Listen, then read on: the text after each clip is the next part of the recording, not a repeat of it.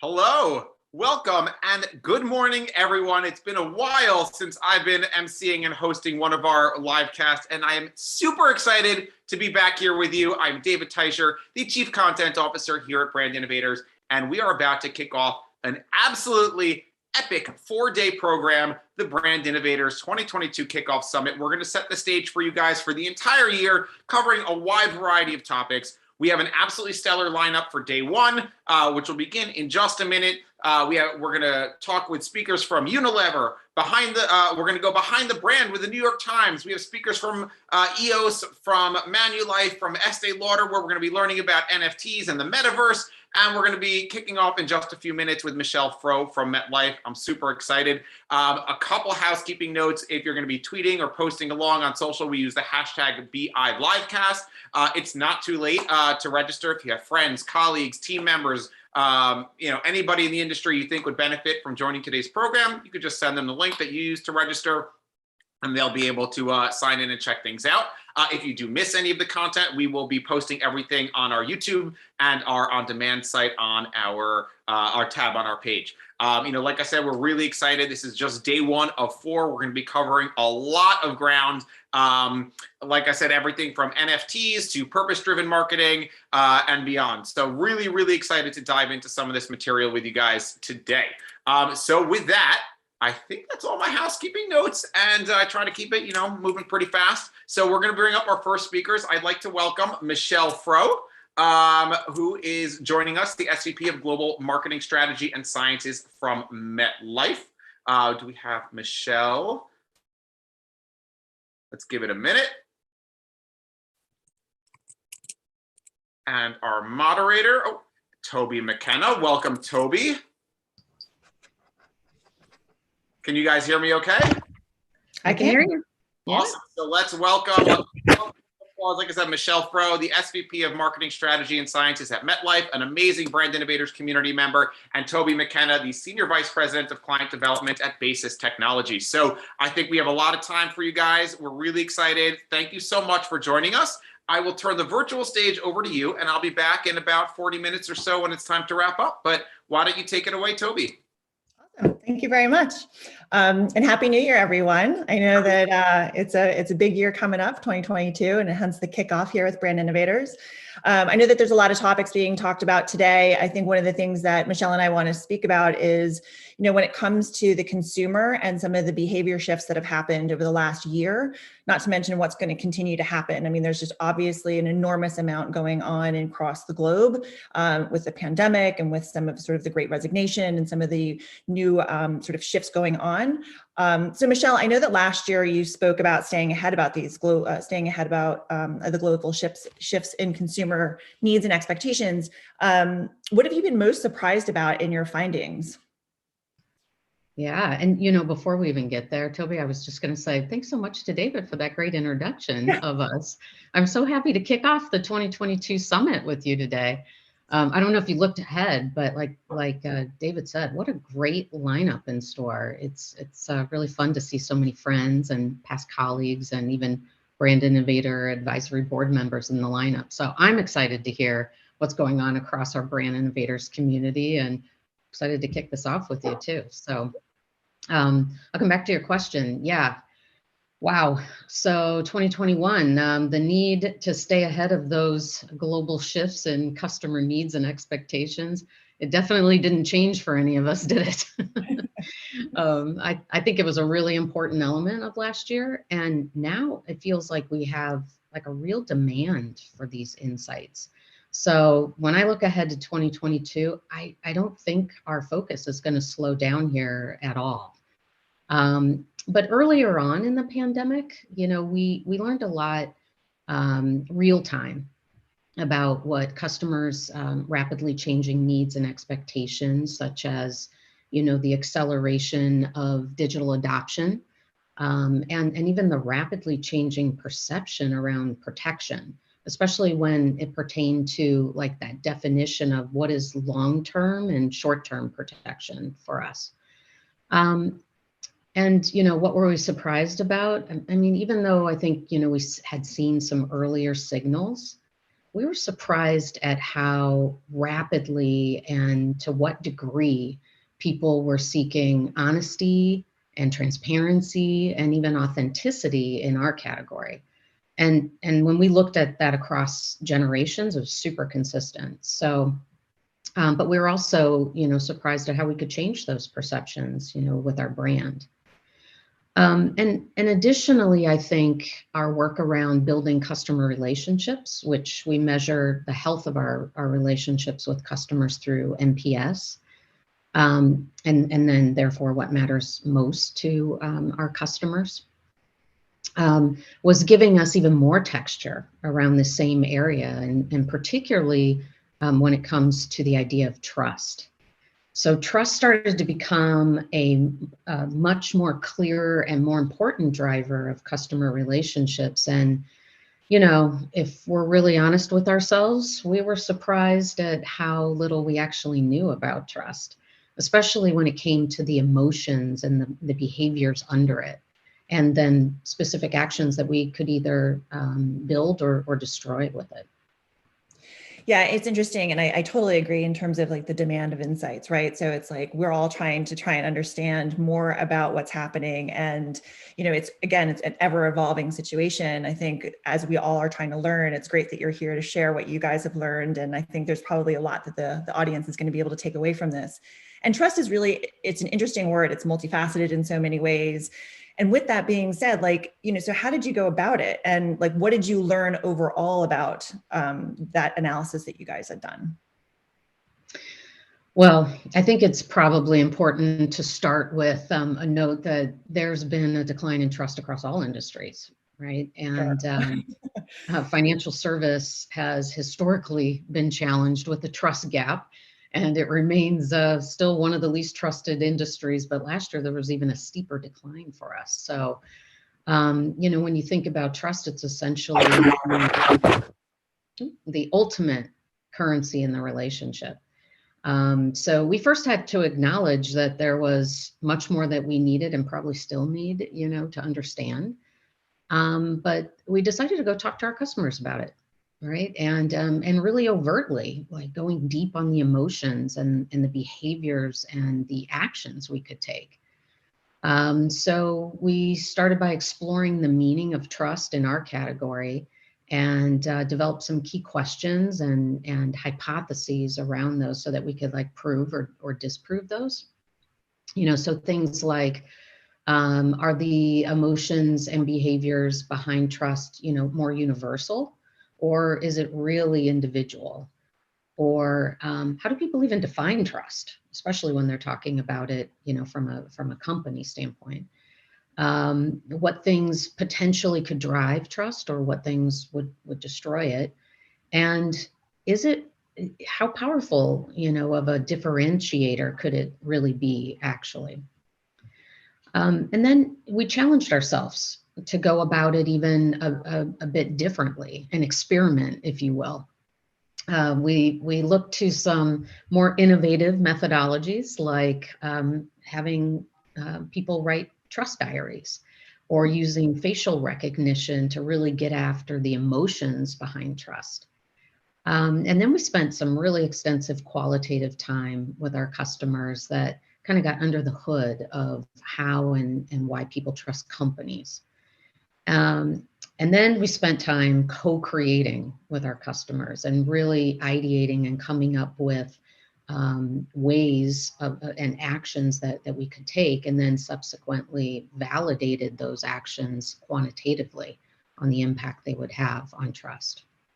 Because, at the end of the day, I think actions are what's important, because it's all about what you do. It's not just what you say.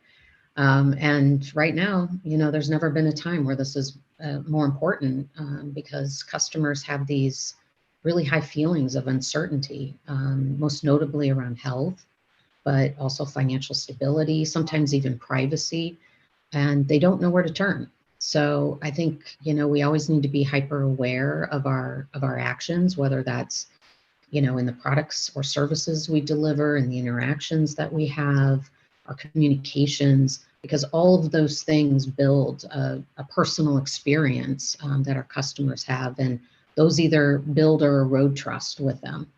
And especially for us, we tend to be a low interaction category. So, these moments of can really be critical, right, for us.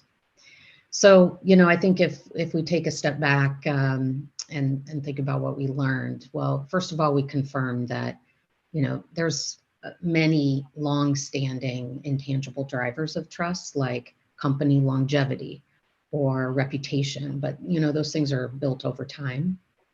And a trust-based relationship, happens when customers believe that the company is going to deliver on its promises, whether that's with quality or dependability. But then, of course, there's some more immediate tangible drivers too, like clear communication or direct access to their information or their policy or investment information. Or frankly, when we demonstrate real, genuine caring for our customers and they feel like we're working on their behalf. So some of the answers that might surprise you are ones that don't actually require any investment, which was pretty cool.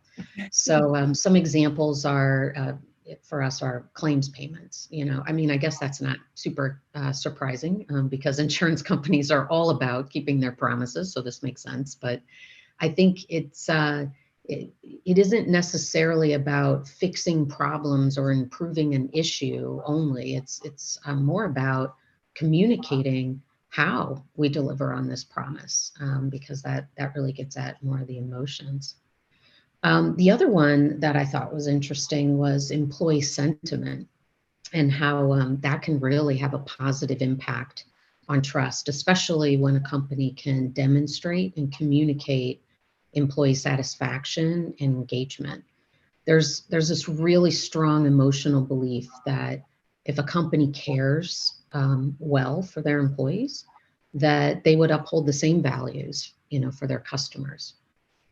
And then there were some other ideas, about repurposing or even refocusing our efforts on things like the role of the agent and maybe becoming more of a life planning role than just, an expert on products. And some innovative ways to educate our customers on complex products, and that way, we deepen their understanding of the value and the purpose of the products that maybe they already own. So all of these things really are actions that can help build trust, which we found, very useful.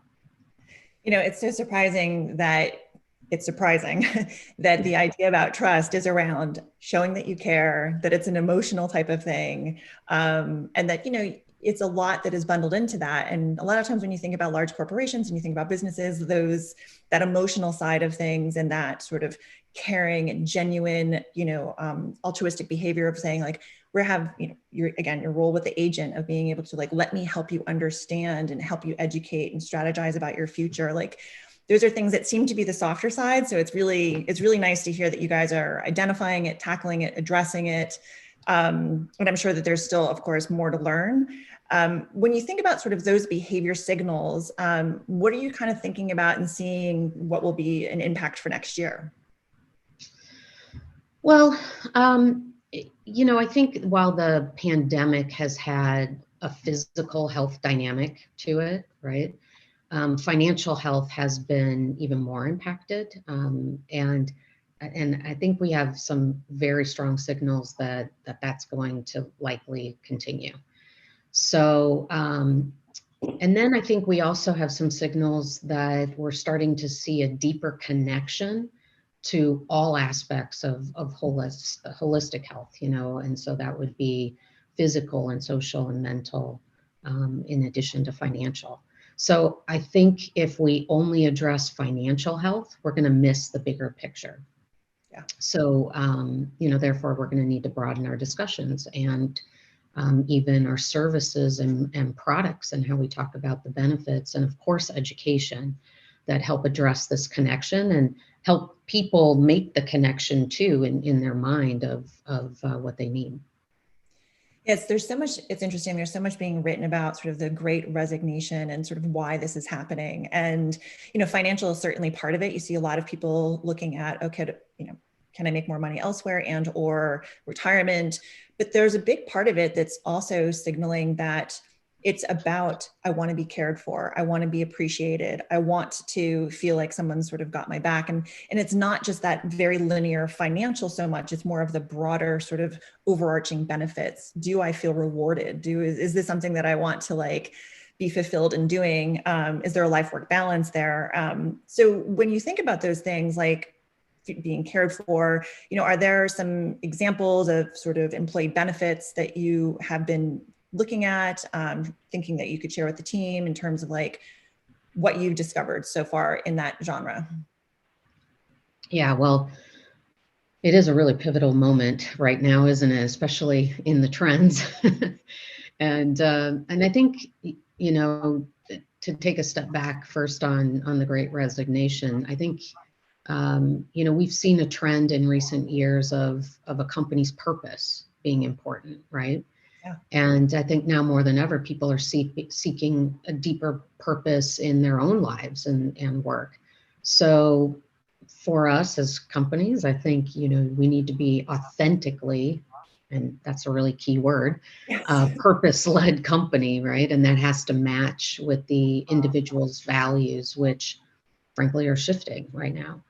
So, I think I read another article that, said that the Great Resignation doesn't really tell the full story, right? It isn't just people leaving the workforce entirely, but there's this other dynamic going on, so that it's more like the Great Reshuffle too, right? People are reconfiguring their careers and they have more choice on choosing careers that align with their values or offer flexibility, as you were saying, or frankly, even personal growth with experience in new industries.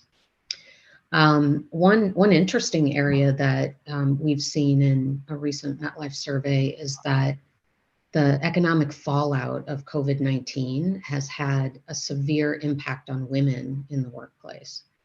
And we examined the barriers women are facing amid, this pandemic, and found like almost 60% said COVID-19 has had a negative impact on their careers. But even despite that disruption, or maybe even because of it, almost 25% of women are considering a career change, specifically in STEM fields, which is an industry, of course, forecasted to grow at a greater rate in the years ahead. So, I mean, I personally love that. Being an engineer turned marketer, I think we need more women in STEM and STEAM for sure. Yeah, it's a very underrepresented area for women for sure. So that's great to hear. Right? Yeah, I love that. So, but coming back to holistic health and feeling cared for, to your point, I think it is a signal, like we were discussing before, and sometimes employees aren't happy with their experience because it isn't holistic and they don't feel fully cared for, right? And so also at MetLife, we've been studying employee benefit trends for almost 20 years.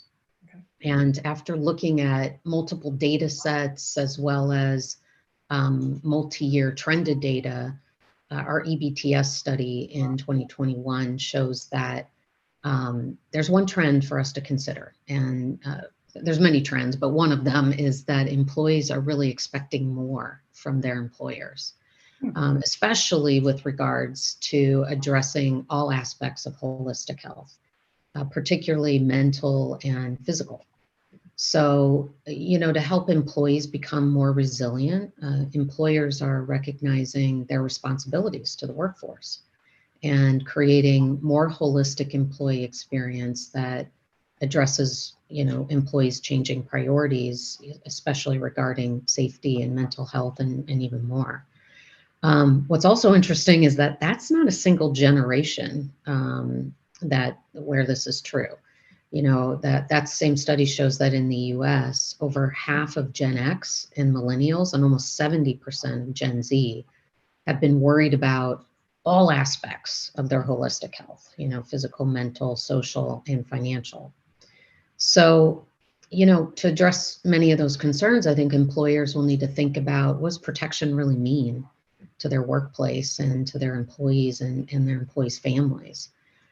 So they'll have to move beyond the current priority of just physical protection and expand their support for financial and mental well-being and offer benefits that really work together, and complement and adapt to employees' life stages and personal needs, while addressing holistic health.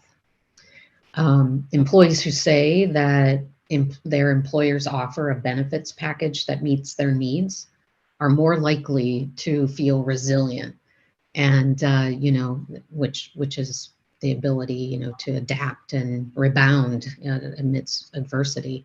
And when employees feel more resilient, they're more productive, they're more engaged, and they're more holistically well. It's again, it goes back to those things that are obvious, but then no one actually really looked at them for a long time. And I think the pandemic brought so many things to light where it's like a bit of an aha moment. And you do see this change of an employee and employer being more of a partner and thinking about, what are the longer term benefits too? Like mental health is an incredibly good long-term, physical health, long-term benefit to both parties. And financial impacts mental, it impacts everything, right? So it's like everything is definitely connected.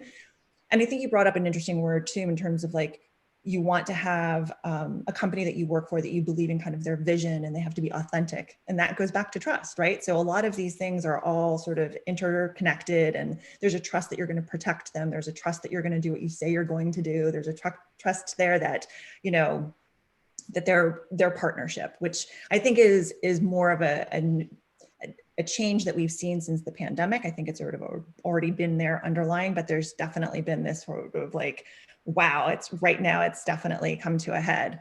And it's also, it seems like it's in more of our conversations now too, right? Which is great, because before it's like, why would you say that? Do you trust your employer? Yeah, exactly. So what other big shifts have you been witnessed sort of that you've witnessed in your category? Yeah. So, I think our category is really trying to take big steps forward in understanding and responding to new omni-channel dynamics. And, frankly, the expectations and dynamics from our customers' experiences in other categories is really driving those new expectations for us, right? So, for our industry, that means really understanding the changing role in the intermediaries and agents.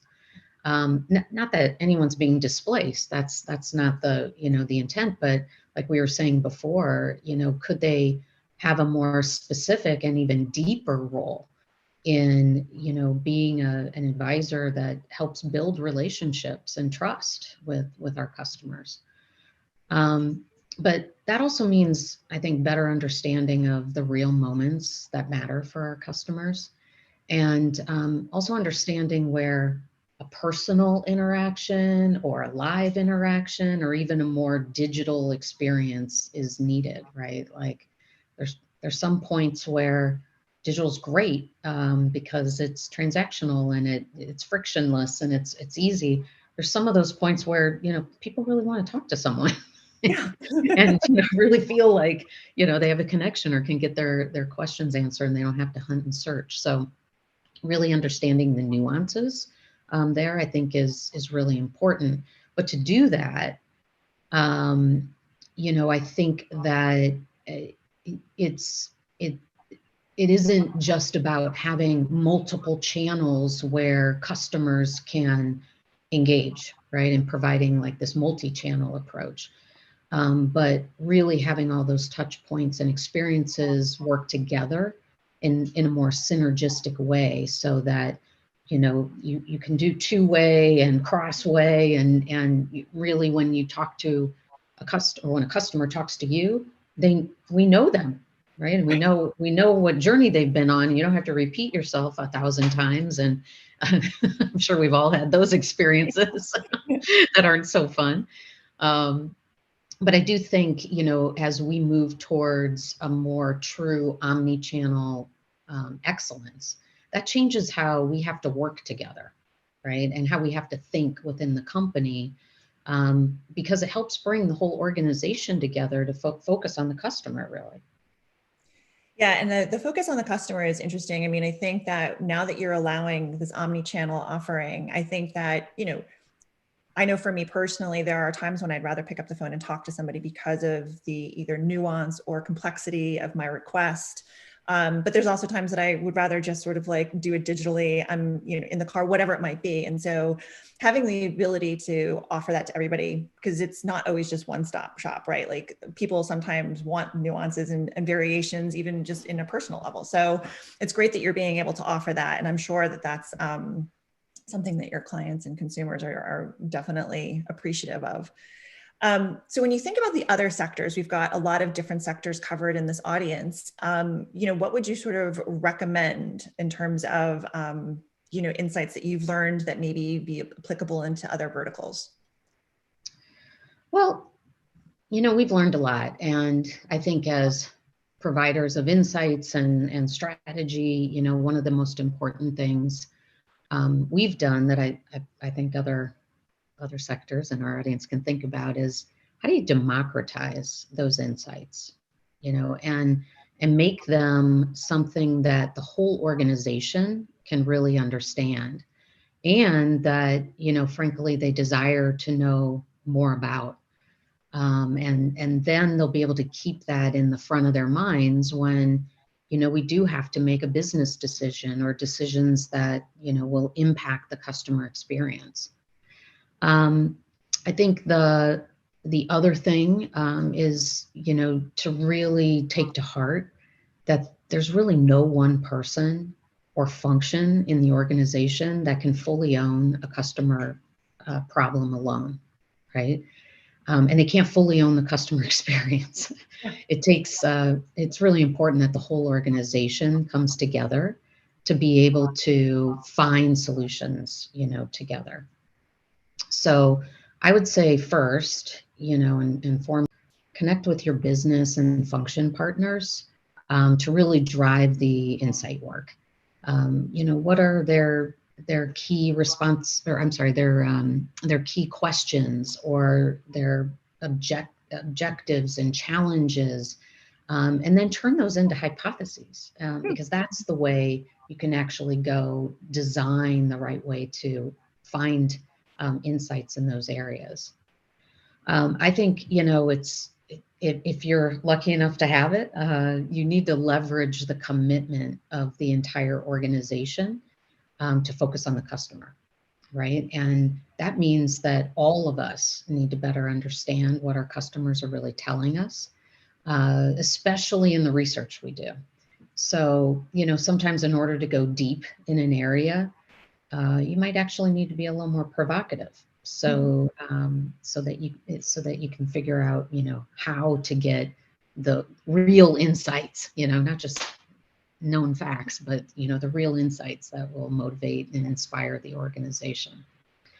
And then lastly, what we found, is that you need to be very agile in how you approach getting these insights and how you approach research. You need to look at those signals we were talking about before. The signals aren't the answer; they're just the signal, and they kind of give you the right places to go mine and see how and you can go deeper.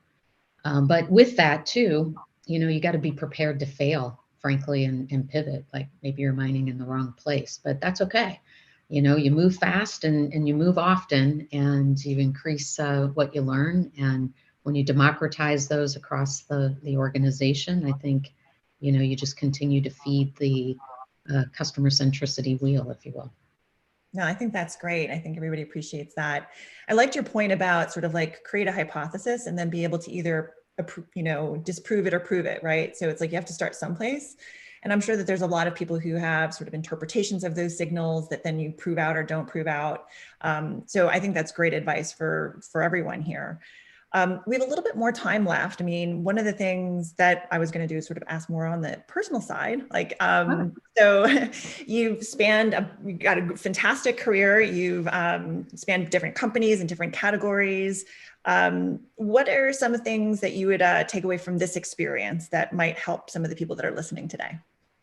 Well, yes, you're right. It's definitely had a lot of different dimensions to it. But I've been extremely grateful, if I pause here and think back, for the constant opportunity to learn new things, and especially in these times, for the strong connections that I've made across those career experiences. Those connections span time zones and careers and companies and even life stages. And they've been a constant support source for me, especially in difficult times, so it's always nice to have a network and a community to lean on. But I think if I reflect back, I've always been moved by Robert Frost's work. And yeah, right. And of course, not to date myself, but Nothing Gold Can Stay is always a favorite because, but I think that's probably as a teen reciting it like 100 times, watching and rewatching The Outsiders. Oh But, my God. Yes, Tony Boy. Yes. yeah, right. So, but probably more relevant for here is his poem on The Road Not Taken. And I love how that poem, kind of ends with, two roads diverge in a wood, and I took the one less traveled by. And that has made all the difference. So, I often think about that because there's been a lot of times in my career where it wasn't clear which road to go down, and I made a choice to go down the one that was definitely less traveled by. So I would say, don't go where you're rare. Go on that less traveled road. Don't be afraid too if that less traveled road is curvy. Just buckle up and enjoy the ride. Sometimes we're overly concerned about having this like straight line up, and you don't take stock on enjoying the twists and the turns of lateral moves, or frankly being the new kid, like whether that's a new kid in the organization or a function or industries or even a new community. I think that really forces you outside your comfort zone, and then you have two choices, right? You can sit back and wait for someone to invite you in, or you can be open and put yourself out there. And I've always really tried to do the latter, even if it is hard. And I've been rewarded with those experiences, right? That not only have expanded my mind and my capabilities, but really my friends, work and personal, because a lot of times those friends become your family. And, I really value that. And, even just another thought that comes to mind, because we were talking about the great reshuffle earlier. Which, by the way, but the other thing that I've heard it called is the great reassessment, which is interesting because of what you just sort of mentioned. Like, think about everything that kind of like gets into choosing a career or the path that you take, and like, why is it important to you? And I thought it was an interesting term, that reassessment is something that is what people are doing as well. But I digress. Yeah. No, I think that's right. And well, I guess you can assess which road you're going to go down too, right? Traveled or not traveled. But, I also don't think you necessarily need a new role or a big change in order to continue and to grow and develop too, right? I mean, you always have opportunities in front of you. You just got to open your eyes and be open to them. So, the other thought that has guided me here a little bit too is you can also bloom where you're planted. You can be open, look for side hustles, because sometimes those give you new spaces really to stretch into. I'm thinking about, my life here at MetLife for over 3 years now, and my title hasn't changed at all. But, I could kind of put like a plus behind my title, because it really doesn't capture everything I've been able to be part of. So I've been open, I've asked for, and I've taken opportunities to be part of enterprise activities and challenges like efforts to reimagine the future, or be part of our DEI Leadership Council, or an effort to increase our organization's agile ways of working. And all of those things have, really expanded my knowledge of the business. They've expanded my network across the organization, but they've also given me an opportunity to work with my team in new ways so that I can give them the opportunity for even wider visibility. I love, this is a quote I wrote down, bloom where you're planted. I think that's fantastic. It's something I totally agree with, and I love the sentiment on that. So I think that's pretty much, we've got most of it covered. I think, I'm not sure if we've got our wonderful hosts to come back, but Michelle, it was really great talking to you. I really, really appreciate your time. And I think this was very educational, very insightful for everybody. And we're excited to hear more, because I know that it's an ever-changing landscape with everything that's going on. And the more that you're learning, I hope the more that you can share with our audience and with everybody here. So thank you very much. Thank you, Toby. I really appreciated your perspectives there as well. I think we all have an exciting 2022 ahead of us. Yeah. It won't be like any other year, that's for sure. No, definitely not. Enjoy your fire back there, by the way. It looks like you got. Well, I thought we were advertised as a fireside chat, so we have to live up to those expectations. Plus, I'm freezing here. Yeah, it's been a chilly couple of weeks. Thank you again. Thank you. So let's see here. I'm not sure. Maybe we sign off. Okay, great. Thanks, you everyone. all. Enjoy the rest of the day. You too. Bye-bye. Can you hear me? Can you see me? Sorry, there was a little bit of a delay in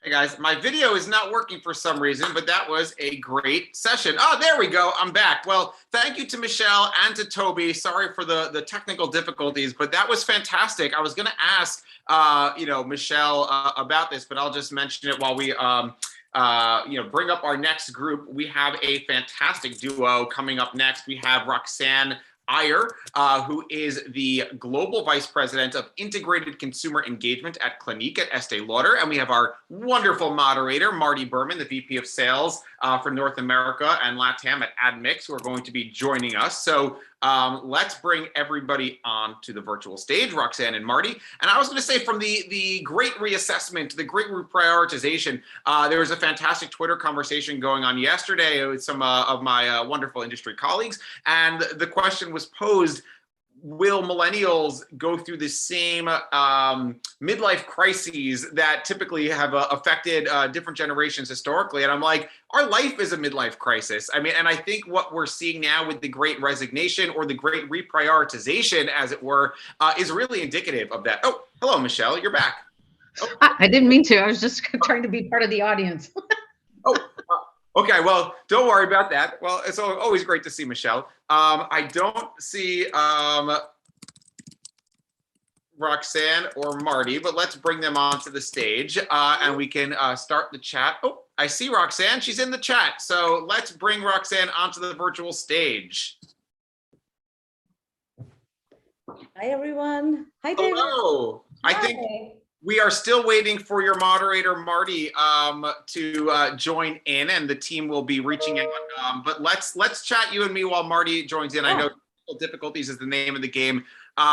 You're going to be talking about NFTs and the metaverse today. Is that correct? Yes, I'm super excited to share. Just as you were talking about everyone having a midlife crisis and everything changing, and so much that's happened in the past 18 months or so. I'm excited to talk more about what Clinique has done in the metaverse, and where we're headed and what we've seen so far.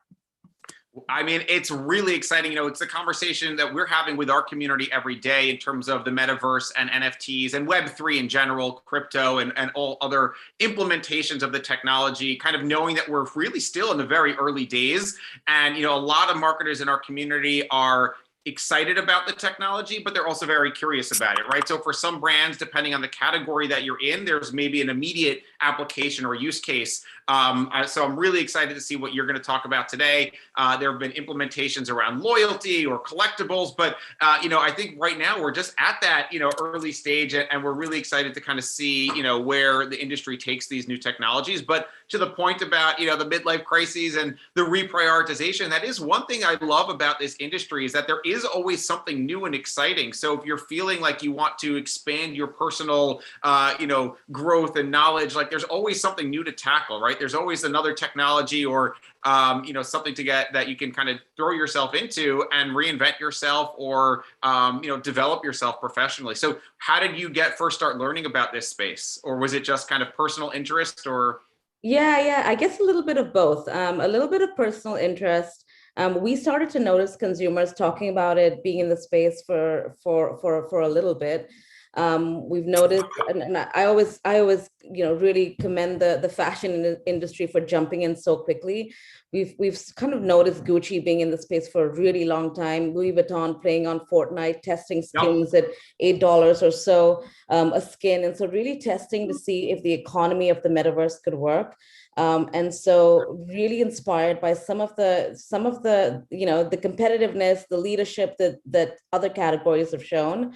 So we were really eager to test it out and see where we could go with it. And we did. Clinique was the first ELC brand to launch in the metaverse a few months ago. It's been an incredible launch and learning time period for us. So certainly excited to share a whole lot more. But I think to your point about just this environment and aptitude for just testing and learning. If you've been in digital marketing, for some time, the transformation never ends. You're kind of really never at a point where you've tested enough or gone onto enough new platforms or done enough to reach that new consumer. Hey, Marty, good to see you. Nice to see you too. Sorry, a little technical issues. No worries. Always happens at the best moments. We were just having a great chat, and it gives me a little heart palpitation, but honestly, it's the most fun part of my job. It's like, can I do some improv? Like, let's go, let's riff. So, I'll turn it over to you. Like I was saying, really excited for this conversation. We're going to tackle some topics that our community has been knocking down our door to produce more content around. It's the hottest topic, I think, in this business. Really excited to hear what you guys do. So take it away. I'll be back in a little bit when it's time to wrap up. Fantastic.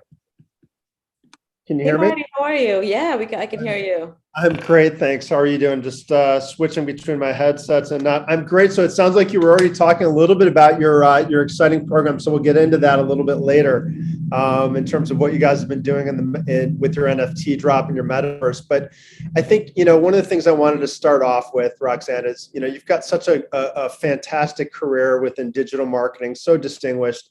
You've worked at beauty brands and fashion brands between Clinique, Ralph Lauren, and L'Oreal. I think one of the things that we talked about is how have you been seeing the digital, change over the years, and how brands have been and really, leveraging this from that standpoint. Yeah, I love that because we were just talking about, I think in the session before us, there was a nod to the Great Resignation, how things are moving. And I think as we talk about digital, the changing digital approach over the years that I've seen and what's happening right now, I think you kind of almost have to start with talent, right? I mean, it's impossible to do any kind of transformation without it.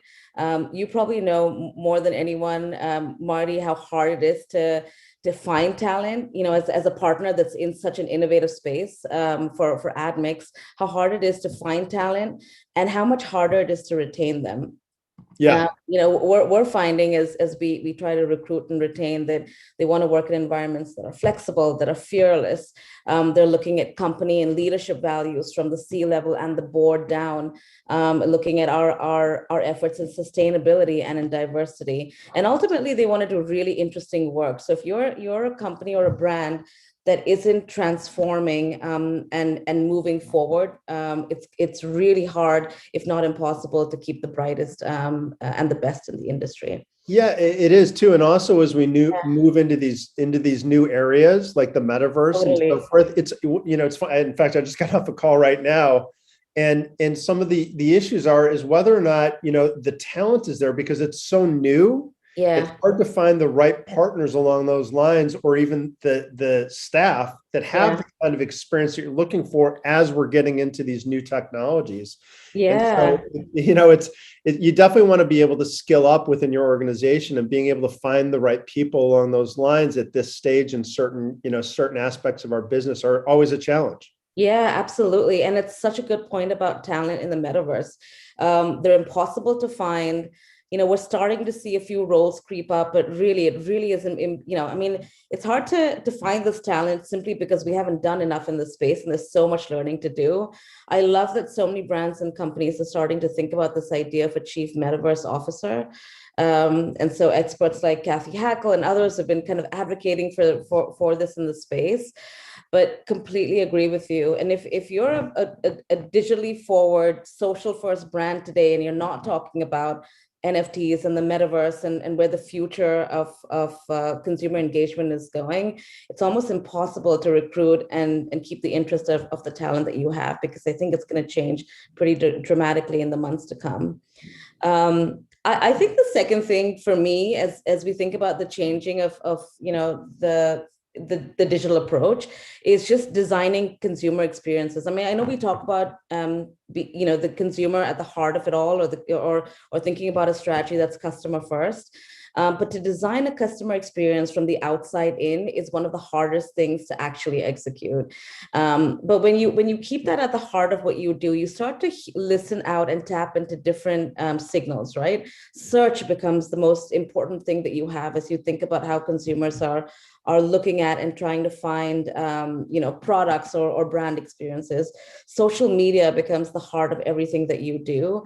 These aren't new concepts, but just the idea of being able to transform as an organization really quickly can be really hard to do unless you're thinking about the consumer from the outside, and then changing your organization and designs internally.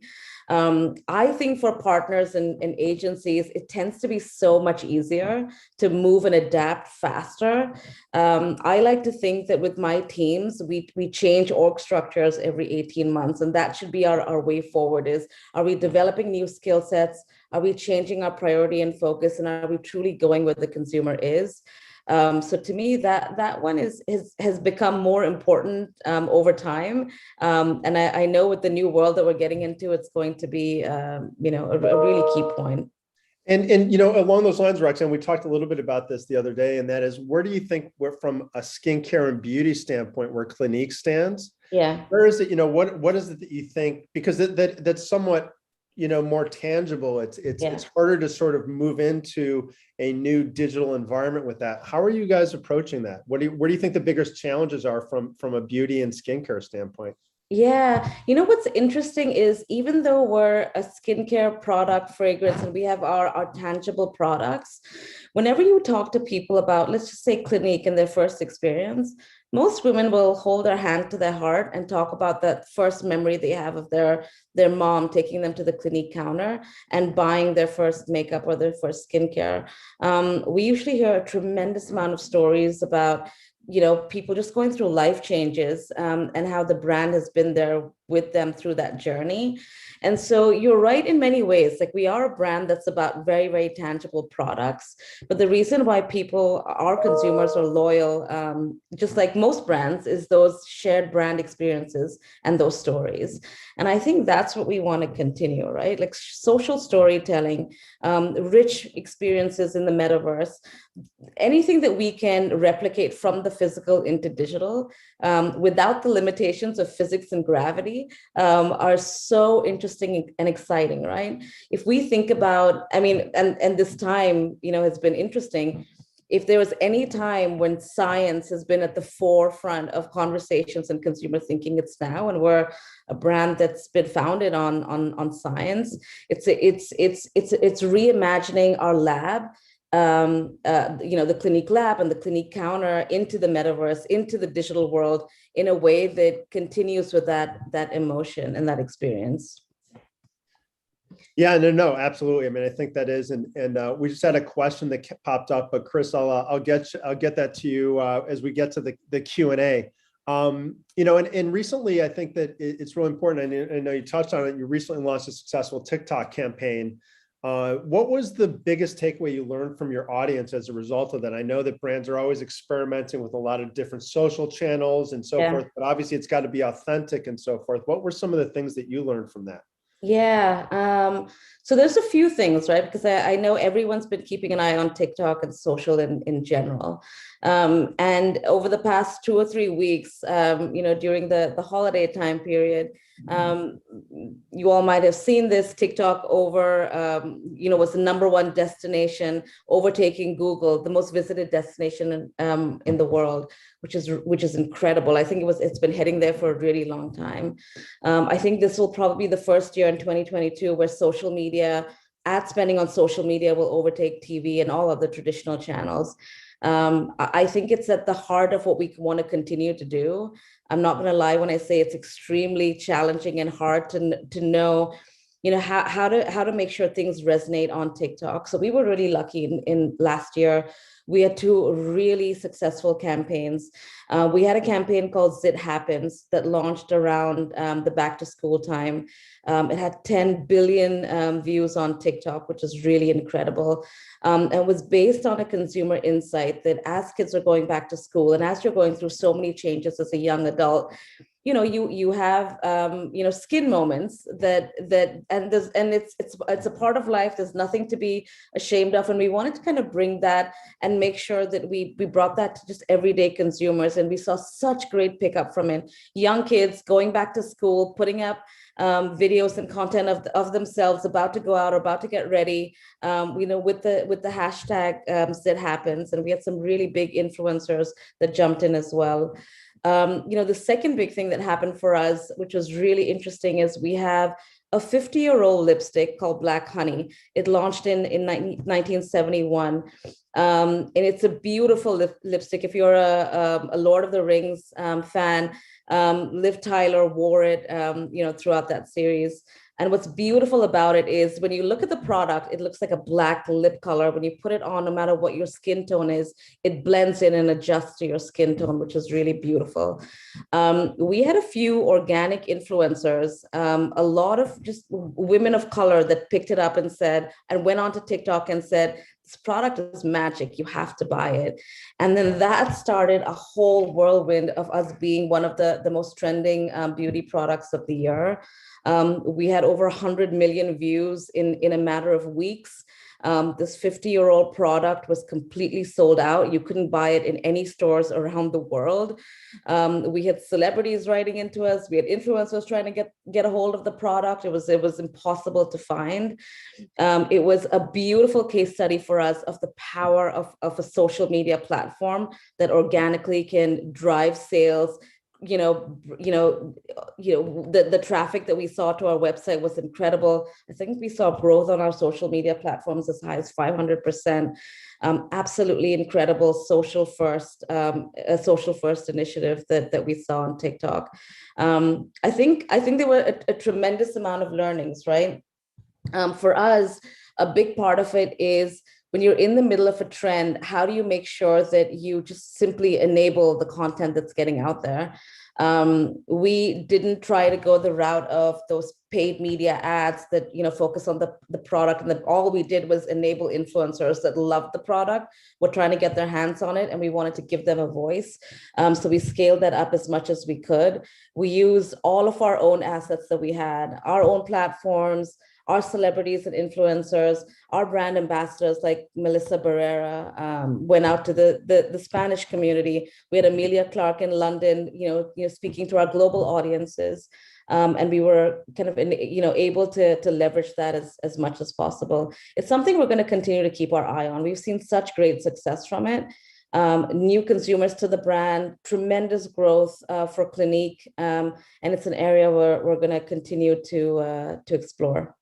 Yeah, I mean, I think you touched on something that's so critical to any brand experience as we look forward, from 2022 and beyond. And that is, how do you pull together all the different partnerships and social channels and brand relationships, as well as consumers and advocates into a program to really help amplify what you're doing. I mean, I think that's really, it's got to be really a holistic approach to it. So A, it comes across as authentic, but B, you're obviously engaging with these other programs or partners because they're relevant to your brand message and your brand ethos. So it's important to bring those all into the fold when you're running a program like that. Yeah, absolutely. And I'll say the one thing I'll probably add to that is if beauty is such an aggressive industry and category, any formidable competitor will probably do what many of our competitors did, which is they noticed we were sold out, they noticed the TikTok trend, and they started to jump in to say, you can't find Clinique Black Honey. Well, here's our dupe product that's very similar. Here's where you can get it. And so I think the only thing I'd add is, as we were going through that, is one eye on the competition at all times. Because we had to really quickly pivot and put out content that was really clearly, I think we had an entire campaign that was called Black Honey Forever. And we had consultants who'd been working in the industry for decades, the team that initially started to think about the products, consumers who'd been using it since they were in college, coming out and jumping on this trend of Black Honey Forever as a way to make sure we had our eye on the competition as well. So yeah, it was a really exciting time. And I agree with you. When you see those moments come in, it may start on TikTok, which is kind of going to be the new way of things. TikTok first, social at the heart of everything. And that should start to impact all of the other strategies that surround it, from our in-stores to our site, our earned media, the way we activate major celebrities. I think it's all going to be TikTok first, social at the heart of everything that we do. Fantastic. I see a question on the chat. If I can take it. Sure, absolutely. Go right ahead. It's so relevant. So thanks for the question, Angela. Yeah, it actually took off organically. We have social listening in place, and we were listening to our consumers, and we saw a spike like you've never seen one in our social conversations. And so this was a purely organic, influencers and consumers picking it up and telling us that they love the product. And so we then shifted our paid, our earned, our own strategies, including what we were doing with supply chain to get the product into stores, purely based on a trend that started on TikTok. That's amazing. I mean, I think you really touched on it. There's so many other elements that you've got to be doing, not only listening to the competition, but listening to the market as well, so that you can pick up. And I think, in some of these conversations or private roundtables that I've done with other brand marketers, is that it's so important to make sure that, from a social media standpoint, that it's authentic. Instead of trying to push something out there, you have to more listen to what's happening and capitalize on opportunities as they happen in an authentic way, as opposed to trying to force them. So I think that's so important from a brand marketing standpoint.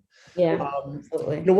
One of the things that we talked a little bit about the other day, and that is, from your perspective, from a digital marketing perspective, with your experience, I mean, where do you see the biggest opportunities? And we talked about this, I think you just touched on it in social, but where do you see, for Clinique to reach your audience for 2022 and beyond? Where do you, obviously we've talked about the metaverse and NFT, which is very nascent at this point and just sort of starting, as well as social media. What other channels do you look to, expand into, or that you think have merit as you look into, 2022 and beyond? Yeah, that's a great question. I mean, I'll stay with social since we were just on the topic, and there's no way around it. I think you can see ad spend moving there. Consumers are already there. If you haven't been a brand that's been social first, it might take you years to catch up with your competitors in your category. It's just it's kind of the starting point to inspiration and to brand discovery. I would say, in addition to that, content is just the new media. For us, we want to make sure that, we're building a value chain of content that expands from earned, paid, and owned, and that can fuel the content needs of our consumer. I'd say influencers and our partnerships are key to us. So much of what we do is tapping into new audiences that are extremely loyal to some of the celebrities and influencers that we have in the space. And so that will continue to be a key area for us. And as we define what media is, and if you think about content as a new media format and influencers as the new media, how does that, change? I think those are questions we're going to continue to ask ourselves. I hope COVID gets over soon, because I think I think that we're starting to see consumers getting really excited about meaningful, rich experiences in the digital world. And we'll talk about the metaverse, but in the physical world as well. And so those might be fewer and far between. But I think there's going to be a real role for consumers in having both experiences. And then I know we talk about the metaverse a whole lot. I mean, there's no way around it, is there? But No. as we talk about social media, it kind of reminds me of the early days of social, right? Which is, consumers are already there, brands are still catching up.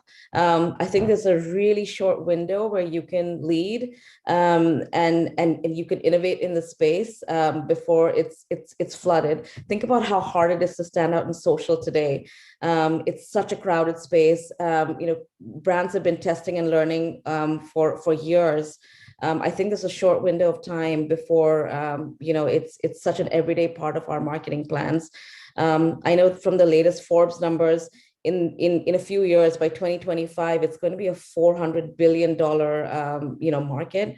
The potential of it and what it can be is really significant. So I know it's early days, but for us, I think we're going to continue just purely based on the performance we've seen so far and the interest in the movement of consumers. I think it's an area we're going to continue to explore.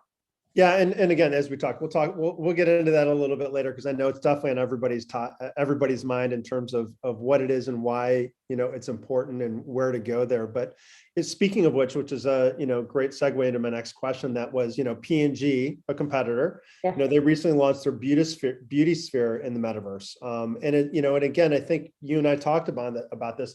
They're using it to educate consumers, allow them to interact with their brands, while also providing that interactive experience in panels and other features. And I think you've touched on it. I mean, that's a space that you see Clinique and the broader Estee Lauder brands experimenting in as we move forward. A, given the growth. B, given the fact that consumers are there, but are going to be going there. But it is still very nascent. Yeah. And I can speak to Clinique, right? A lot of what we want to do as a brand is to make sure that the experiences that we provide at the counter, at store, those memories that consumers have, and to enable that art of storytelling that today happens in the physical world, we want to make sure that extends into the digital world. Now, for my creative teams, this can be the most fascinating project ever, to recreate our labs and to recreate our stores with no gravity, no limitations of physics, no limitation of space is really incredible. And it starts to become such a fascinating project as we think of experiences like what P&G has done. So I think there's going to be more there. I think the experience part is just one part of it, right? Like there's so many parts that lead to that, which is the building of your avatar, who you are in the metaverse and how you represent yourself. Just like it's important to us in the physical world with your skincare and your beauty regime, it's as important in the digital world. The experience that you go through, your social graph or your social network, whether it's friends that you have in the physical world that are moving over or people that you're connecting with in the metaverse, and then the economy of it all. So there's multiple different areas that we're starting to think about. Very, very similar to P&G, we also want to continue to do what we're doing across all of our consumer engagement touch points, right? Which is tell stories about the brand, tell stories about our products, and make users see how and why Clinique is unique and different. If we can give them access to scientists, to consultants, to our spaces, which is so much easier to do in the digital world, I think that's certainly where to go. I think the one other thing I'd call out is more than ever it's important to have really rich creative experiences. And so that's an area we're always looking at, is as we get into the metaverse, this isn't just like building another microsite that is, an interesting video. The experiences need to be really engaging and authentic, because similar to getting onto a new platform like a Twitch or a TikTok, it can easily go the other way if you don't appear authentic and true to who that consumer is. And so the richness of the creative and the richness of the creative experience is something that we've been paying a lot of attention to. And and I think that really talks to a lot of what you did with your recent program with NFTs and so forth. Because as I really learned about that was really tied to your loyalty program. Yeah. But more importantly, you used it as a way, to reward your customers via their personal stories of optimism. Yeah. And I think it'd be really great to share with everybody, sort of, how long did the process take from ideation to execution? Like what did that look like from internally, from the time that you thought, hey, this is something that we really think, but making sure, again, to your point, that it's authentic. So how did you tie that all together? And it sounds like you did that with your personal stories of optimism. And then what was the reward for people? I think that you should share that, because that's really important too. Yeah, I'd love to. And congrats, Marty. I heard you guys launched your first NFT about a month or so ago. Yeah, it was a really exciting experience for us. It happened really, really quickly because we knew we had a couple of competitors that launched ahead of us. We wanted to move as fast as we could. The way that we thought about our NFTs, because we looked at the landscape and said, everyone's either giving you an NFT because you've bought a product, or they're auctioning up a piece of art or something that you can own. For us, the Clinique consumer that we have one of the most loyal consumers in the category. And the expanse of who we're talking to is pretty significant. We're talking about everyone from who's trying out Clinique for the first time in their life, and they're going into the counters with their mom to buy skincare or makeup, all the way to our ageless consumer. So one of the first things we said was, as we get into significant innovation, how do we make sure that our current consumer understands it, and how do we bring them onto this journey with us? We did not want to do a one-off, buy something, get an NFT that only appeals to a few, that's only understood by a few. So we said we wanted to lower the barrier to innovation for our current consumer. The second message we wanted to send out was that you are more valuable to us than someone who isn't a Clinique consumer today. We wanted to make sure that as we are looking at new consumers, we're also rewarding the people that have been with Clinique for a really long time. So the program was only open to Clinique loyalty consumers. So you had a certain period of time to sign up, but if you were already in our database, it was open to you. And then the third thing we said is, more than money, our currency is, because we didn't want to make money off of this, what we said was our currency is social storytelling. We want to hear your story. So as we launched our holiday campaign at the end of last year, our brand is founded on the pillars of joy and optimism and hope. And so we wanted stories that really celebrated that. And so we encouraged people to send in, stories about what was giving them hope and inspiring them, and people that were inspiring them around that time.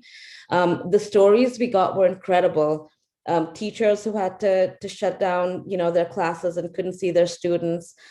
We had a food blogger who her dream was to start something, and during COVID she had the courage to, and had thousands of followers. A woman that traveled, halfway across the world during COVID to find love, and wanted to share so much about the person that she was getting married to, because he brought her so much hope and inspiration. Parents who had children who were sick, a mother who had a child with autism, just like the children in their lives that were bringing them hope and making them smile. Those were the kinds of stories we were getting from all around the world, and it was really, really incredible. So that, that was sorry, go ahead, Marty. I was saying, what did they win? Talk a little bit about what because I think those stories are wonderful, because that's, again, that gets back to, creating content and so forth, and really embracing your core customers. Yeah. But you lower the bar so that it wasn't about just getting an NFT. It was also getting product for a long period of time. Yeah. And really engaging with the consumers in a way that was meaningful. Yeah. So there were two things that you could win. One was the actual NFT, and the NFT was designed to be the Clinique the Clinique molecule. So you got like the first 3 parts of the Clinique molecule, which was really pretty significant. The second was 10 years of product. And so, you know, a lot of our promises, we're not a one and done brand. We're a brand that stays with you as you go through different aspects of your life. And what we said was that 3 consumers would win 10 years of Clinique products. So every year we're going to be in touch with these consumers. They're going to call us and tell our consultants what's going on with their skin, their life, their health overall. And we will customize the package that goes out to them. We really wanted to make sure that the benefits of the program were physical and digital. So yeah, it was an NFT and 10 years worth of products. At the end of the program, our brand ambassadors, Amelia Clark and Melissa Barrera, was so excited about it and so inspired by the stories that they participated and announced the winners on our global social media accounts. So it was overall just a really great, strong program. That's great. That's great. And then, you know, was there any hesitation? I think one of the things we talked about and we kind of joked about is like, you know, as far as the hesitation from senior leadership. I mean, I think some of the questions we've caught, you know, that we'll answer a little later is, you know, the metaverse, where do you go? What do you do? And I think it's really important to differentiate between what an NFT is and the metaverse. Yeah. I mean, although they're sort of in the same ecosystem to some kind of extent, there's a vast difference in terms of how you would approach that from a brand. Yeah. And I'm kind of curious what that process looked like as you're trying to explain it to senior leadership. Hey, this is what we want to do. Yeah, especially when you're the first brand in the company to do it. You know, that always makes the conversations even more interesting because there's a certain amount of education that you have to go through. I will say though that you know, the best partners I found as you go through transformation can sometimes be your legal teams, the procurement, finance, HR, and IT. It's incredible when they are empowered and on this journey with you through transformation. They were our biggest advocates for this, which is really hard when you think about like legal, looking at these documents and thinking about the impact of the brand for the very first time, because we've never done an NFT project, or procurement, understanding how to negotiate rights, or finance and, you know, and HR. So I think we had a tremendous amount of support and understanding, you know, from all of our partner teams, which is really great. I think the biggest discussion we had was on ownership and value. It's a really frightening thing sometimes for a brand to say, I don't own this NFT. Like, I'm going to give you a part of my brand and then we're out. So, and that was the approach we took, right? Which is that we don't own the NFT anymore. We did not assign a value to it. So it really is left up to the community, and the community now owns, you know, 3 of the Clinique molecules, the first ever NFTs that we've created. They get to assign a value and decide if they want to sell it or trade it or keep it. And that, I think, took us the longest, because it takes a bit of discussion to figure out what this means for us as a brand and how we start to redefine the role of a community in this new world. Yeah, no. I mean, I think that you're 100% right, and we've had these conversations internally at Admix. I mean, we actually own land to help really bridge the gap, to be that gateway for brands to enter the metaverse, because as a brand, it's an asset. You don't want to own that asset. You don't. I mean, that it creates all different kind of legal issues and all different kinds of hoops that you've got to jump through. And so, what we've really felt was needed was to actually have that ownership of the land, because it's a creator economy now. It's a different type of environment within the metaverse and different rules to go by. And so from a brand perspective, it can be very scary. So it's interesting the fact that you start with legal first, because that's not normally where I think anybody would think to go to. Yeah, no, absolutely. I always find that we spend so much time training our marketing and digital teams, as we should.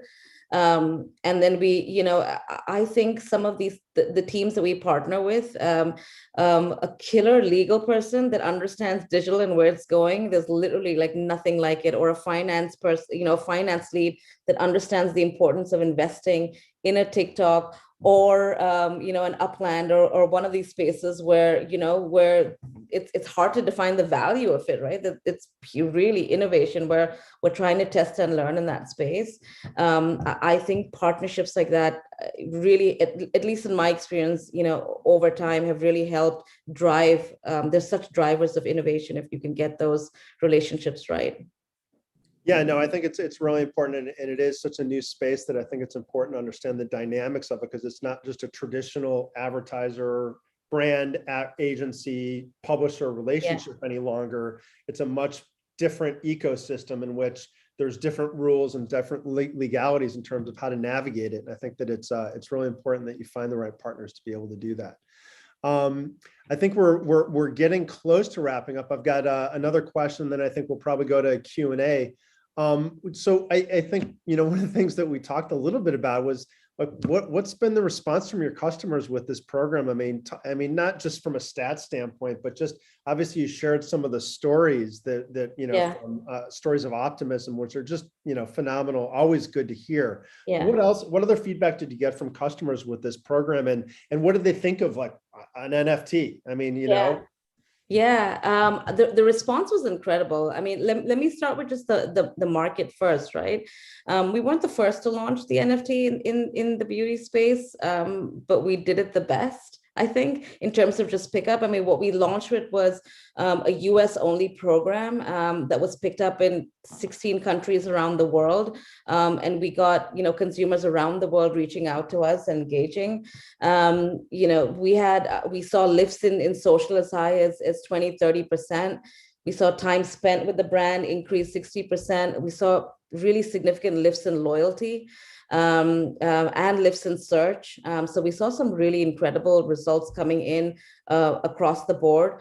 But the fact that we got, really good comments and interaction from current consumers, from new consumers that probably discovered Clinique for the first time and were eager to engage with us was really incredible. So just solid results across the board, even though it was our first foray into NFTs.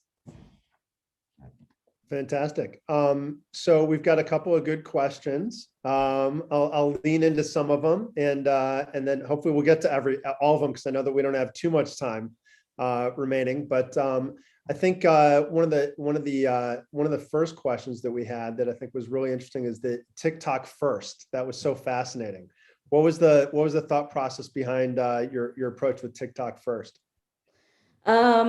I think there's so many comments here on just the social listening piece, which exactly. I think that helped drive it. We were talking about starting with, earlier on, starting with consumer experiences that start from the outside in, and I think that idea is what's leading us to a TikTok first approach. The idea of that's where consumers are. I think there was a question from Angela on, did this take off organically? This was consumers talking about our brand absolutely organically, and us simply listening and being able to respond to it. I think we've learned so much from that approach of these are where the consumers of the future are, and we have to be able to connect with them in a really new and unique, different way. If you've worked with TikTok or spent time on the platform, you know that it's not like any other as well. So it's hard to just throw it into the rest of your mix. And so, we want to make sure that we're continuing to keep social at the heart of everything that we do. And within that ecosystem, TikTok being a really key platform for us.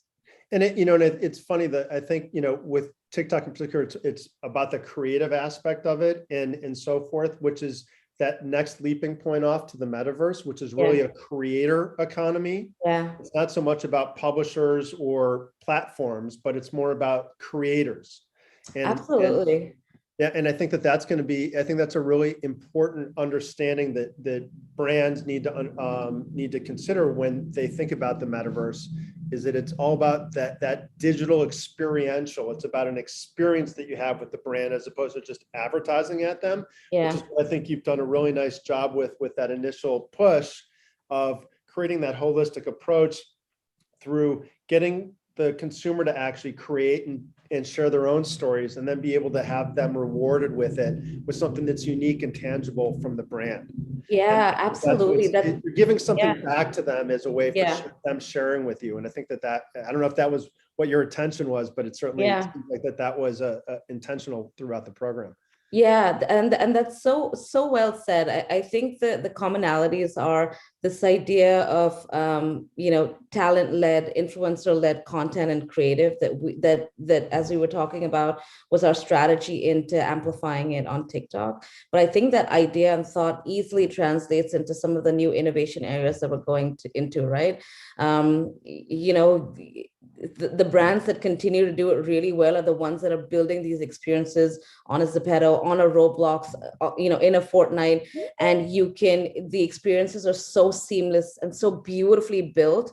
And you can see that even on a platform like Roblox, you'll get consumer feedback and interactions really, really quickly. And a low rating or a ranking can make or break the experience. And so it's absolutely critical to get those rich experiences that are really nicely integrated, really done well on all of these platforms, whether it's an Instagram or a TikTok or in the metaverse. Yeah, and I think that's also really important because as there's differences within social media, there's differences in the metaverse, because we've talked about both you brought up both Decentraland or Sandbox, which are decentralized meta worlds, versus Roblox and Fortnite, which are centralized and controlled by the corporations. And I think that it's going to be, again, it's this whole new world of really, how do you navigate that? What's the best way? And where's the best brand experience that you think that you should be in when you're navigating that? And again, I think that that's only going to continue to expand, and it's going to be difficult to navigate. And so it's an exciting new world. One of the other questions that we had that I thought was really interesting was like, how does purpose play a role in your marketing efforts? And I think you touched on that you've kind of woven that thread through our conversation, but without actually saying something along those lines. And maybe you can touch on that.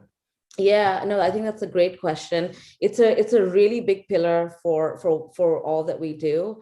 I think there's several pillars that we look at, from sustainability to diversity. A lot of it also ladders, up to the Estee Lauder companies, because there's missions and goals that we all play a role into.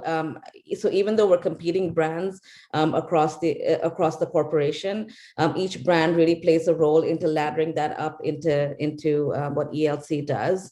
From a Clinique perspective, we've spent so much time focusing on our sustainability efforts, from packaging to our supply chain to the way we tell our stories on social.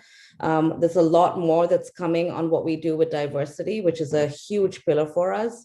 And as we think about the way we tell our stories, the talent that we hire in front of and behind the camera, the influencers and the global brand ambassadors that we start to look at, the languages that we use in our comms, there's so much attention being paid to all of that, and there's a tremendous amount of work that we need to continue doing.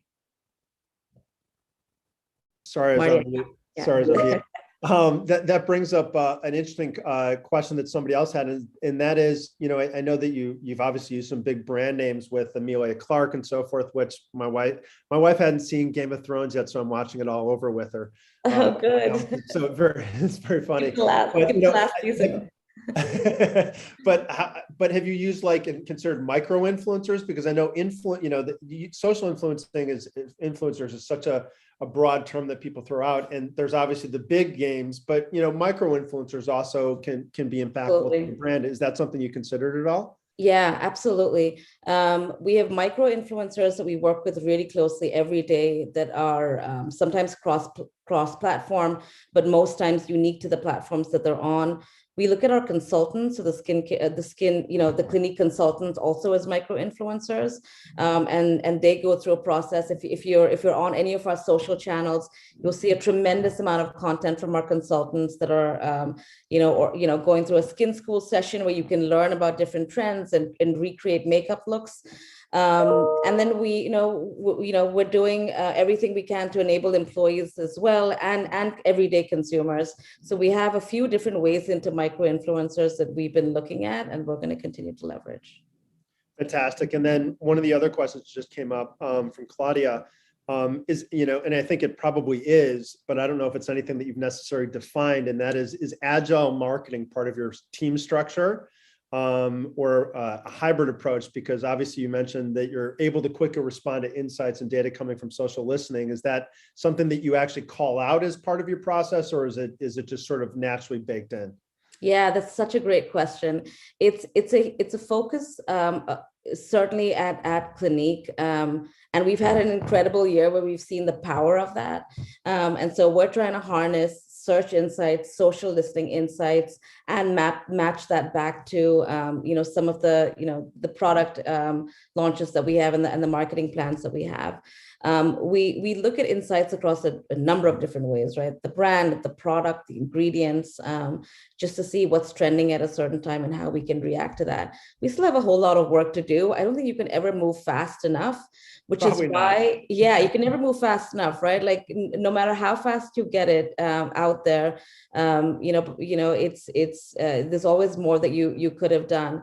And so we're looking at our value chain as, not just the brand creating content at all times, but those micro influencers, the consultants, the macro influencers that we have. So we're looking at our entire content ecosystem to see how we can get to market faster. Fantastic, Roxanne. Thank you. David, are we getting the hook?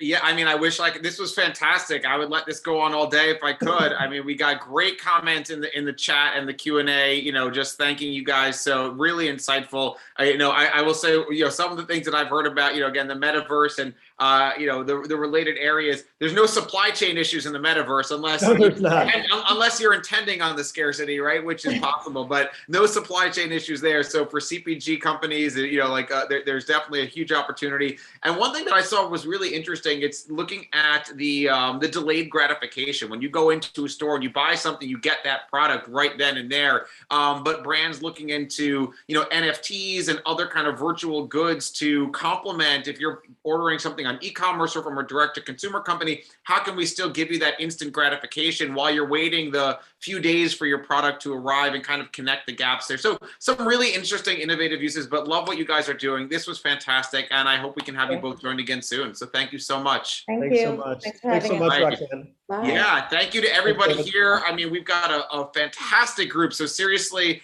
keep the questions coming, keep the comments coming. This is one of the most engaged. I don't know if it's just the new year or everybody's had a lot of coffee or feeling extra social today. Super engaged audience. I love it. Keep the questions flowing, keep the comments flowing. We'll get to as much of it as we can.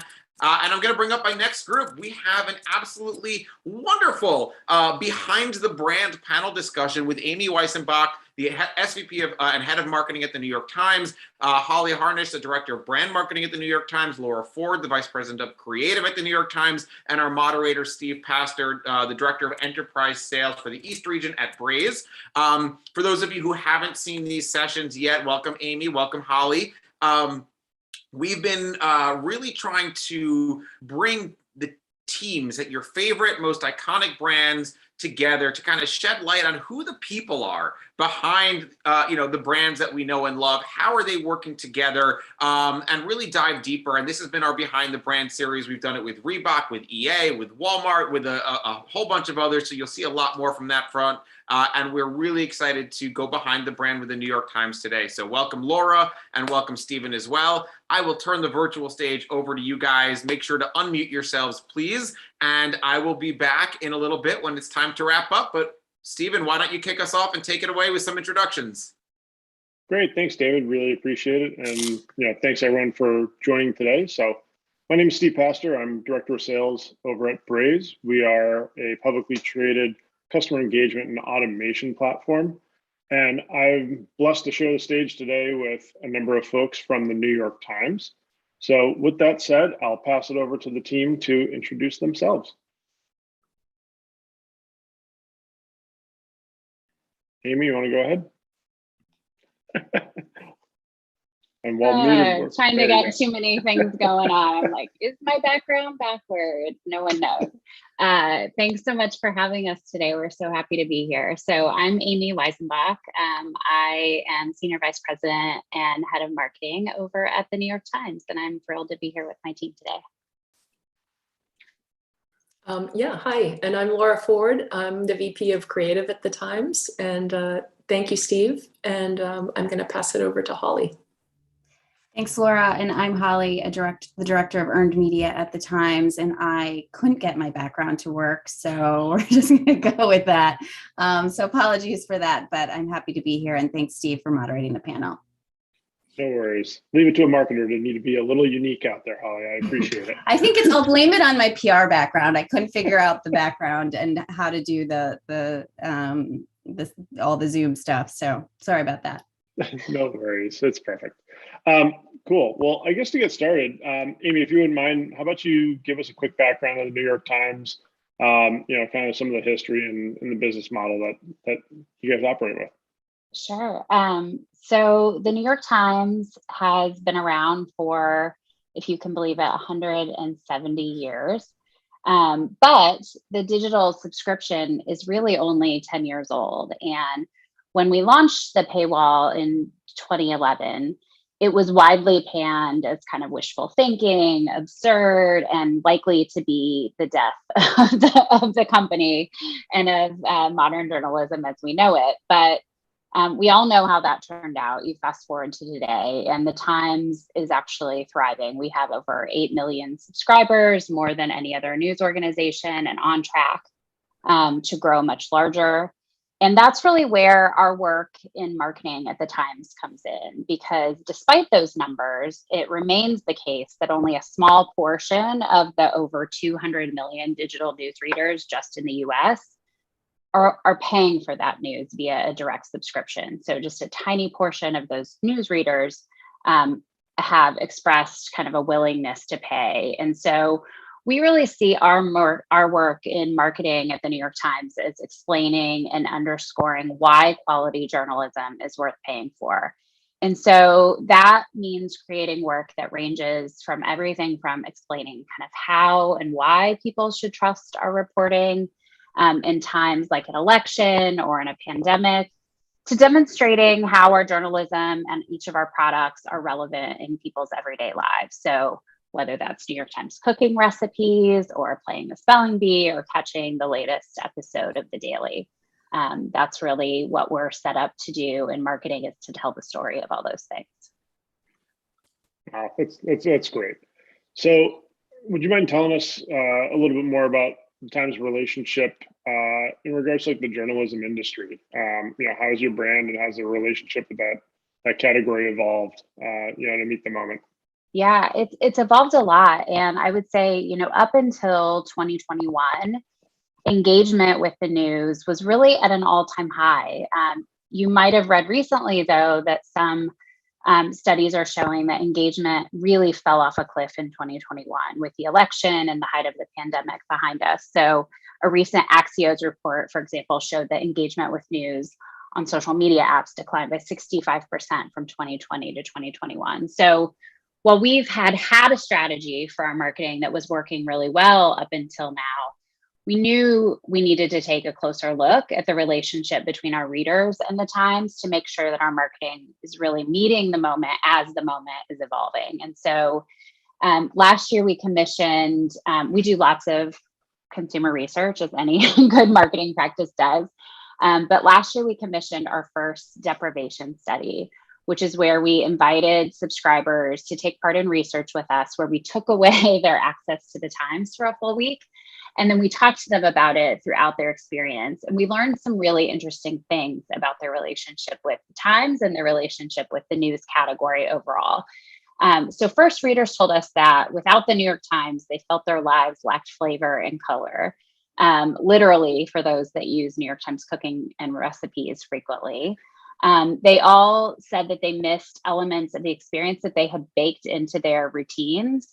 And they described that their downtime really became dead time because they maybe would have, checked the app or checked something during that downtime. They specifically talked about the moment of getting ready for work, and getting ready or their commute if you're lucky enough to have one these days.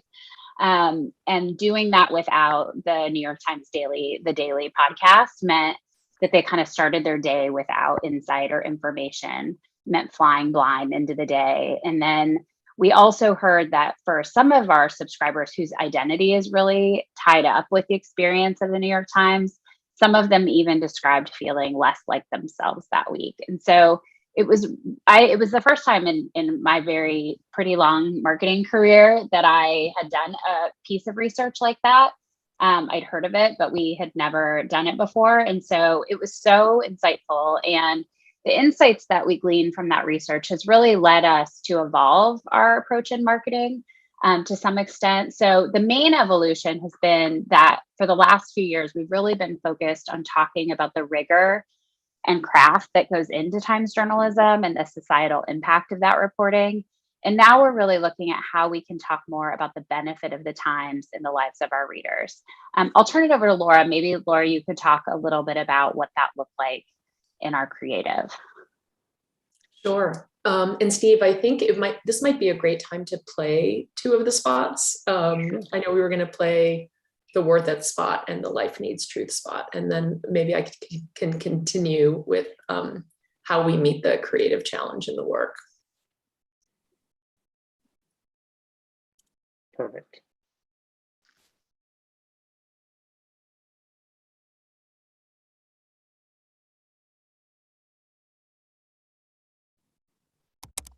There's been reports that you are considering separating children from their mothers at the border. Only if the situation requires it. So if you thought the child was endangered, sure, that's the only circumstance to which you would separate. Can't imagine doing it otherwise.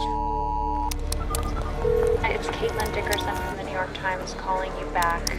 You give your first and last name. Caitlin Dickerson, I have to call one woman to ask her about a couple of cases of like specific children. I'm an immigration reporter here at the Times. This isn't the only case. Please be in touch as soon as possible. Can't imagine. But I know that's not true. It's Caitlin Dickerson here at the Times. We can talk by landline phone. I can meet you at your house. And the shelters really don't know what to do with them. Very little documentation. No digas que quieres estar con mi hijo. We're sorry. But I know that's not true. I'm an immigration reporter here at the Times. Deadline is noon tomorrow.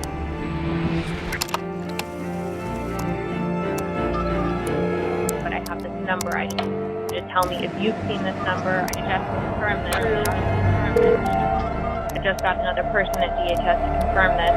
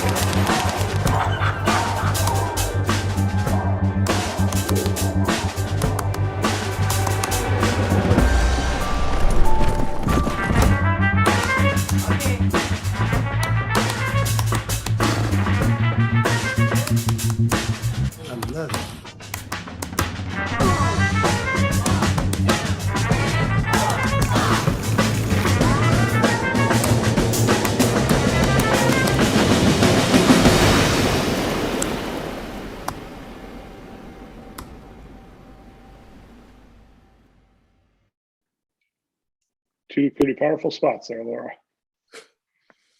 Thank you, Steve. It's always fun to revisit some of this work. And just to pick up a little bit on what Amy was saying, the creative challenges in marketing our brand are manifest. Firstly, I guess the biggest question in the first spot you saw from 2018 about immigration and children being separated from their parents is, how do you show the rigor that an investigative reporter, how do you show a day in their life? How do you show the kind of work they do? Watching someone type and not talk on the phone is not going to do it, right? So how do you show that intense kind of work? Obviously, we can't have a commercial director following our investigative journalists around for weeks and months, even though we've talked about it. They're often in dangerous situations as well, and so that's just not even feasible. And then, the questions of and then how do you show our product? Like, do we show it on the phone? Do we show someone looking at it or engaging with it? Do we show the newspaper? And what I love about that first spot, The Truth is Worth It, is it through really rigorous editing and footage and artifacts and headlines building, you start to sort of build and assemble a whole thing that results in the story itself and the headline itself that reveals itself at the end. So it's really a masterfully edited spot. And all credit there due to Droga 5, our incredible ad agency, and the creative directors there who I work closely with, Toby Trayer Evans and Lori Howell, who spent hundreds and hundreds of hours reviewing multiple edits of these spots. And then moving into the second spot, Life Needs Truth, which launched in the first summer of the pandemic, right? So was around back to school time of 2020. We started to think, instead of talking about ourselves and the work that we do at the Times and that our newsroom does, how do we show up? We wanted to turn the attention a little bit more on like the service we provide and how we show up in people's lives as useful. And how do we do that without showing our readers engaging with the product, right? So could we started this one with the simple kind of question of a headline, like, is it okay to take a walk? Which seemed like such a basic thing that you can go to the Times for to get an answer. And that's what a lot of people come to the Times for, is an answer to a simple everyday question, like, is it safe to take a walk? And then we built it from there into kind of an anthemic unfolding of all of the things that people were grappling with during the pandemic. That's amazing. So you kind of mentioned some of the rigor and the different roles that everybody plays in agencies. I'd love to learn more about what each of your roles are within the New York Times and how all of this works together to form this team and this unit. Great. I'll start. I lead the marketing team at the Times, which is really the team that creates all of the consumer-facing marketing. The Times is a big company, so there's lots of other kind of pieces that are related to marketing, like comms or customer care. But our team is the team that makes all of our campaigns. And it's essentially a big cross-functional team that works together to soup to nuts, kind of strategize, concept, create, ship, evaluate our marketing, and then do it all over again. And we work full funnel. So we drive everything from brand awareness and affinity down to the bottom of the funnel on profitable subscriber acquisition and growth marketing. And we also are lucky enough to get to work across all of our subscription products. So not just kind of the core Times report, as you may know it, but we also have a cooking subscription, a game subscription, Wirecutter, and a couple of new products around audio and kids that are in beta right now that we get to work on.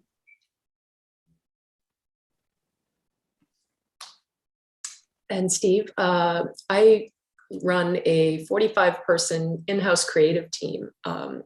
And we do work very closely with Droga 5, as we mentioned, on the brand campaigns and particularly on the television commercials. But our in-house team is multidisciplinary. We have large writing and design teams, as you can imagine, and as well as audio and video creators and people who are really experts in how these how we get these messages across in the social ecosystem right now. Obviously, we're trying to tell a complex story, and so solving for all of the different social channels is something my team's become quite expert at, and we're really proud of the work we do there. And yeah, just as Amy said, we've got people both like functionally in creative, but then we also have the missions that we call them missions, and that's what Amy described. So people are working very closely with cross-functional partners on all of these different lines of business, from cooking to games to our core product, and new launches as well. I'll jump in lastly. So my role as overseeing earned media is relatively new, but I've had the honor of working with Laura and Amy for the past 4 years, really figuring out how do we promote the great work of our journalism through our marketing messages. And so what I actually started as one of the first embeds from marketing in the newsroom to really understand how do we promote this ever evolving product that changes every day, and how do we do that time to the news cycle. And so during my time here, I've really tried to figure out, how do we do that aligned to our truth campaign, or how do we do that when we want to get more people talking about our food journalists with NYT Cooking. And so what I'm really looking to do is, well, we have a team, an amazing team that is, working our own and paid media channels. And I'll get into this later. How do we earn awareness and credibility for our brand? Whether it's the core report and some of the brand work that we're doing that you just saw from Laura, or how do we earn awareness for some of our products that don't have as big of awareness as our core New York Times brand? So cooking, Wirecutter, games, and then also, as Amy mentioned, with some of our new products coming, how do we get more people to know that they exist? And I work really closely with our comms partners, as well as we have Edelman as an agency to support us from a promotion perspective. Great. Now, how do your teams work together to bring, campaigns and the marketing efforts to life? Well, as I mentioned before, we're kind of a big cross-functional effort, and so we have a very collaborative approach. We do, as we mentioned, partner with creative agencies or a PR agency on some of our bigger brand campaigns, and we have some agencies who actually buy media for us. We actually create and deploy most of our work in-house. So our marketing team's inclusive of expertise across all the functions required to do that work. So creative, brand strategy and marketing, product marketing, which is an emerging part of our practice, audience and data insights. We have a media strategy team that works across paid and earned, but also paid media, but also on owned media, because as we have a huge ecosystem of our own media that we have access to and that we take advantage of, as well as execution and then measurement. And we also have an in-house team in operations, marketing operations, that codes, builds, and traffics all of our campaign creative and landing pages.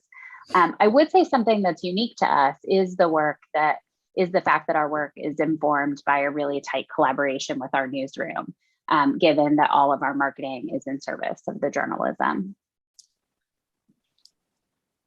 Steve, maybe a good example of what Amy's talking about. I know we have a visual of a campaign that we launched, an out-of-home campaign for the Daily, which I think is just a single slide. If that's possible to pull up, that would be great. This is something that how we work together. It's like my team in creative often works very closely with the newsroom identity team. So for instance, we will collaborate with brand identity in the newsroom on what to call a new podcast like this. So we worked on what to name this with Michael Barbaro and the producers of the show.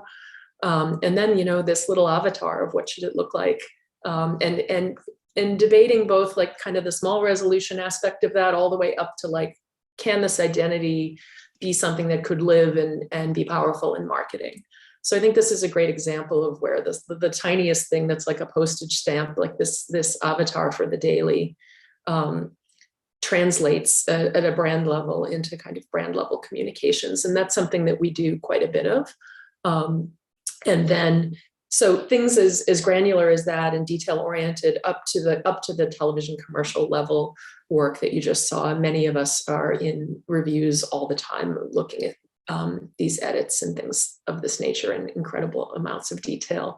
And then another example that I think, Steve, you have on hand is the in-house team came up with a really interesting idea a few years ago that was an expansion of the Truth campaign. And the idea around that was, rather than take the Truth campaign and run it in traditional media in an out-of-home environment, what if, a lot of us live in New York and we have been seeing a lot of the empty storefronts that have been around for many reasons, high rents and gentrification and many other issues.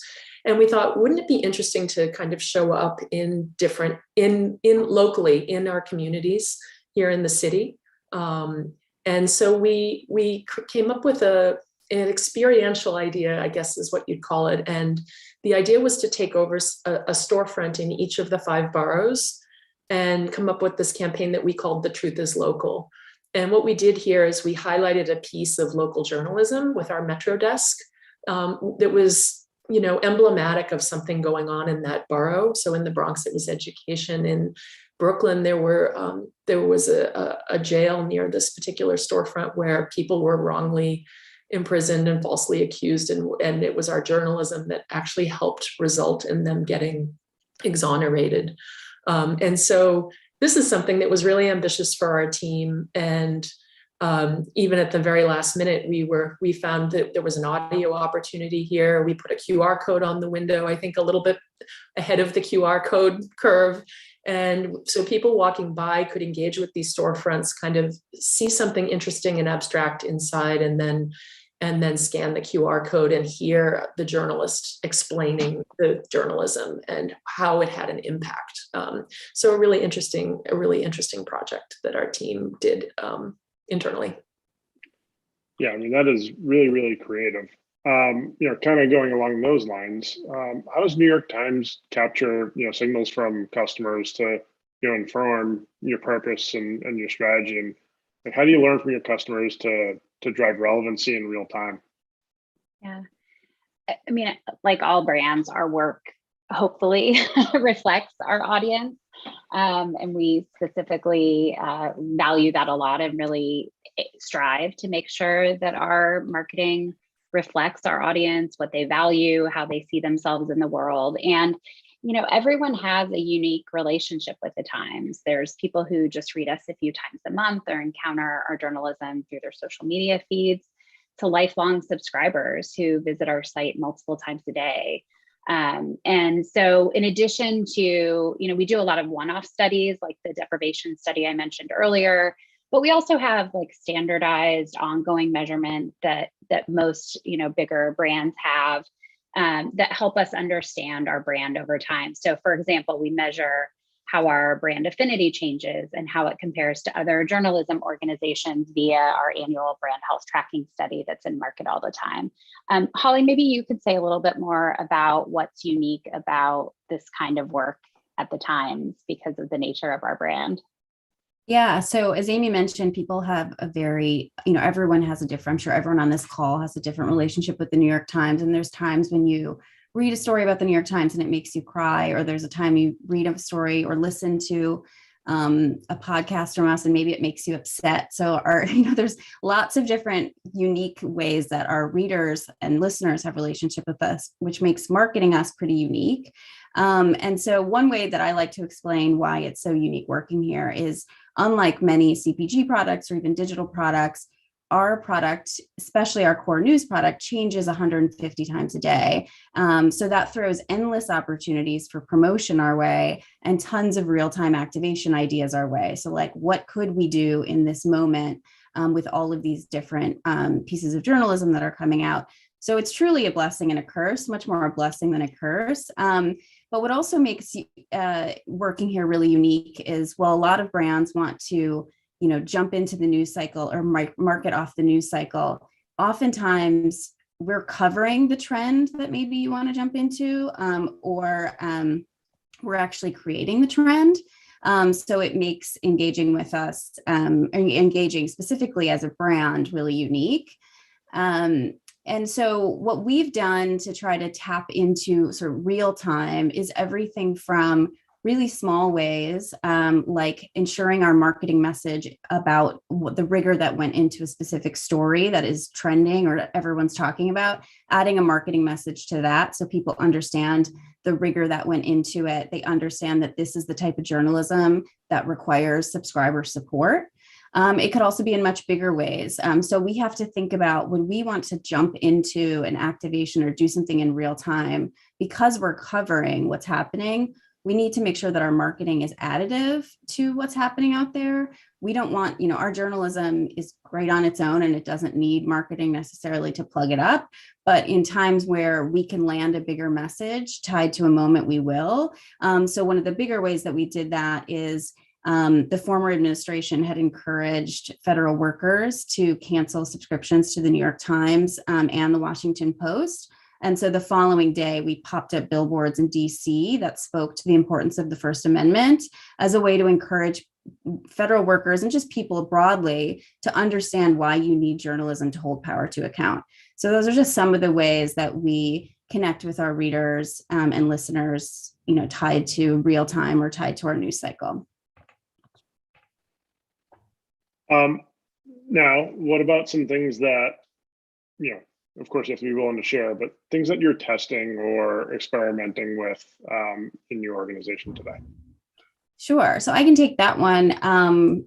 Earning attention for the New York Times is really unique. And so it's something that we've been constantly testing.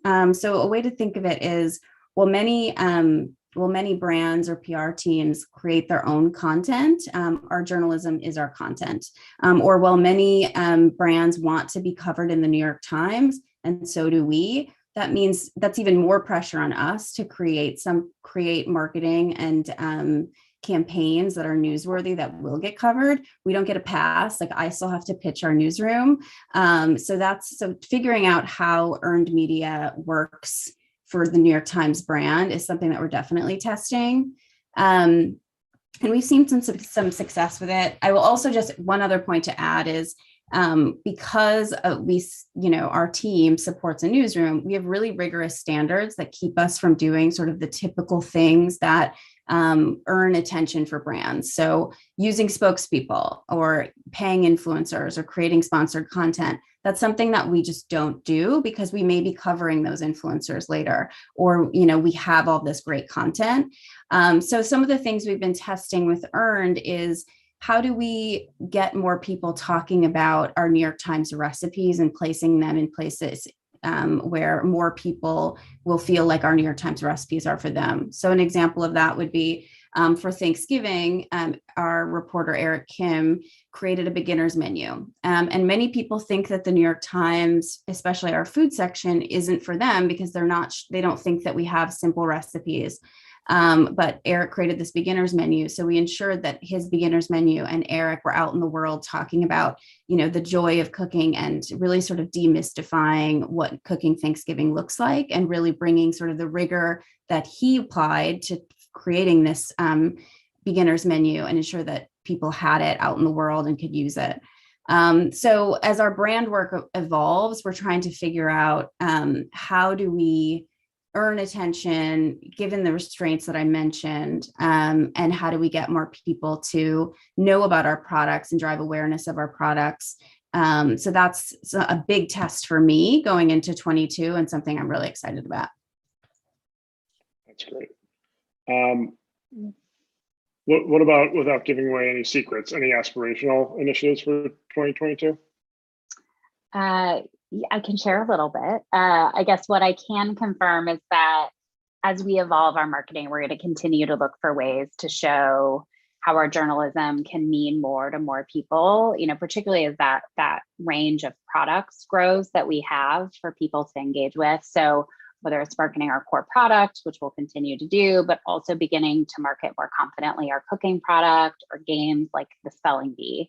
And then on the overarching brand, we do actually have some big work coming that continues down the path we've been on. So keep your eyes peeled for some new work that's going to be coming soon. Cool.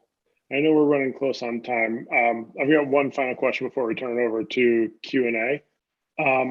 And like, given your experience at the Times, and you mentioned you've been here for a little while, each of you, any like fun, surprising, interesting learning moments that you've experienced in your career? Steve, I can take that one. I'm about to have my 7-year anniversary at the Times in a few days. So I think I might have the longest tenure on this panel, which is unbelievable. One of the key things I think is that our team, our cross-functional team, has a really high degree of trust and collaboration and mutual respect. So that is really the key to everything. And I think we all really respect each other's different expertise and disciplines. It's not always easy. We've had to learn to pivot. We've had to walk away from work. We've had to just, it's not always easy.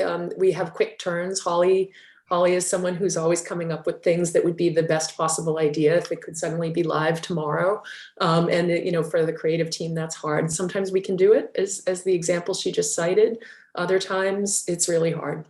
So being able to pivot quickly, being nimble, and just earning a lot of mutual respect and trust with your colleagues, and knowing that we're all in it together, I think, is the most important thing. And I really, as a creative director, have to give a lot of credit to Amy and her whole marketing team, who make it such a pleasure to work at the Times.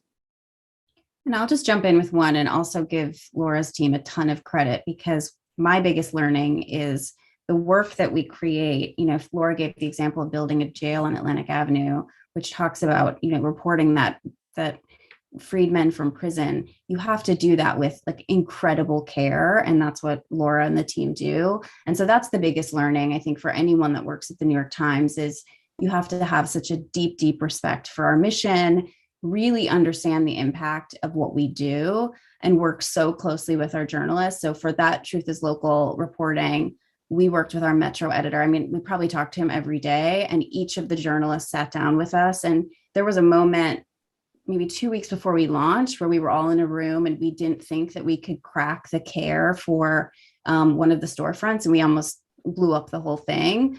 And so I think just having that respect for our newsroom and all the great work that they do is the biggest learning from working here. Great. We do have time for Q&A. There's a few questions that have come in, so thank you, and feel free to continue to submit them. Again, remember, this is the marketing team of the New York Times, so we're looking for the marketing focused questions here. The first one that I have here is, what are the biggest industry trends or new technologies that are top of mind for each of you, given your respective roles and disciplines? So love to, pass that along.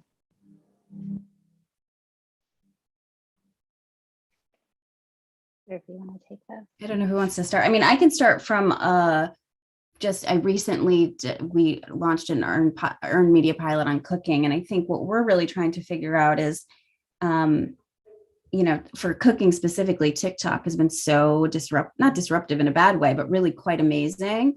And so we just recently, the editorial team, and for the New York Times, all of our social handles are an extension of our newsroom. So like they're not marketing owned channels. And so our newsroom is just recently launched on TikTok. And so what we're trying to figure out is like, what is the way that we can engage with that community? What's the right places for marketing to show up there? Because it's such an incredible community of home cooks that we just want to find the right place there, and then figure out how to land marketing messages there in a way that is helpful and also gets more people on TikTok making our recipes. Yeah.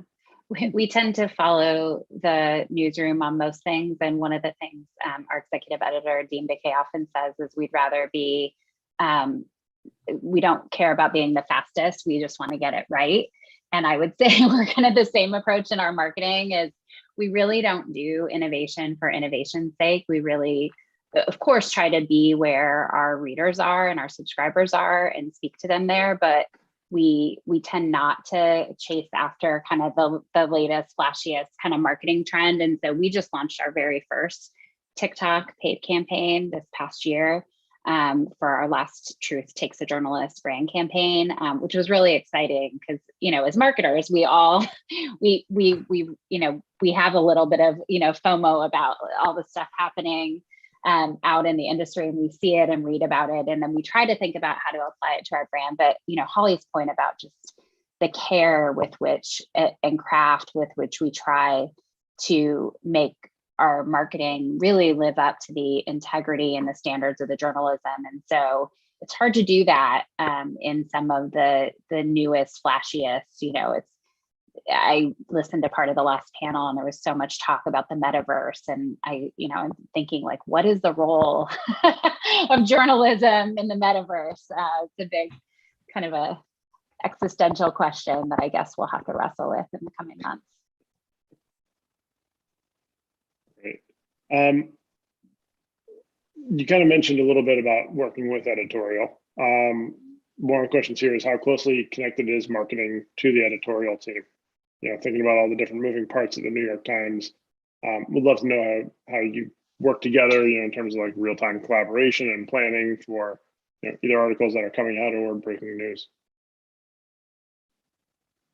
I can take that one, but I definitely would want Amy and Laura to jump in. There's a pretty clear separation of church and state. That's always been that way, especially when it comes to advertising in our newsroom. So that is absolutely a wall that we protect pretty fiercely. But we can't market the journalism unless we know what went into it. So there's a really deep collaboration of understanding. Rigor is the perfect example of all the spots that Laura showed, but also and Laura should speak to this, but just, what it takes to be a journalist, what that is like. It came to life in our most recent campaign. And then from a cooking perspective, for us, our food journalists are our stars. And so we just want to understand, like, what are they working on? What are a good example that our editors will say to our food journalists is, do you need that extra bowl? And well, it wouldn't make a big deal to many people if you have a small kitchen or you're trying to get dinner on the table in 30 minutes. Having to wash an extra bowl is really important, or like something you don't want to do. And so we'll find out these nuggets and then we can share that with people. So they're like, oh, I didn't realize that much care goes into the testing of a New York Times recipe, so that there's people out there that are watching out for me so that I can put dinner on the table in a faster way and wash one less dish. But those are sort of the stories we as an earned team have to mine for with our journalists. And you have to do have a lot of conversations, build up a lot of respect with them. And then, but there's just so much like marketing and earned gold there if you do it correctly. Laura, Amy, anything you want to add to that? There's probably a lot I could say about how we just, I feel like our role is really to shine a light on the work that the newsroom does. And there are places where, of course, I feel like we need to consult them, but I feel like my biggest goal really is to let them do their jobs and to stay out of their way. And it's important to me that in marketing, our work is not mistaken for content. The newsroom creates the content, and we sort of surround it and amplify it. I think there are times occasionally there are little pitfalls where something we've created may actually look like a piece of editorial content. And I have a pretty high radar on that. I'm not trying to create branded content here. So that's something that I really watch out for. Fortunately, our newsroom, we have a standards desk, which is just an incredible resource to us all. And it's almost like having a bunch of ethicists who can decide when they look at something if it crosses a line, and they're sort of a bunch of objective thinkers. And so it's just really, really helpful. And they've become really trusted colleagues where they always give me their time. If I have any doubts about anything we're working on, I can always run things by them. And it's just a real privilege to be able to collaborate with the newsroom on just about anything. That's great. You kind of mentioned a little bit about this ethical group. One of the questions here is, given that trust is critical to the New York Times brand, how do you navigate, brand safety issues in the digital media ecosystem? Trust is important to any brand, and it's definitely critically important to our brand. And we actually even have research that shows that beliefs about trust are really highly correlated for us with willingness to pay and actual subscription behavior. So we measure it, we think about it a lot, and we take it really seriously as both a message, but also, to your point, like the ecosystem within which our marketing exists, making sure that the context in which our marketing is delivered is also building credibility and trust for the brand. And so, I don't know that we do anything that's dramatically different than other brands in terms of brand safety. I would suspect that we have probably some of the same standards and practices. We have extensive policies and practices around it. Maybe two of the like interesting or unique things I would say about our brand. One is there are some places where our brand can show up that other brands might stay away from. So given the fact that we're often amplifying the journalism and pretty serious subjects, often kind of dark subjects, sometimes an environment that would seem brand unsafe to maybe a CPG brand actually is a really great context for the story that we want to tell about our journalism. So that's one. And then two, Laura made the point that we really try hard to make sure that our marketing doesn't look like content. And so there's some campaign like marketing assets that we just say no to, or that we adapt for our brand that are pretty standard in the industry. So for example, often a value add and a media buy will be like a sponsored tag at the beginning of a piece of content. But suddenly if you put sponsored by the New York Times at the front of a piece of someone else's content, it raises a question of, is that a media buy? Is the New York Times presenting this content? Is the New York Times endorsing this content? And so, that's like a pretty standard, like people are always trying to throw that in as value add and media buys. And we're like, we don't want it. They're like, what do you mean we don't want it? We're like, well, we don't want it. Or we at least are very careful that like this ad supported, like it is sponsored, this ad is paid for by the New York Times, just to make sure it's really clear that we're not sort of confusing our readers about, what's content that they can trust from the brand. That's interesting. There's a couple questions here that I think almost segue into one another. One's talking about, search and how that plays a role in your efforts. And then another is around conversion rates. And, with digital marketing, things like fake traffic or bots, and how those play a role in measuring ROI. So I don't know if you want to talk a little bit more about how the digital channels play a role in your efforts and how you measure them. Yeah, I can speak really high level. I mean, we don't have our Janice Twang as our head of media, who isn't here today, and she could speak in excruciating detail about everything we do. But I can say high level, search is obviously a really important audience driver. We are a destination, and so our traffic comes to us from lots of places, and search is a major driver. Like Holly mentioned, I think social, that marketing doesn't control our organic social channels. The same thing with SEO. It's actually a function of the newsroom. And so there's an audience team in the newsroom that owns that. We obviously support that with paid search in our marketing efforts, but our team actually doesn't control SEO like it potentially would be at other companies. And then I guess on the point about traffic and bots, I don't know that there's much I can say there. Again, it's not really audience, isn't really something our team is focused on. Obviously, in the channels we do control where people are converting, we obviously are looking at that there and controlling for that and making sure that we're not getting weird traffic showing up through our systems.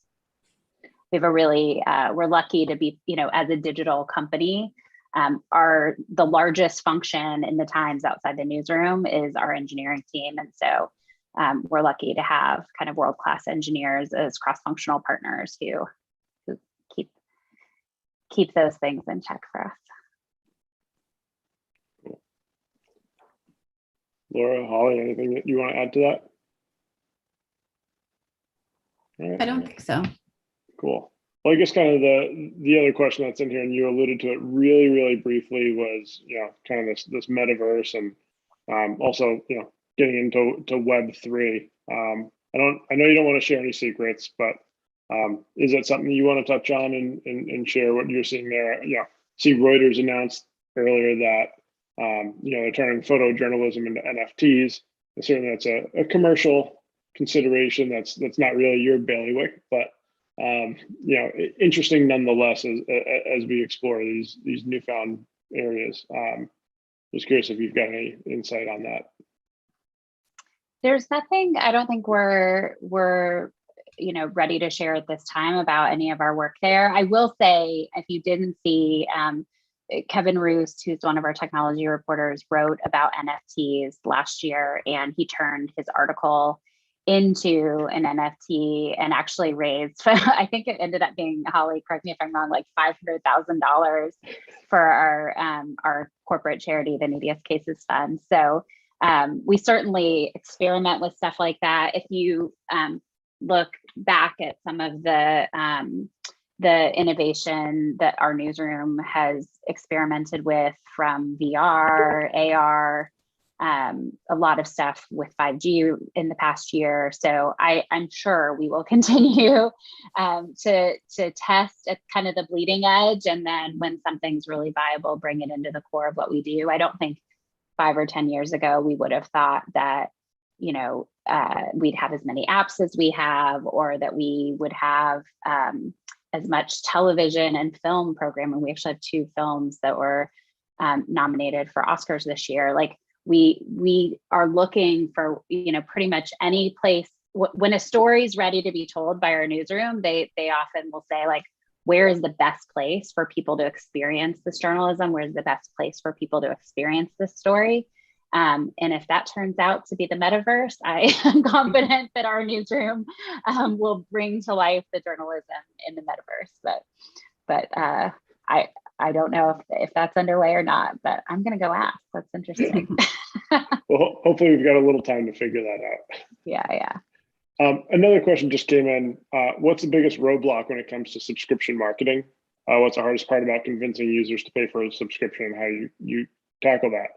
I think that might be an interesting question for a lot of the audience, even those not in journalism, because every business seems to be moving towards subscription models. I mean, we're a SaaS company, software as a service, subscription. You think about Amazon doing subscribe and save, and all these other companies that have gone to the monthly boxes and things of that nature. So I think that would be a good one for the audience to hear a little bit more. Laura, do you or Holly have anything, or do you want me to take that one? We could probably tag team it, Amy. I don't know. I mean, I can speak to the creative, but we call our subscription marketing our growth mission, and I think we've seen a lot of success, and at least with our creative approach over the past 7 years and how it's evolved. I think when we first started tackling it, there was a tremendous amount of multivariate testing, and it was sort of like really big offers and tactics, testing against each other to just see like if we could get a little bit of lift out of all of these different assets. And I think when we started applying an approach that spoke more to the journalism and spoke a little bit more to the value and quality, and made those assets really sort of sing and feel more representative of the brand, we've had a really positive response. I think there are best practices. We hear about them all the time, and we consider them, and we always try to figure out how to create work that still upholds a really high standard in this area and is innovative, and doesn't sort of get into lowest common denominator best practices. And again, we're seeing a huge amount of growth and success with all of that work. Yeah. I think the only thing I might add is, well, I think one thing that's unique to our subscription work that's maybe a little different than other categories is the fact that the thing we're often competing with is free. You know, people have the perception, and there's some reality to it, that you can get news for free. And so we're really trying to help people understand that the Times is more than just headlines, that we're really quality, originally reported journalism, and that's worth paying for. So that has definitely been, it's not like which subscription am I going to buy? It's a choice between getting your news for free and subscribing to the Times or something else. And so we've really tried to build a category for paid journalism. So I think that's potentially something that's unique to our category. Great. Thank you. David, I see you're here. Is this the Oscars music kicking us off? Yeah, right. We need to get like one of those buttons that starts to play the slow music, right? But I mean, I would let you guys go on all day if I could. This is the worst part of my job, having to kick you off stage. But thank you so much for sharing with us and spending your time with us. I personally learned a lot, so I love this. Big fan of the brand. Please send David our regards. And it looks like, everyone in the audience, was loving it too. So, great feedback in the chat. This was wonderful. Thank you so much. And really appreciate you kicking off the new year with us. And we hope to have you back again soon. Awesome. Thank you.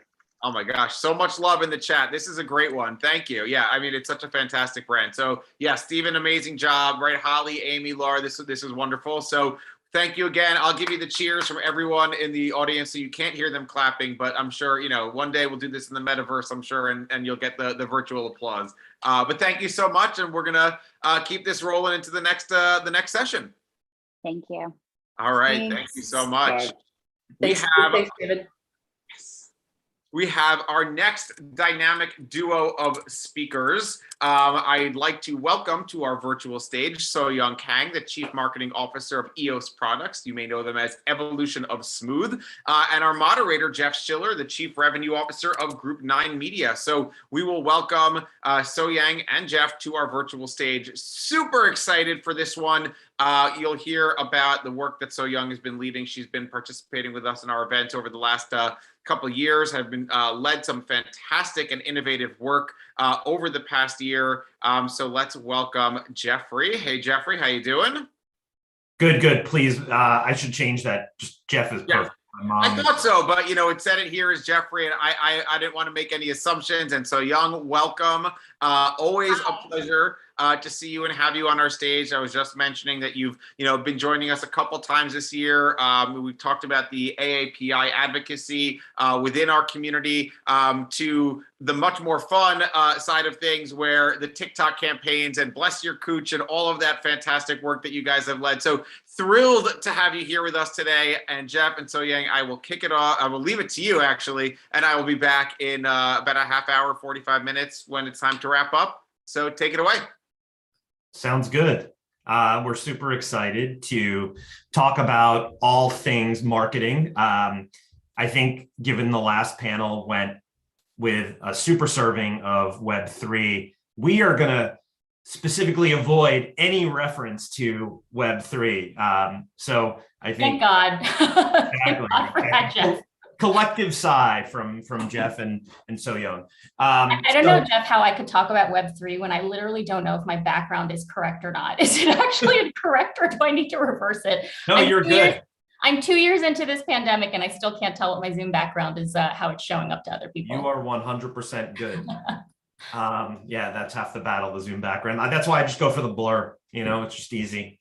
So for everyone's benefit, before we get into just sort of a variety of topics, we're going to cover off on leadership. We're going to cover off on the needs and challenges, the sort of skill sets of the modern marketer and marketing organization. We're going to talk about speed and risk taking. Can you give everyone listening just a sense for your background?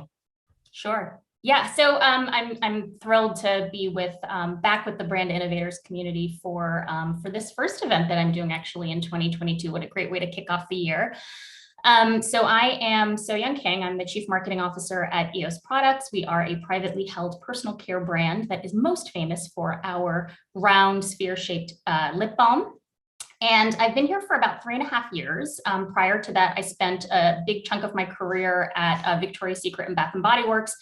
And then earlier in my career, I was actually a strategy person, management consulting. So I've had a very varied kind of roller coaster ride of a career and have had some pretty non-traditional kind of steps along the way. I love what I'm doing now at EOS. I oversee the marketing, all of the aspects of marketing, media, brand strategy, creative, as well as product innovation and e-commerce. Cool, amazing. So you and the company were just recently named to TikTok's first ever culture drivers list. And yes, clap it up. And that means that they see your brand as doing the best, most engaging, entertaining work on the platform. Can you tell us about the work you did and the process around how you did it? For those of you that don't know, and it was teased a little bit with the bless your cooch intro. I can't believe I just said that on a panel, but you'll get why in a second.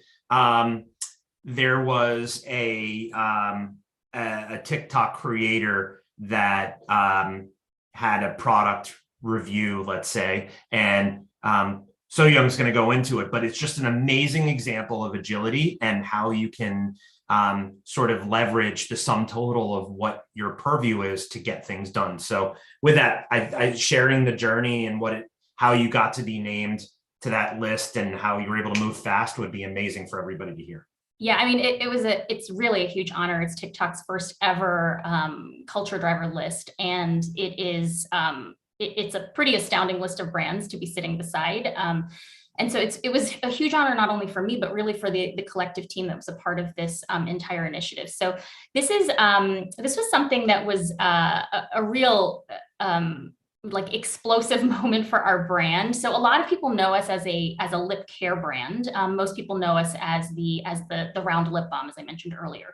But what a lot of people don't know is that we actually also have a cult favorite shave business as well. And so our shave cream has been flying, I would say, somewhat under the radar for quite some time, but like kind of, if you know, you know. So there are a lot of fans who like sing its praises across social media. And one of those TikToks kind of came across in the second quarter of last year. An amazing young TikToker named Carly Joy, her handle is Killjoy, posted this TikTok about like how much she loves our shave cream. It was in response to somebody said, like, you know, how do you avoid razor bumps? And the beauty of TikTok is that, you know, I think for those people who are like really deep in it, a lot of people get their information from TikTok. I know, Jeff, you and I talked yesterday about how, like, you know, we gotta like make sure that we don't turn TikTok into the new Wikipedia, because maybe there are some places where you need to get some more legit information. But in this case, this TikToker was highly educational, highly informational. She posted this really unbelievably funny, authentic,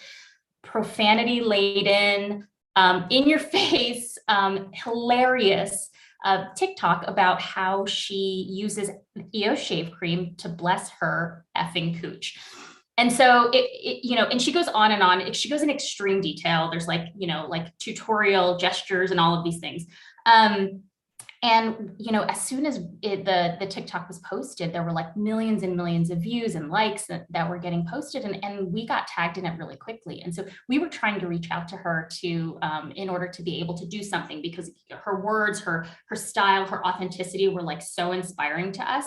And we couldn't get her attention because she's an influencer, she's a creator, she's really busy, her DMs are flooded. And so we couldn't get her attention. And so we actually turned to our creative agency partners and we said, look, there's this thing happening. It's happening super fast. We live in TikTok time. We know we need to like move super duper fast on this. Like, do you have any ideas? I think I emailed them at 6 p.m. You know, on a Tuesday, and I had an answer by 10 a.m. the next day. And by 6 p.m. that next day, we were in production with a limited edition run of our shave cream that replaced all of like the regular words with this TikToker's words. And the goal was essentially just to produce enough to basically get her attention. That was it. We knew we couldn't do anything with it unless we got her attention and actually like partnered with her and compensated her.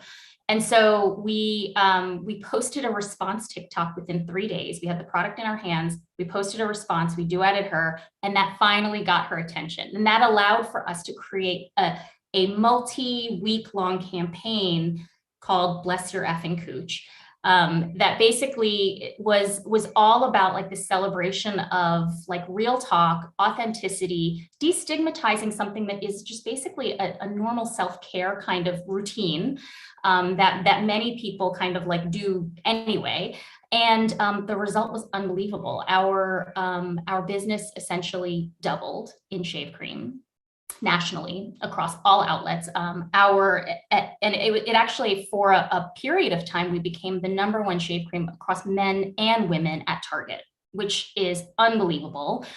And then we sold out, and we were just basically chasing that supply. And the momentum has really continued. We've had strong double-digit growth in that category pretty much since this campaign launched. So it really just was an astounding moment. It was an astounding lesson in the value of speed, the value of reactive marketing, and frankly, being brave and taking some risks in your storytelling and leveraging the type of content and language that your audience, your community is already using anyway. But as a brand, it really sort of brings you into the community as opposed to having that like arm's length distance that I think a lot of brands have historically had.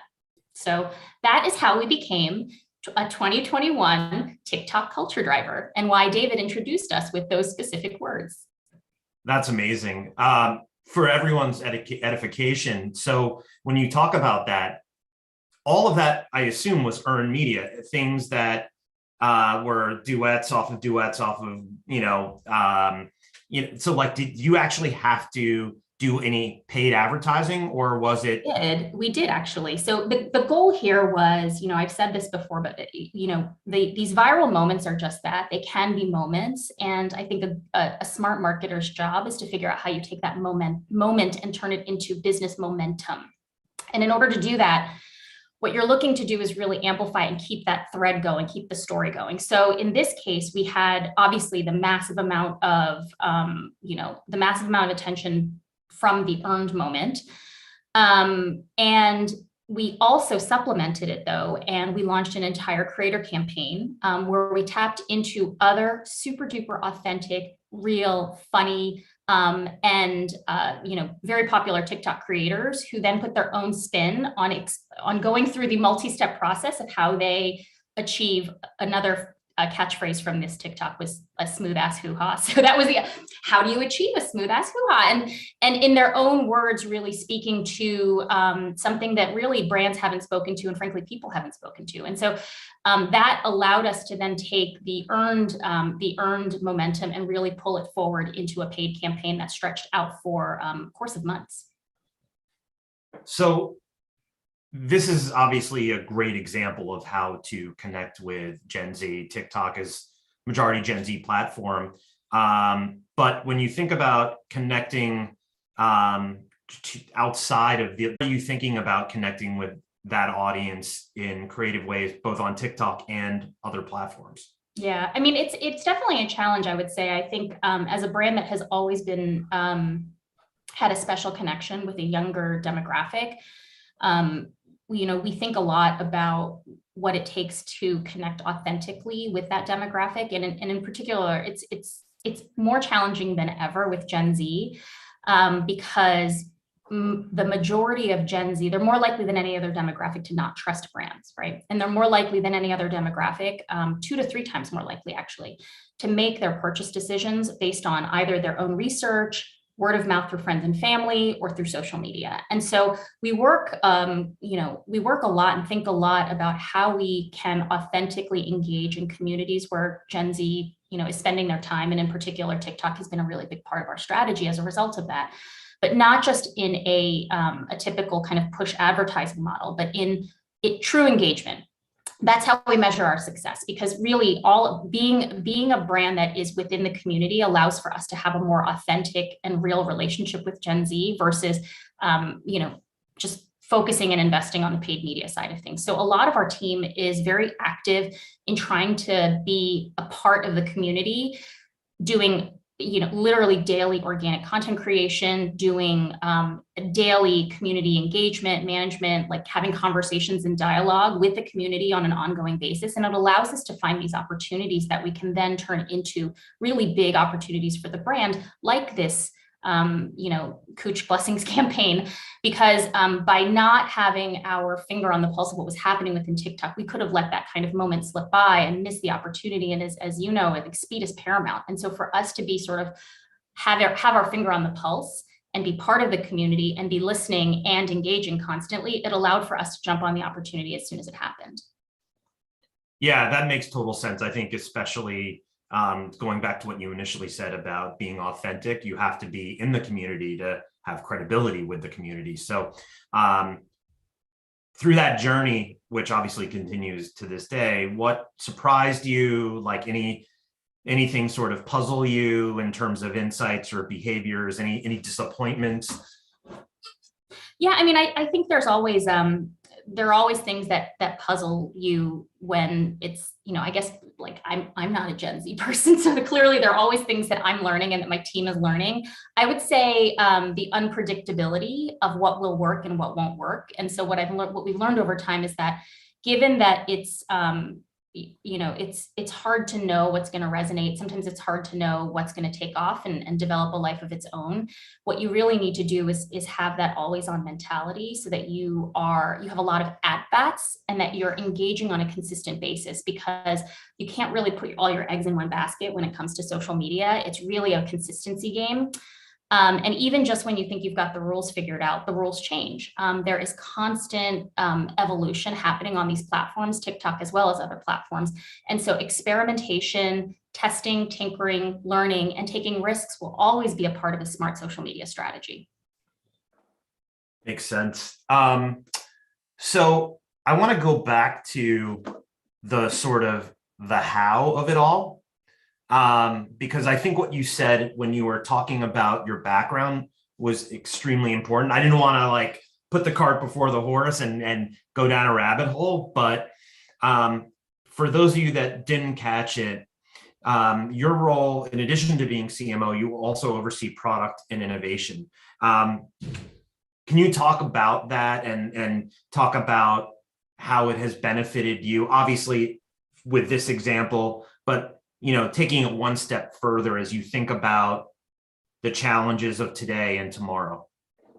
Yeah, I mean, so I do think that the fact that the marketing team at EOS consists of such a broad span, inclusive of product innovation, really kind of greased the wheels for being able to move quickly on this opportunity.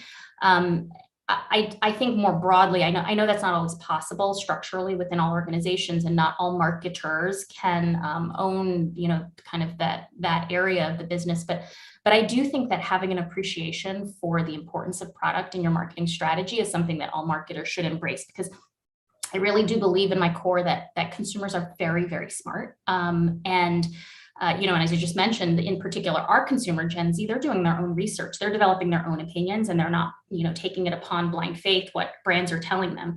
And so I passionately believe that all great marketing is centered around great product. So having great product, it's not enough. You need the great marketing to surround it. But having great marketing, if it's not based on a great product benefit, differentiation, superiority, consumers will always figure it out. You might fool them once with great marketing, but you're not going to fool them twice, and then you're not going to have a long-term business. So I think that if you can have both, obviously, I think that would be ideal. And if you can't, having that appreciation for and respect for the product function, and then developing the kinds of close relationships and partnerships to allow you to be able to work seamlessly and collaborate so that it becomes a more integrated kind of way to reach consumers and tell more compelling stories and tell richer stories, and also at speed, I think would be the ideal thing for all marketers to strive for.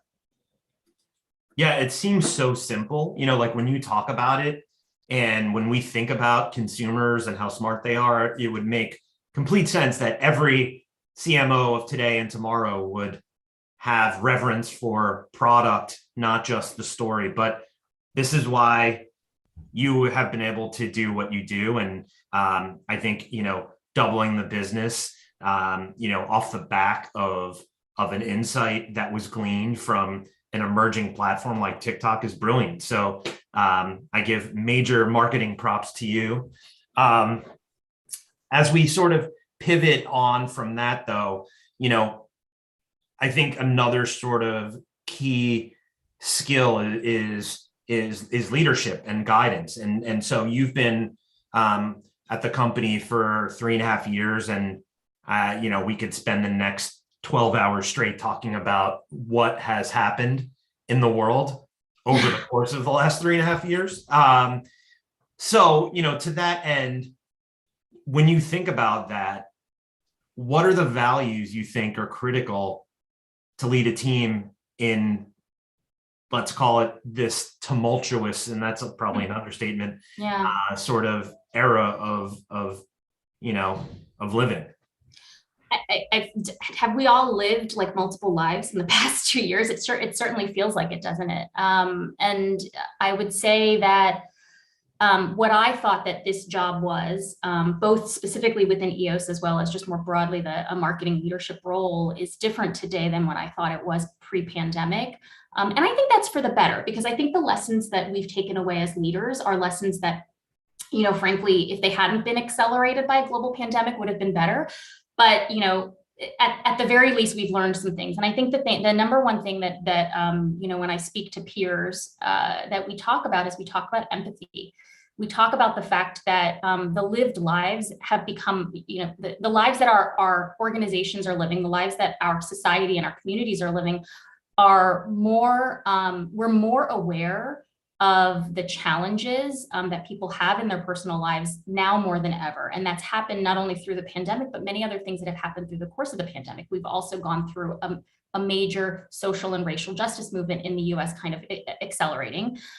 We've also gone through a really tumultuous political environment. We've gone through, like more dire information and news about climate change. So there are many stressors in our modern society that impact the way that our consumers, but also, closer to home, our employees and our organizations are experiencing. And so any leader, and in particular marketers who are really meant to kind of have their finger on the pulse of how people are thinking and what they're experiencing in their emotions, should be incredibly aware and placing it through an empathetic filter, thinking about what the people around you are going through. And that's been a really big part of the my eyes sort of like opening up through the course of the past couple of years. And I think applying that to how you think about, like, look at the Great Resignation. And we said we were going to stay away from buzzwords, but there you have it. I've said a buzz phrase, but it just shows you that people are really reevaluating their values. And as a leader today, if you're not kind of demonstrating the level of empathy required in modern leadership, I think you're really going to be at risk with your talent, which means you're going to be at risk with your business. And that's really ultimately what we're all here to do, right? Is to be able to grow our brand, but grow our business. And so I think that's become table stakes in a way that was not obvious to many leaders pre-pandemic. I think beyond that, I think that, we talked about this example from TikTok being an example of speed and risk taking. I do also think that, like, the unpredictability in the past 2 years has really shown the value of being able to be agile, moving at speed, be willing to constantly be in test and learn mode so that you can react to the rapidly changing circumstances of the environment around you. And to be able to not only be that way as a leader, but be able to create a culture of that within your organization. And that's been something that I think, I'm grateful that I already came into this role and pre-pandemic have always been someone who really believed fundamentally in, like, risk-taking and measured kind of like testing and always having a learning agenda in everything that we do. And it's really served us well, I think, in some of like the leaner times in the past 2 years, to be able to deploy that that mentality so that we could just frankly, like, sometimes just survive. And then other times when the opportunity presents itself, like in this, viral TikTok moment, to thrive. Yeah, I'm glad that you brought it back to risk taking, because before, when you had said that, I remembered one of the points you made yesterday when we were catching up.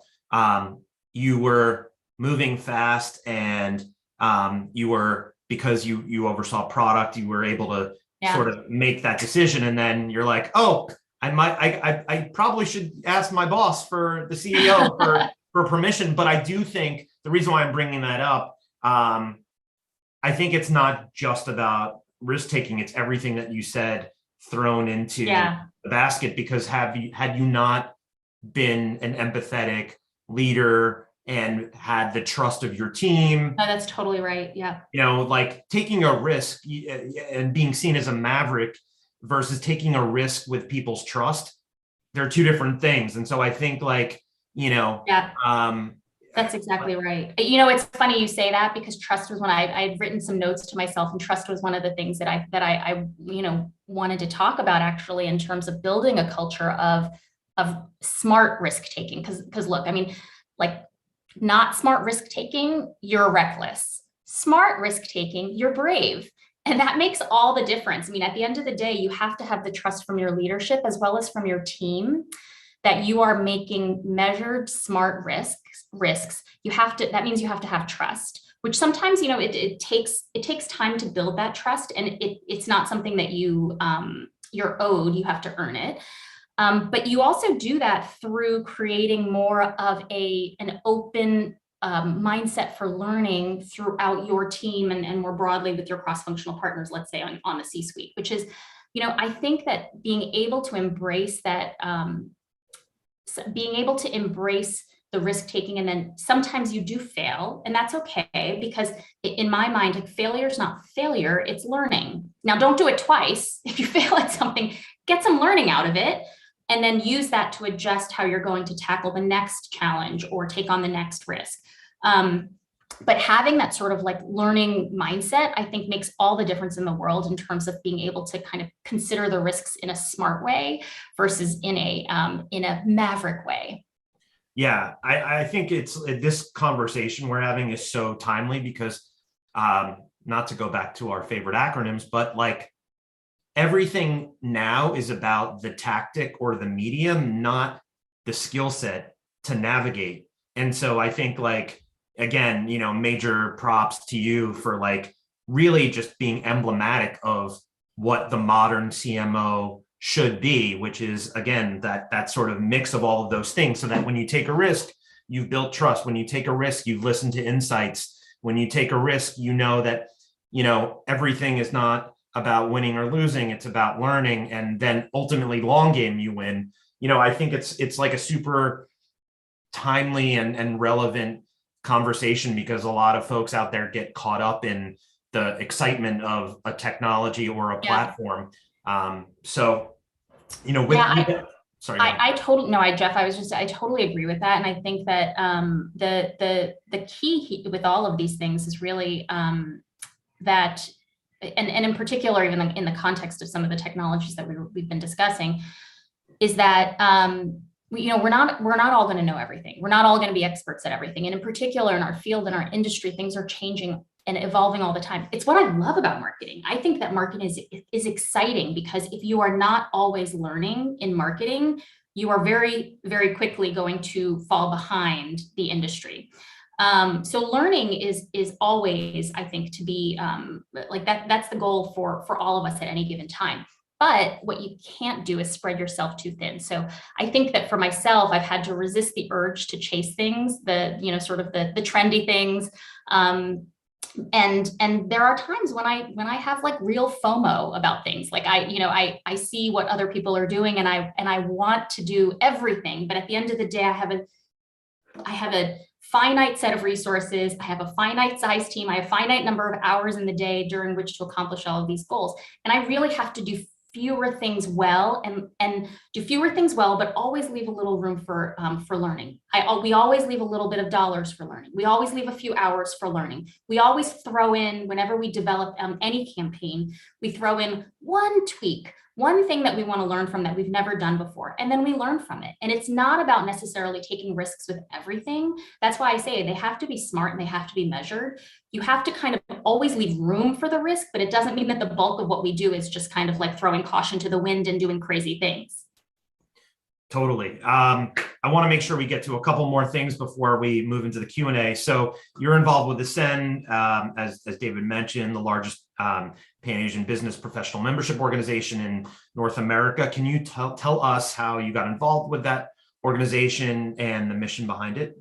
Yeah, so I talked earlier about empathy, and I think part of it has been honestly having empathy for myself as a human being. And part of that empathy has been recognizing when I was feeling fear and anxiety and stress in the course of the last 2 years.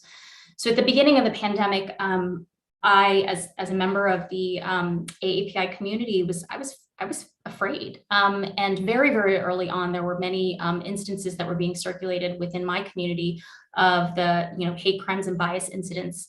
That, at that point, were actually not getting a ton of national media attention. And I felt helpless. Like I didn't know what I could do to help. And I would say that I spent a few months trying to figure out, how am I helping? Is it grassroots community support? Is it through, working within my organization? Is it like, how can I best serve this community? And I was really fortunate enough to have, a member of a very trusted friend who is a part of the Ascend organization reach out and say, hey, we're going to be starting up a marketing sort of community group within this organization. It is the largest Pan-Asian professional membership organization in North America, but it's not just that. They also have, really, really great foundation and nonprofit side that basically does intellectual white paper exercises that basically serve the entire community. They advocate on behalf of increasing representation at the C-suite, at the board level. So things that kind of like maybe fall more within my skill set, which is professional support, marketing, bringing in members of the marketing community into the organization. And so that was really my way of channeling the personal like fear and anxiety that I was experiencing and putting it towards something good. Now, being able to do that sort of like, nights and weekends it's still, sometimes some days I feel like it's like not enough, but it does feel meaningful. And in particular, recently I took part in an awareness campaign that Ascend launched called The Other Side. And it's really meant to kind of highlight a group of really amazing Asian executives who've like reached a certain level in their careers, but they talk about the other side, which is the challenges and the trials of like what it took to get there. And it's really meant to kind of show that like, through the journey, you're going to go through some like major challenges. And there may be times when you feel like you can't get there, but ultimately look at all these people who have made it there. And so I'm like really proud of that work, and I'm proud of my association with this organization. I thank you so much for bringing it up so that I could share it with the rest of this Brand Innovators community as well. Yeah, for sure. I mean, I think being in our business, we have the unique sort of purview to leverage our companies, leverage our networks, leverage our experiences to help drive and be a force for positive change. So I'm glad we could spend some time on it. Last question before we move into chat Q&A, but sort of building on that, can you talk about on the company side of things, diversity, equity, and inclusion, how it informs creative content, culture, corporate values? Yeah, absolutely. So, the framework that that our team has set up is really it's pretty like straightforward and simple. Specifically within the marketing world, we've been saying to ourselves, like, number one, we got to get our own house in order, and that means if we have a representation, a diversity and inclusion issue within our team, we got to fix that, and we have to work towards it. It's all work in progress, and we're always like working towards it because you're never really done when it comes to DE&I. But it is something that we have to actively be working on. And I'm so in awe my team and the way that they've really embraced that in order to be able to get that representation within our team to like into a continual positive trajectory in terms of like the representation of like racial diversity on our team. So that's number one, get your house in order. Number two, we're marketers. We tell stories. We show the world our stories. We need to do better on storytelling and representation in the content that we put out there, because people should be able to see themselves in that content. And that's been something that actually, even like just like pre-pandemic, going back like even before 2 years, I think we had put together our own set of like just table stakes guidelines around representation within all of our content. And I'm so like proud to be able to say that this team, my team, has actually exceeded all of our benchmarks. So we are constantly, whether it's in influencer marketing, whether it's in our our actual like ad production, we are constantly working towards making sure that we have that representation, that we so that we can make sure that we're doing the best possible storytelling that we can. And then third is put your money where your mouth is. So, and that's really all about where you spend and who you spend with. It's really sort of like the invisible side of the marketing supply chain, whether it's production, whether it's agencies. And I will tell you, and I'll be like very honest with you, we have more work to do on that side. And that's been a priority, and it hasn't been easy for us to kind of figure out in terms of like making sure that we find access, like find the right, agencies, find the right suppliers, find the right, media outlets through which to spend. But that's actually a big focus for us this year, because we have been making progress in the other two sort of pillars within our DE&I strategy. And that third one is one that we still have more work to do. Awesome. Thank you so much for spending the time and answering our questions. I know everybody was excited to get your perspective, and it's been great chatting and learning more. As we spend the last couple of minutes, there's a few questions that I'm going to read from the Q&A. The first, what's next for the brand on TikTok? Oh God, I don't know. Can somebody else tell me? Because I swear, this is the thing that we're constantly trying to figure out for a platform that's evolved so rapidly. I mean, think about where TikTok was in 2020 versus where it is today. It's really unbelievable how much it's not an evolution, it's like a revolution. It's like revolutionized content, it's revolutionized social media, it's revolutionized like what entertainment really means. And so I wish that I could predict that. The only thing that I could say is that we're going to have a framework in place. We're going to continue with our framework in place for experimentation and constant learning and evolving our approach, because we know that what worked for us, like even 4 months ago, isn't necessarily what's going to work for us today. So it is a constant, always on mentality of learning, which is also why it's kind of addictive and exciting too. Totally. We talked about the Great Resignation before. As you think about hiring, what are the specialties, expertise, qualities you look for in talent? I mean, it's a tough one, because I feel like every time I have this conversation with other marketers, we talk about like how we're all looking for unicorns. But at the end of the day, it's sort of like, we're also just like regular people, and I myself have many development areas too. So it's not exactly like I can find like I'm not going to be able to find everything in talent. It's kind of like my job as a leader to bring in like the potential and really help to support and help to develop and grow the talent as well within our brand.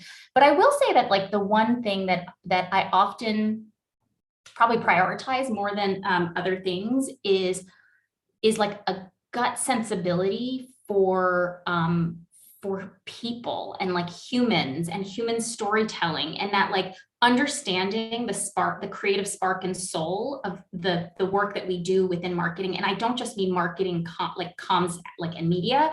I mean, even on the product side, because, as you know, I have the product side of things, but you really have to understand the psychology of people and understand what inspires them in order to be able to create great product and create great marketing.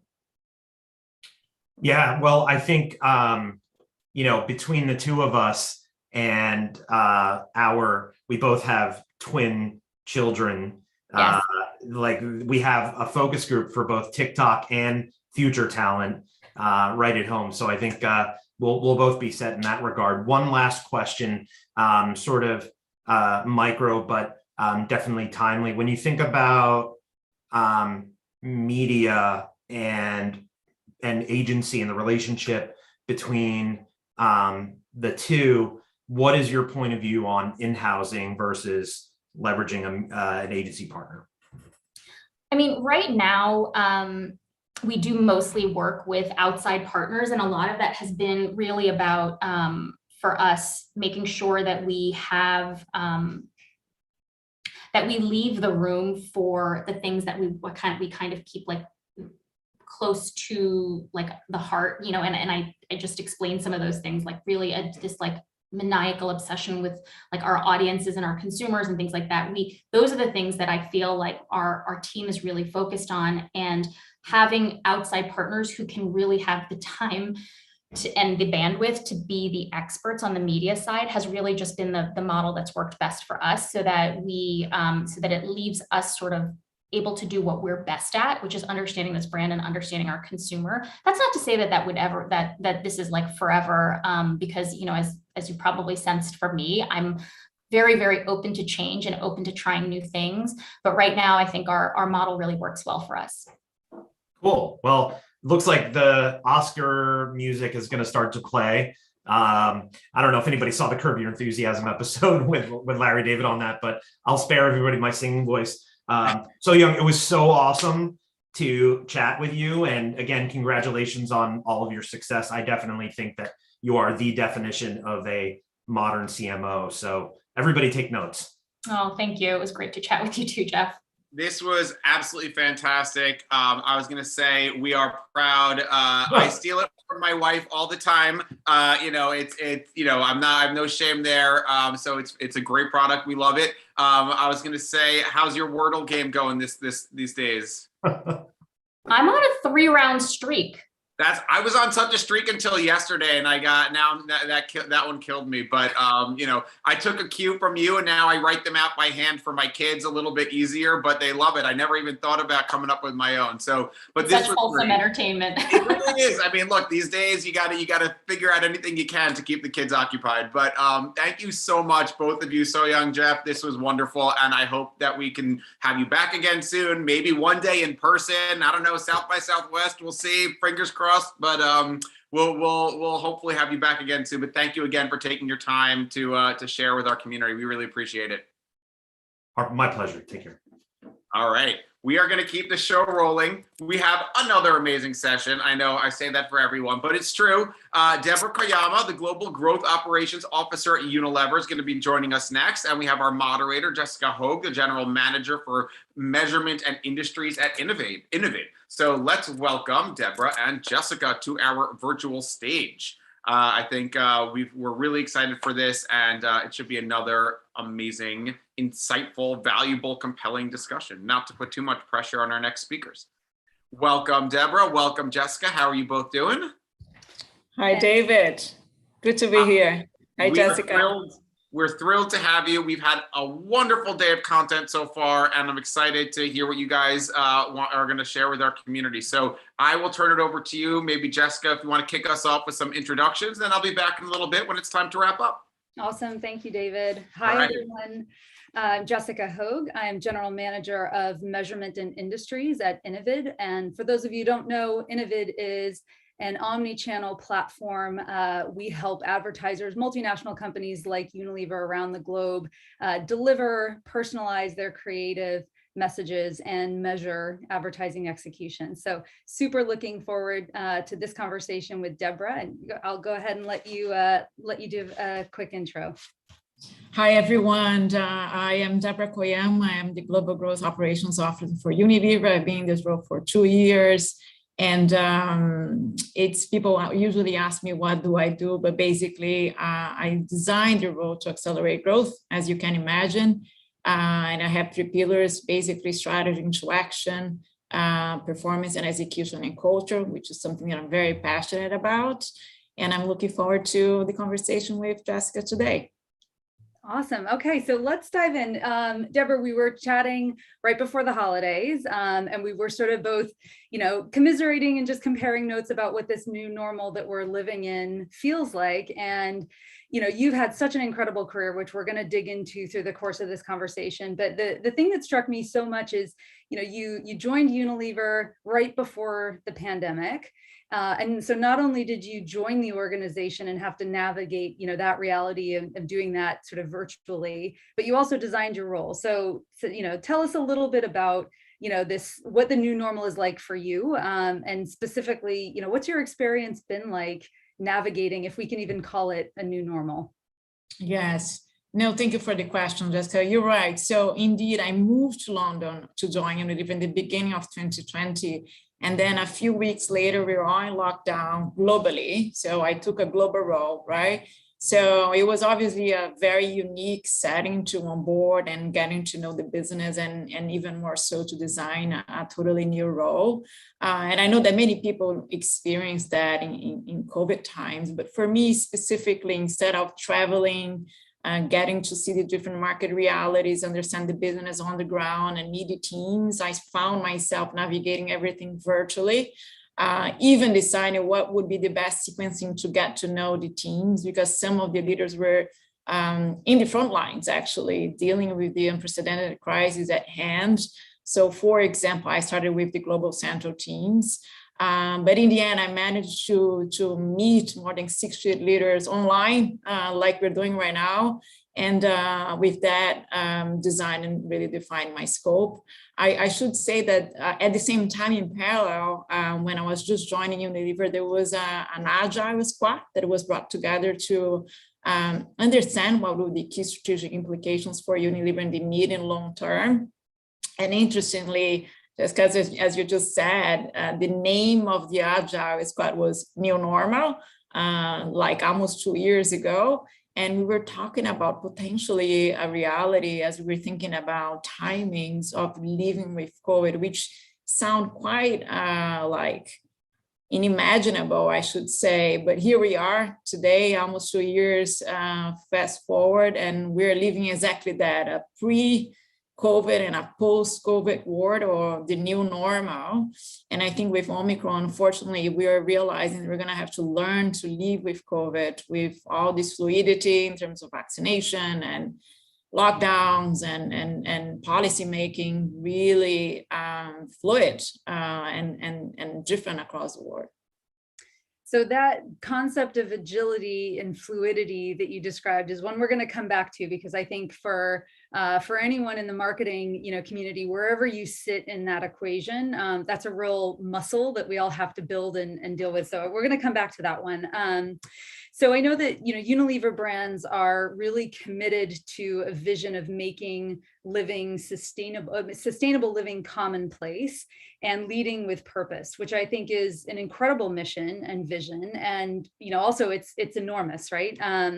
So when I think about consumers today, we need more human connection. We need that. We desire that from our brands. There's been a lot of research that show that, and certainly you've been a champion for leading with purpose and marketing with purpose throughout your career. So can you talk to us a little bit about, what is your vision and what are the strategies behind really bringing Unilever's stable of brands to the forefront and delivering on that concept of leading with purpose?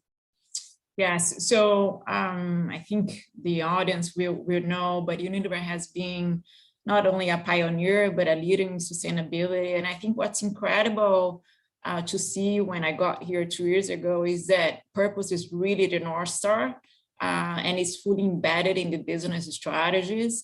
And as you said, Jessica, I've been a champion of purpose or sustainability, social impact. I think it's all under the same umbrella for a very long time. And purpose to drive business growth. That was my belief, my motto, and what I champion for. So I'm very aligned with the vision and the mission of the company. So even in the Agile squad that I mentioned to you, joining the company very fresh, I was advocating, highlighting that purpose would be even more critical in this pandemic context, as people began, and I believe that continue to do, a reassessment of what's really important in their lives, how they want to live their lives, what brands and companies align with their values. And I believe that the biggest opportunity for Unilever is not only to continue to put purpose at the center of everything that we do, but to integrate purpose end to end as you think about consumers, shoppers, and customers. I think this is easier said than done, but we know that it will drive higher growth and higher ROI. So we put this thinking in terms of end to end, again, consumer, shopper, customer at the center, or very central to the Unilever strategic planning that myself and my team, we relaunched in the beginning of last year, 2021. So it is a massive opportunity, I believe, a strategic one that we want to see the implementation of the 2022 plans, as well as we start thinking about 2023 already.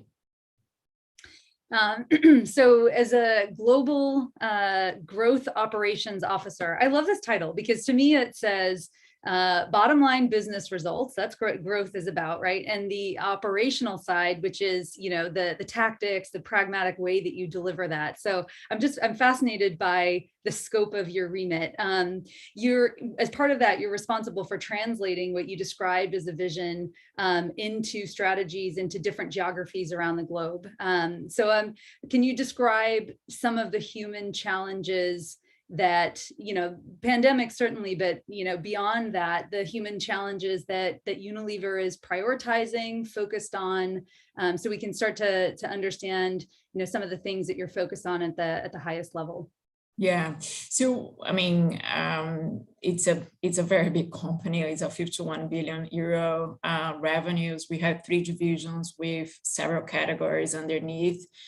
So if you think about how people live, use our products, how they have access and shop our brands in the different parts of the world, it's completely different, be in the States or in India, for example. And just to give you one category as an example of the range and the spectrum of the human challenges, as you put it, Jessica, I think the vision of the leadership and the team in that category of laundry is really to lift the burden of laundry for all people and also for our planet.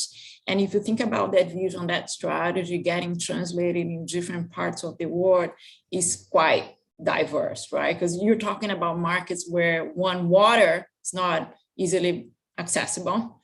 Markets where washing machine penetration is not very high. Or markets close to us, I guess, where women are working full time and convenience is key, all the way to coming out of CES, markets where we're talking about smart homes and Internet of Things. So that's the range of the human challenges and market realities that we're talking about, just to share about one category of Unilever.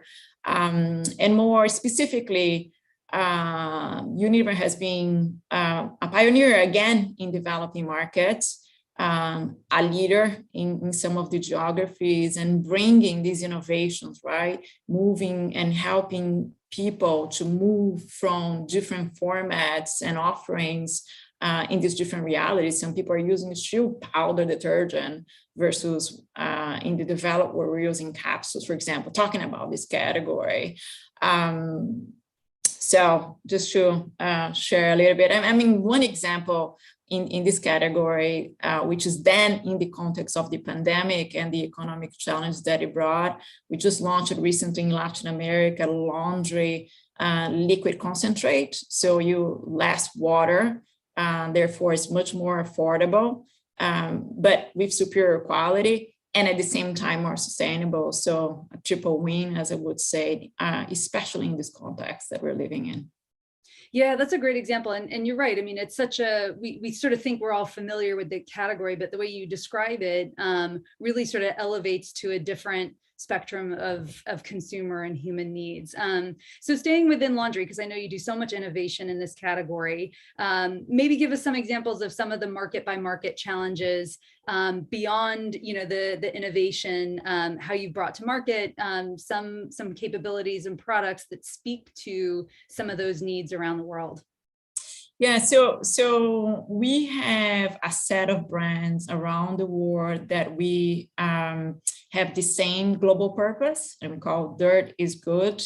And that's anchored on an insight of really inviting people and saying the real change is about rolling up our sleeves and get dirty. Obviously, it's linked with the category. The combination of these brands around the world make up the #1 laundry brand, present in more than 500 million households.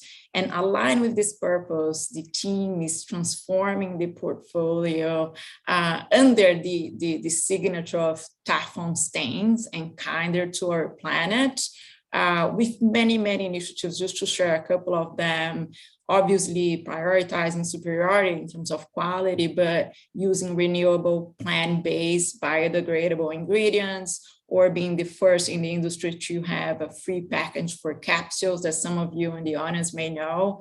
That's what we're using in the US or in Europe, or using 75% less plastic in some of the propositions, or using less 70% of water, using digital platforms to invite young people to act for a better world. So massive ambition and transformational platform, but then how you bring this to life in the different geographies in that spectrum that I was talking about is very unique, right? So again, we're talking about different formats. There are still markets where people are using bars or powder, and therefore you need different offerings, different price points, thinking about different distribution channels from e-com, obviously, all the way to what we call traditional trade or mom and pops in some parts of the world.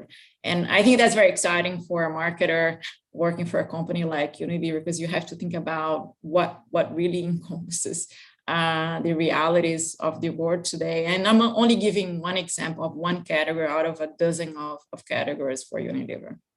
I'm sure. Well, and I think that, extending beyond the formats, the way that consumers, consume the product, the different, pricing and distribution channels, there's also, the marketing message, the media that then supports the awareness and, speaking about that product in a way that's culturally relevant and sort of resonant with the consumer. So really excited to hear about how you also extend that, given, I think, the reality that we are living in a pandemic, and fast-moving consumer goods companies, arguably are, some of the industries that are most sort of need to be agile. I'm curious about some, how some of the brands have maybe pivoted or shifted strategy to respond to the pandemic. Any case studies that you can share that sort of, allow us to get a peek behind the hood, if you will, in terms of that agility mindset that you mentioned before. Yes, so I spoke about home care, one of the divisions. Let me give you 2 other examples from the other divisions within Unilever. So let me start actually just reaction to your last part of the question with Lifebuoy. I think people may not know this brand. It's very prevalent in South Asia and in Southeast Asia, but Lifebuoy is the #1 hygiene soap brand in the world. And what they have done in the beginning of the pandemic is basically launch a public service campaign, incentivizing people to wash their hands. It was an awareness and educational campaign. And what's really brilliant, I think, aligned to their DNA, which is to give access to hygiene, and to their purpose, which is saving lives. They decided to incentivize people to wash their hands using any soap. So they were not promoting necessarily Lifebuoy. So that's one very fast, agile way that brand team found to have a role and to be very aligned with their purpose as a brand. And what they have just done recently, which I think it's very progressive and brilliant as well, is they launched a telehealth platform. So basically they're giving access to free doctor's consultations to many people who necessarily don't have access to that by buying a Lifebuoy pack in Southeast Asia and in South Asia again. So they reached it in 1 year, more than 1 million people with that activation. So That's one example for beauty and personal care. I think speaking about the third division that I haven't spoken yet, which is foods and refreshment, I think the lockdown, and even now, I think we are spending more time at home. Many people found themselves needing to cook at home 3 times a day and balance like family life and work. So the entire portfolio, as we call cooking aids, or the foods portfolio, which includes Knorr and Hellmann's massive global brands, use their platforms, reaching many people to help them to live that new reality of new occasions. And some cohorts, we know millennials, they were cooking for the first time during the lockdown. So we leverage all the platforms to help in those occasions, but also inviting them to be a force for good. I think a very recent example, I think in terms of agility, just like how do you shift from 2020 to 2021? So Hellmann's purpose, for example, is to inspire more than 100 million people in the world to waste less food. So food waste is a big problem. I think many people will relate to this. In the States, for example, 40% of the food is wasted. And one of the key drivers why people end up not like wasting food at home is because they don't have an inspiration to use the leftover ingredients. So the US team this past year, again, talking about agility, brought in, you may have seen at the Super Bowl, brought in Amy Schumer to talk about food waste in a very lighthearted way. It was one of the best ads in the Super Bowl based on one independent company, but more importantly, I think massive engagement from consumers and obviously top and bottom line results with competitiveness in terms of shares going up and sustaining. So that's a totally different spin, I guess, on a second year of the pandemic from the Hellmann's team in the States.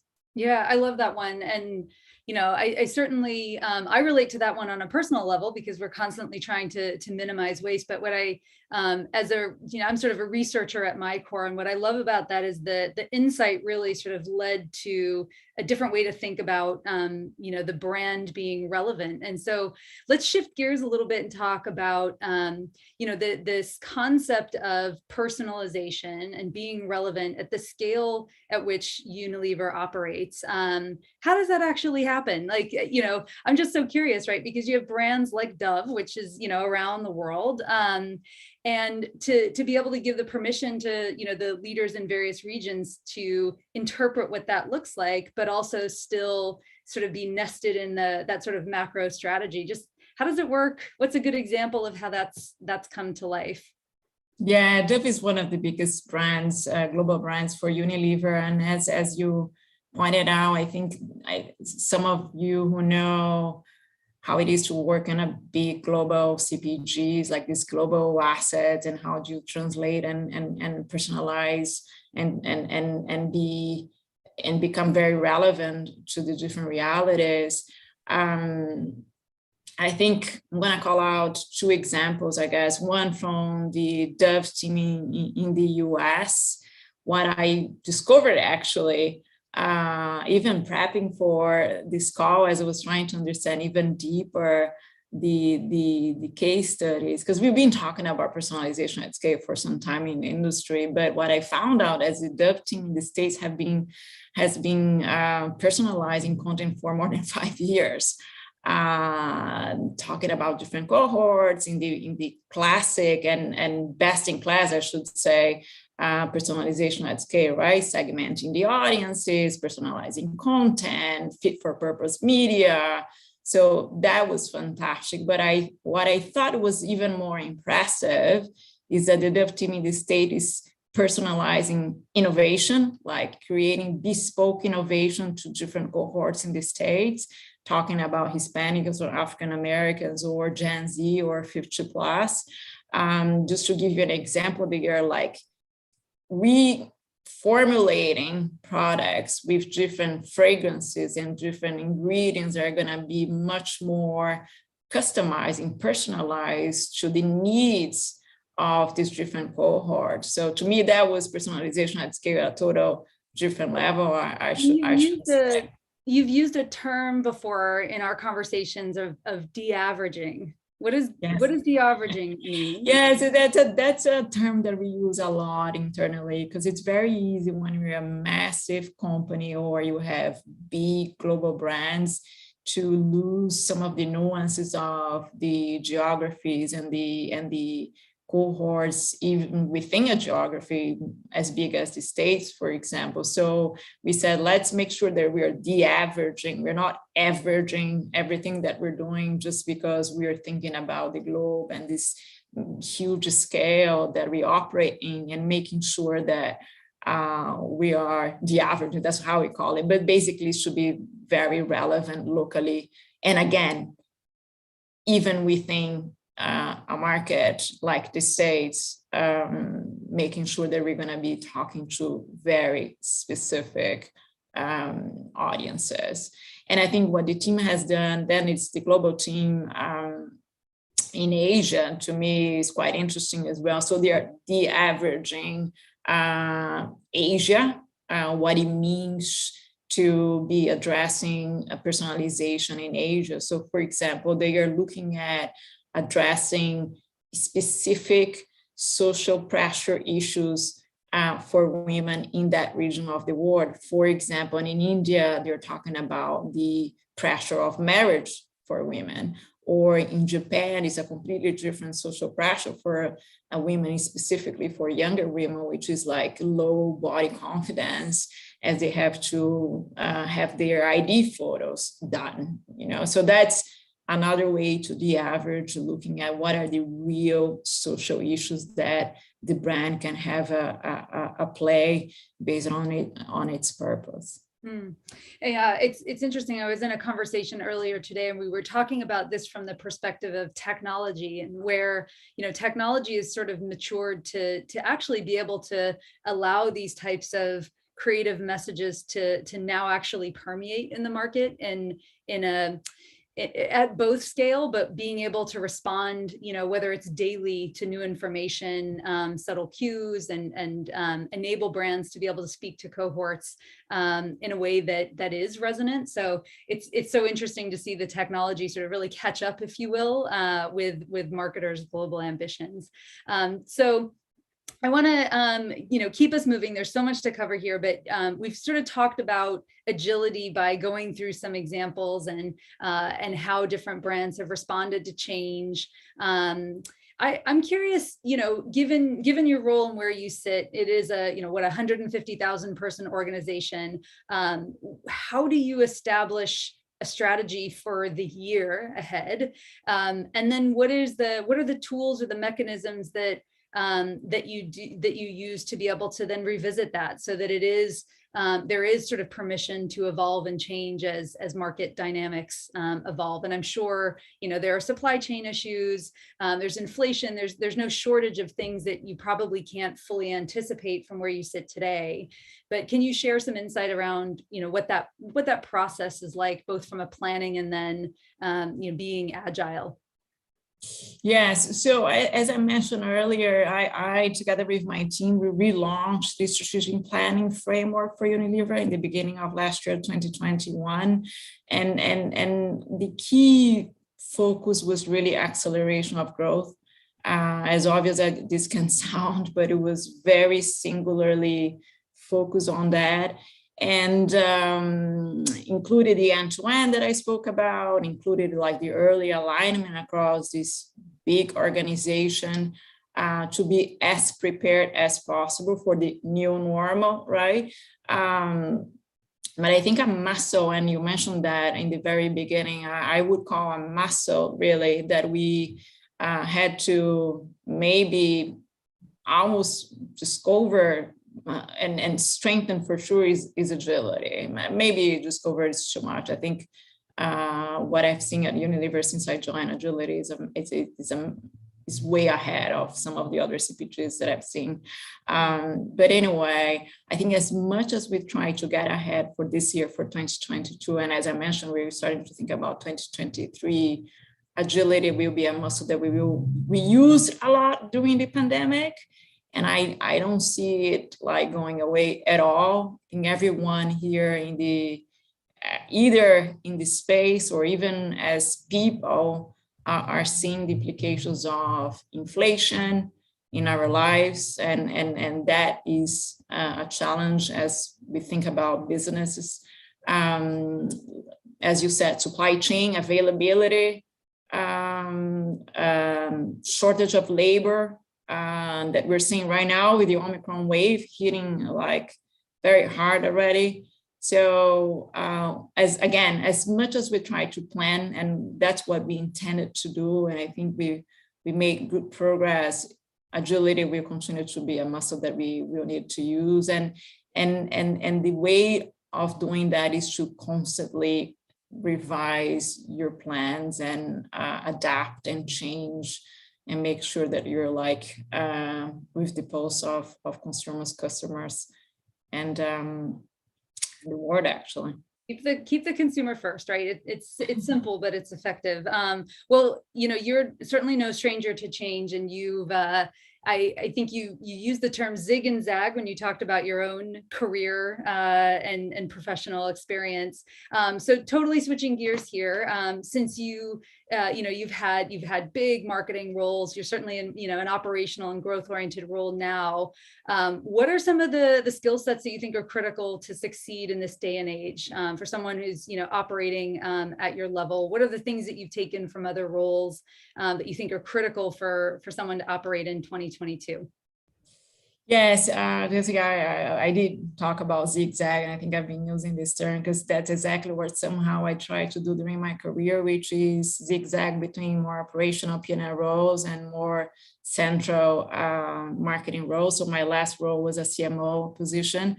I now, as you said, I'm in a much more operational, close to the business role. That's what I think a marketing needs, the ability to keep the horizons quite open, but also having this marketing expertise with a footing in operations and business, so that, for example, as I said in the beginning of our time, you should be driving purpose, but to impact the business and bring growth. That's my mantra, philosophy, and belief. So you have to be able to use both sides of your brain, if you will, left and right. And I think in my current role, I use that a lot, right? Being a CMO in my prior role, sitting in the middle of the organization, I'm working with all the global marketing teams and the operational teams, if you will, in the geographies and the functions. So that ended up serving me well, because you understand the perspectives from the different parts of the organization. And by having that,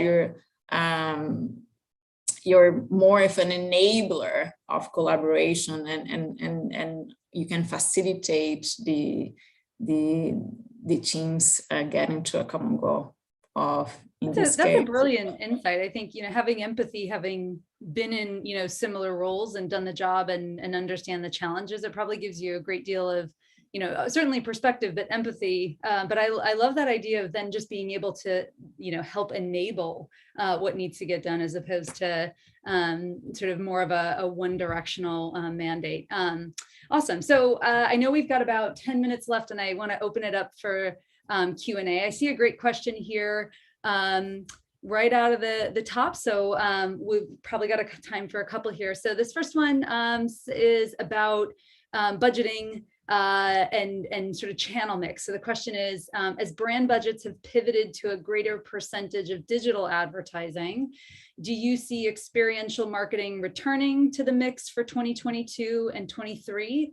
Or has cause marketing gained a greater significance because of social media? So curious if you give us some perspective on channel mix, setting the stage for this year.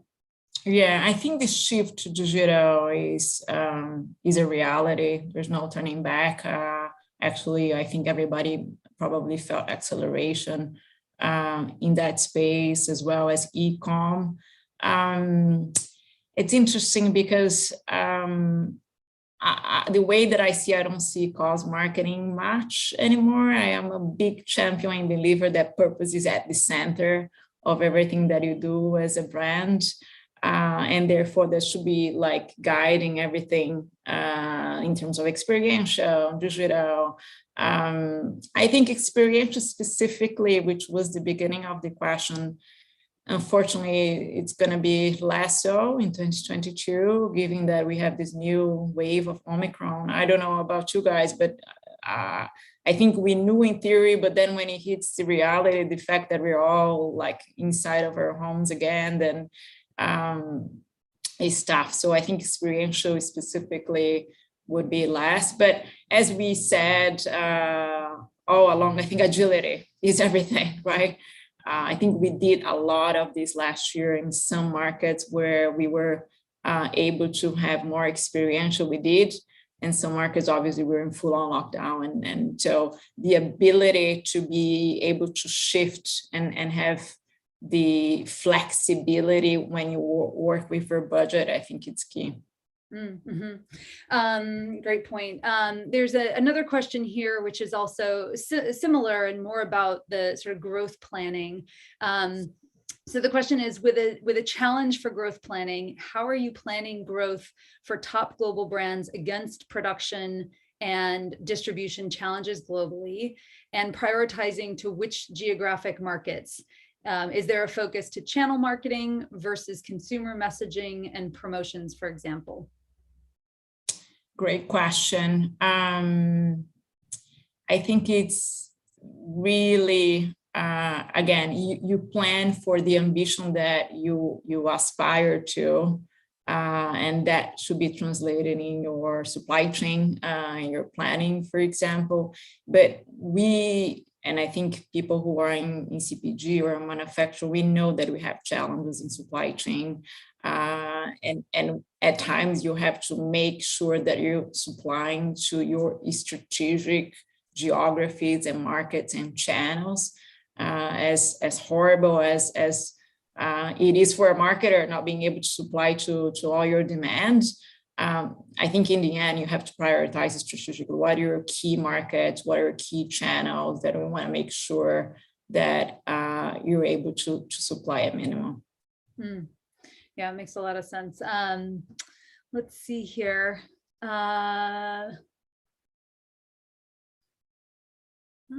Okay. So I guess this is more, just outward looking for 2022. I mean, I guess we're already 2 feet into the new year. But what are some of the emerging trends maybe that we haven't spoken about that you're really studying, keeping a close eye on as you start to think about, how you prioritize and work through some of the challenges that may be coming in the new year?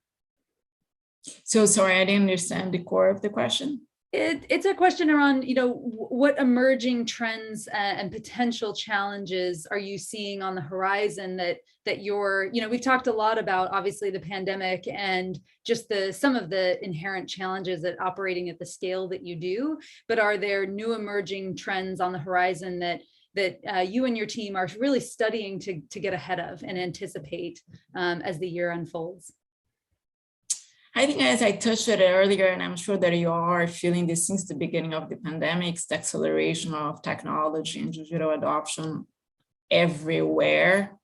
I think there was a point, I would even say pre-pandemic, that it was more like developed markets versus developing markets. I think digital and technology has leaped years everywhere. Globally, I would say, including developing markets. I think another shift that we've seen is not only about millennials, Gen Z anymore. Everyone, boomers like 50 plus, were using technology and digital channels. I think that probably will not go away. So it's not very new and emerging for 2022, but I don't think that's gonna stop, actually. I think the challenge, we just spoke a little bit, because I think on top of COVID, we're having all these extra layers as business and marketing people in terms of how do you make sure that you price well your innovations or your renovations, right? Or that you are available or you create alternative channels to access your consumers, right? So in some parts of our business, we're going direct to consumer, and that's a channel that is usually debatable for CPG. But we have a wonderful initiative called Ice Cream Now, that you can get ice cream in 2 hours in different parts of the world direct, obviously through an ecosystem of partners. But anyway, I think I'm talking about acceleration, some of the trends that we had seen, and I don't think that's going to stop. Yeah, I know, years ago, there was this notion of local giants, the challenger brands in certain markets that were small but growing. And I think the direct to consumer trend is similar, right? It's sort of, growing up in more of the native digital environment and experience. Yeah, I mean, I think it's fascinating to see how, brands in the Unilever portfolio respond to that. And I love the idea of delivery ice cream. That's amazing. So before I let you go, one last question, which I think is a perfect one to end on, which is, what advice do you have for marketers who are early in their careers? And can you impart 1 or 2 leadership lessons or lessons from your career that you really learned from and that shaped you as a leader today? Thank you for the question. I think if I could share something that I wish I had known before in my career, is to understand what is my own purpose in life. I found that out officially, if you're really thinking hard, quite late in my career, in my life, even though I think in the end, without knowing, I was living my purpose. But that's one advice that I would have loved to have when I was younger. What's your purpose? And therefore, what is the alignment of what you want career-wise and even your personal life and to be. And in terms of leadership, I'm a believer in servant leadership as a style. You're here to serve your team and in the end to serve your consumers and customers. And ultimately, I think, which is very aligned with my own purpose, to impact the world at large. So I hope that is a bit of inspiration to great tips. insight. Great way to walk the talk, as they say. Well, thank you so much. It was incredibly insightful, and you shared so many rich case studies that I think really bring to life the mission. So thank you so much for sharing today. Thank you, Jessica. It's a pleasure. Yes, this was fantastic, Deborah, Jessica. Again, it was wonderful. So we really appreciate you spending some time with us, sharing with our community, just helping us set the tone for the year and getting into your heads as marketers and leaders. So I hope to see you both again soon. Maybe one day in person. I mean, we're all hoping, right? I know that there's obstacles, but we'll be out at Super Bowl and South by Southwest, and hopefully we can find ways to bring our community together safely, and we'll get back to normal at some point. But thank you so much. Yes, amazing feedback from the community. It's been a pleasure, and we'll do round 2 soon. Thank you so much. Thank you. Bye. Bye, everyone. All right, we're going to keep rolling. 2 more fantastic sessions today. And don't forget, we have an absolutely killer program tomorrow. And then the next day, and then the next day. This is, we're going to keep rolling the show. Jay Whiteman, the Global Head of Digital Experience at Manulife Investment. And we have our moderator, Matt Kaplan, the Vice President of Brand Partnerships at Cheddar. So we're going to dive into the world of, I guess, financial services. So let's bring on Jay. It's been a fantastic and fascinating category, seeing the kind of technological disruption of the investment category and that whole space. And we'll see what we hear from today. So let's bring on Jay and Matt. Welcome to our virtual stage. How you guys doing? Hi, folks. Good. Thank you, David. All right. Awesome. I'm going to turn the virtual stage over to you, and I'll be back in a little bit when it's time to wind down. Great. All right. All right. Thank you. So why don't we start by, I'm Matt Kaplan, Vice President of Brand Partnerships at Cheddar. If you don't know Cheddar, we are a financial news network that's focused on reaching millennials, sort of the intersection of business, technology, and culture. But more importantly, we're here to hear from Jay. Jay, why don't you take a moment to tell us about yourself, and let's talk a little bit about Manulife, because as we discussed yesterday, it's new to me. Yeah, sure, absolutely. So I am part of Manulife Investment Management, which is the fourth segment within Manulife. So Manulife is a global brand. Many of those in the continental U.S. will know us as John Hancock, as the brand that we do business as in the U.S. And so in 2004, we merged Manulife with John Hancock in order to offer solutions globally, both insurance solutions, banking solutions, as well as wealth and asset management solutions. So the part of the business that I'm in is the wealth and asset management part of the business. And so what does that mean? Well, that means globally, so that's in Europe, Asia, Canada, and United States. We offer solutions for retail investors. So if you think about ETFs and mutual funds and other vehicles that folks use for investing and saving. We also offer retirement services. So if you think about your company's 401k plan in the US, we offer those services and products on those platforms. So when you sign up and you enroll, as well as what you invest in. And then we also offer solutions for institutions. So if you think about pension plans for, say, state of California may have a union that has a pension. So those are primarily liability-driven investing. And then part of our institutional business actually is also what we call private markets. And so if you think about public market investing, you think about the stock market or things that are publicly traded. And then private market investing is things like agriculture or forestry or things like that that are privately held, real estate and things like that. So we have products in those areas as well. And my role is head of digital experience. So I'm tasked with making sure that we're delivering world-class digital experiences to customers across the spectrum. And that means when they come to us, so that's when they come to our websites or mobile apps, as well as when we reach out to them over social media, over email, over search engines, and then all of the tracking that goes along with that. So making sure that we're getting the proper insights and analytics to both make a better user experience for our end users, but also give the intelligence to the business to make sure that we're providing the right the right products and services that the market wants. Great. I think from a getting started perspective, let's talk a little bit about the industry, because obviously, like most industries, it's been disrupted by digital and it's going through major transformation. So can you talk a little bit about sort of the impact of all the trading tools that exist today, whether it's the Robinhood or Weebles of the world, and I mean, we could start there, but sort of going down to the, how sort of meme stocks and Reddit are impacting financial markets.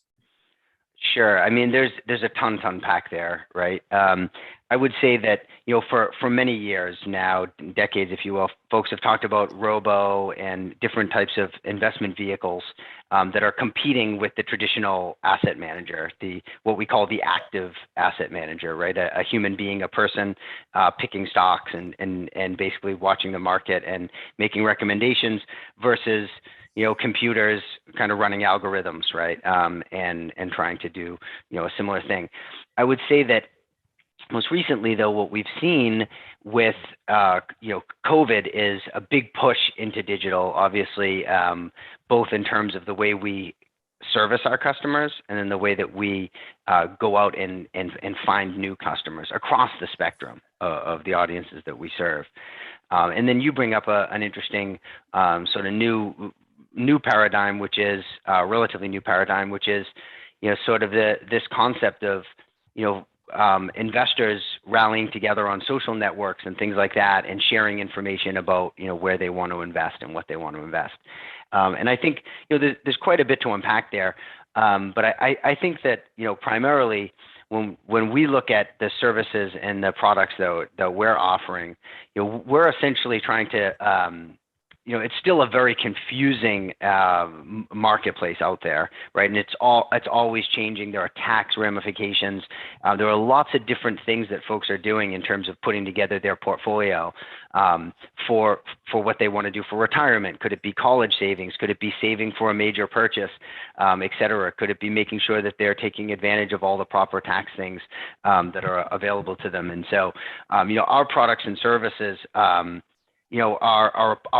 part of that entire sort of ecosystem, and we have a broad set of offerings given the size of the organization. I mean, $880 billion Canadian dollars assets under management is quite a lot of responsibility, and that's across our retail investing platforms, our retirement platforms, as well as our institutional investing platforms. But you make an interesting point when you start thinking about the way that new investors want to invest, right? And you start thinking about people talk about the GameSpot example or some of those other ones, and I think what we're seeing really is not necessarily something that is necessarily that new. I think we are seeing a trend among the younger investors that they're more outcome driven in their investing versus returns driven. I think what folks are looking at is they're saying, yeah, I want to make a return on my money, but not at all costs, right? That's not the ultimate end.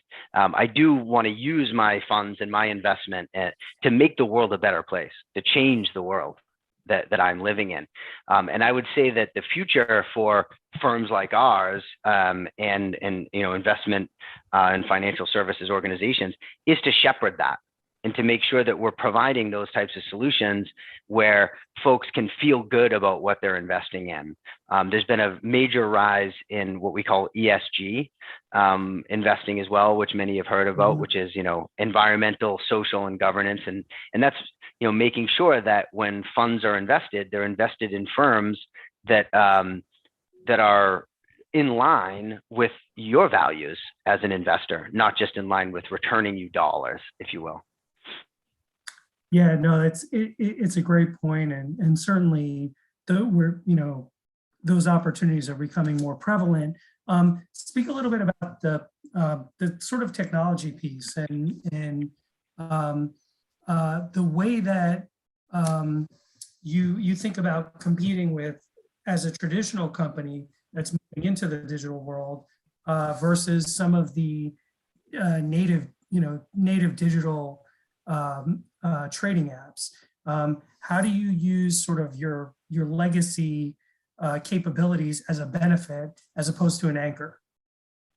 Yeah, well, I mean, I think it's rather interesting, right? Because today, when you look at the actual world of investing, it's not very de-intermediaried, right? So a majority and a vast majority of the investment trading that's going on today is still intermediary driven. That means it's through a financial advisor, through a platform, through that kind of mechanism, and that's that way for quite a bit of reasons. The complexities that we talked about, but then also the trust that's created in that, and then also the stability in the market that creates as well. But we don't necessarily compete in the same way in the direct consumer market. So one of the things that we're looking to do is to put tools and put information into the hands of those intermediaries in order to help them make better decisions about their portfolios for their customers and to better educate those customers. Because we believe that a better educated investor is going to be happier with their investment portfolio. They're going to be more enrolled in it, and they're going to do better at achieving their goals. So if it's really hard for me to speak broadly because of the breadth of the offerings that we have. But if you think about the retail market, for instance, which is the mutual fund, the ETF business, et cetera, folks are taking a much more hands-on approach to their investing, right? They have the apps on their phones. They're looking at markets. They're hearing about this information, and what they want to understand is, how does their portfolio match up with what they're hearing and reading, first of all? What are the inherent risks? And how does that match up to the type of investor that they are, right? Not all of us are, cleaning out our savings account and going to invest in the next cryptocurrency because we don't have that kind of tolerance for risk, right? Where others do. And so part of the job is to make sure that we put those tools in the hands of both the end consumer and in those that are intermediating and helping them and shepherding them along, in order to help make the proper decisions for those customers.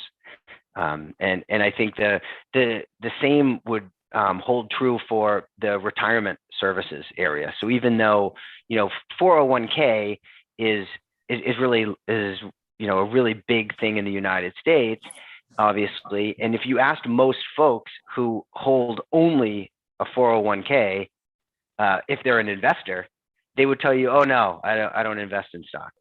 Where, as a matter of fact, you are an investor. You do invest in stocks, and you do, have quite a bit at stake. And so, again, providing that information and making sure that folks understand, what it is that's going on with their dollars and their retirement dollars is vitally important. And when we do a good job of that, what we see is that the retirement plans do better, right? Because they have the types of products on the plan that people want. People are investing more because they see the value, they understand the value, and they're more prepared for the next stages of life.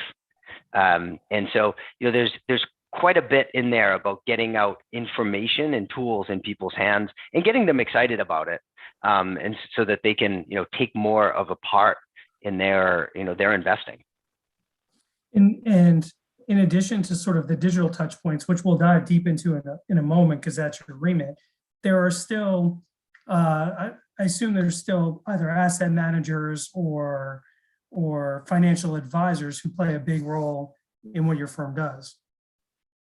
Absolutely, it can't be overstated. When you think about when folks go to a firm and they're going to an advisor and they're looking for that advice, the products and services that are both available on that advisor's platform, as well as the ones that they select, are carefully chosen, right? And so those get chosen based on their performance, what market need they meet, and where they fit into the overall portfolio that that business wants to offer to its customers. And so, as a big part of our job is to make sure that we're meeting those needs. We're identifying where there's an advantage for us in the marketplace that we can meet. There's a need that we can meet, making sure that the message is very clear as to what that need is, and that it can be easily explained, and then that we can put that in front of folks at the right time on the right medium, so that we're there when those conversations are happening. Got it. Now, sort of pivoting slightly, one of the things that's interesting about your role is you're responsible for the full funnel, if you will, digital touch point with prospects through, loyal customers. Can you talk a little bit about how you think about that soup to nuts? And then I guess we could dive into some specific areas, but just first, big picture, how do you think about that consumer journey all the way from someone you've never interacted with as a marketer before to the people that have been with you for a decade?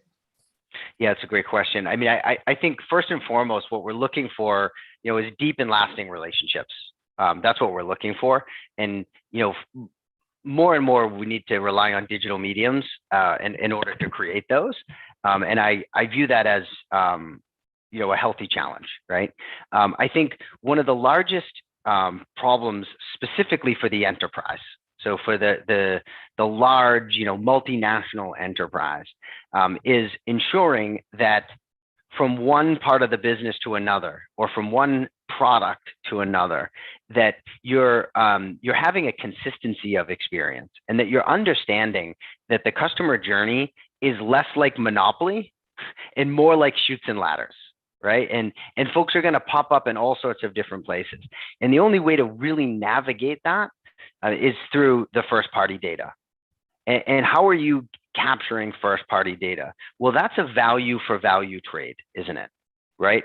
I'm asking you for your attention. In exchange for that attention, I want you to identify yourself.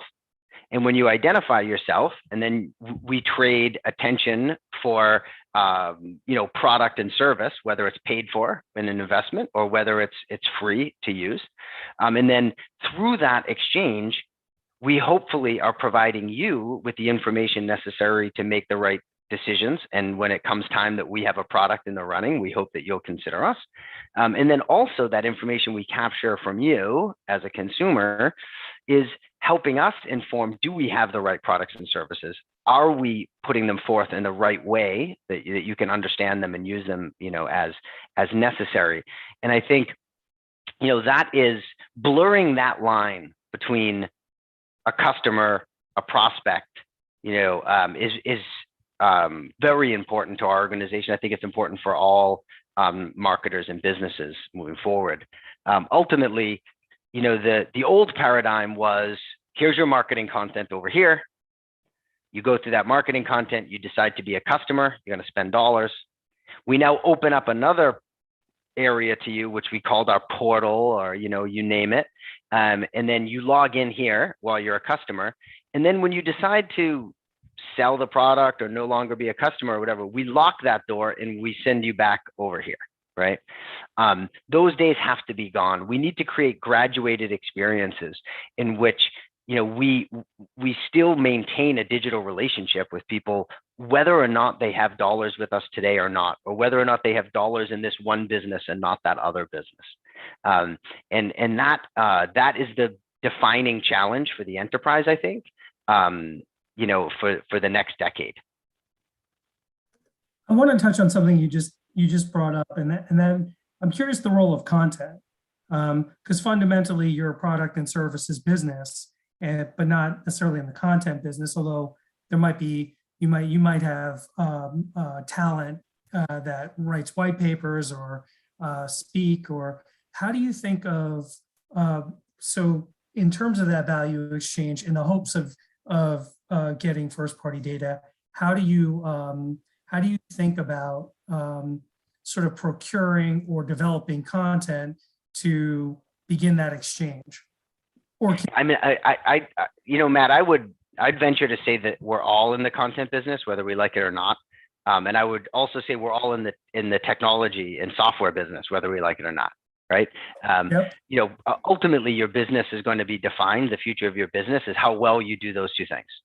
How well do you manage your content, and how well do you manage your technology? Right. We luckily have made a commitment many years ago to build a strong stable of writing talent. We have a very large editorial group within the organization. And, something that the head of editorial at our place always says is, there's writing done in every organization. The question is whether writers are doing it, right? And so, we made an early commitment to that. And so part of that, really, education is a huge part of what we do, okay?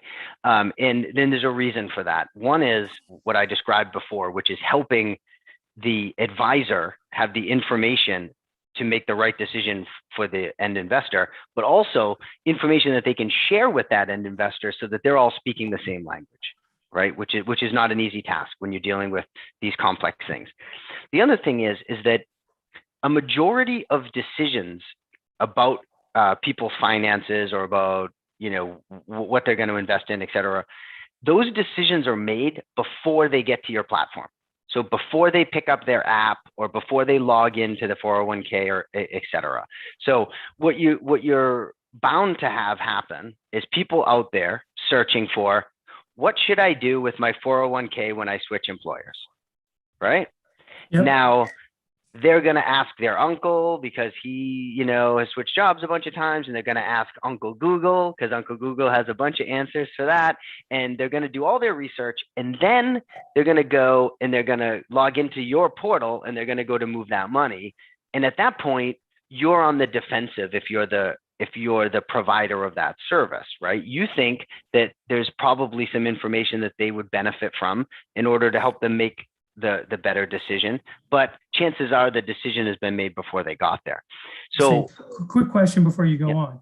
And if the the outcome or return isn't what they expected. It's expected is they don't blame Uncle Bob or Uncle Google, they blame the provider. That's exactly right. Or you just never get they never understand why, and you've lost the opportunity. But either one is equally as tragic, right? And so rather than being on, the defensive, it's really about trying to understand. Again, when you talk about first party data, when you talk about those sorts of things, first of all is you have to be out there in the conversation. So when people are doing Google searches, or when they first get exposed to their plan, we're talking about retirement now, so I'll stick with that. They're learning about their 401k and what is offered. You got to start that education process there, so that they know the questions to ask, so that they know the things to look for, and then also looking for opportunities to get that information in front of them at the right time. There are probably very key indicators that somebody is getting ready to make a specific decision about a specific product or service based on what they're looking for, what they're reading, their activity, et cetera. If you can identify that, you can be a great help to them by surfacing that information at the proper time, right? So a lot of folks, when we think about marketing based on data, people think about Big Brother or this oppressive thing where somebody's trying to do something to you. I don't look at it that way at all, in the way that we approach it in our organization, and the way that I think that all good marketers do approach it. I think the idea is that I have something that I think is valuable to you, but it's probably not valuable to you right this minute, and it's probably not going to be valuable to you at this X time in the future. There's a period in which this is valuable, and I want to make sure that I get you that information at that time and on the platform that it makes the most sense for your liking. Are you somebody who goes to YouTube to learn about things, or are you somebody who prefers to read dense white papers, or are you somebody who prefers to chat with someone or talk to someone on the phone, et cetera? So excuse me, understanding that about your prospect or your client, and then understanding the propensity, right, to either purchase or inquire or whatever, when that is, and providing the right information is just as vital as having a great product or a great service. So let's pivot the conversation directly to data now. And obviously, another place where our world is evolving is in terms of data and privacy. Talk a little bit about sort of how you're navigating, the landscape, especially from a global perspective, because while there are similarities, I think a lot of the new restrictions differ from location to location. Yeah, it's very true. And even within the United States, you see some varying sort of degrees. California has their own Consumer Protection Act versus, New York has long had, different restrictions than other parts of the country as well. And then, yes, it gets more and more complex when you move beyond legal entities, you move beyond borders, et cetera. There's no silver bullet, right? I think, ultimately what my approach has been and it always has been is do no harm, do no evil, right? So, we're trying to make sure that as we move forward with initiatives, if there's a part of the world or a part of the country or something where it's ill-defined or we can't really figure out how to best serve it, it's best not to go there in that area. And for us to, provide those types of things in areas in which it's commonplace and people are used to it and accept it, right? Because I think, in the US, we've benefited, as opposed to say Europe, right? In the US, we've benefited from very loose legal ramifications and laws, et cetera, around data privacy, et cetera. Primarily, that was about not within a company, right? It was about companies who were taking data and instead of using it for the good of their customers and their good with their customers, packaging that up and selling it all around to other places that was unknown to that customer, right? So that is not the business that I've ever been in. Not to I'm not saying it's not good business. All good business is good business until it's not, right? And so, but now that's not good business. Consumers have spoken; they don't like that, and that's where I see the largest challenge coming forward is the third-party data components getting shut down more and more for folks, right? So you need to own the relationship, and that's back to the first-party data, right? There needs to be a relationship with the prospect, with the customer, where they thoughtfully trade value for value with you.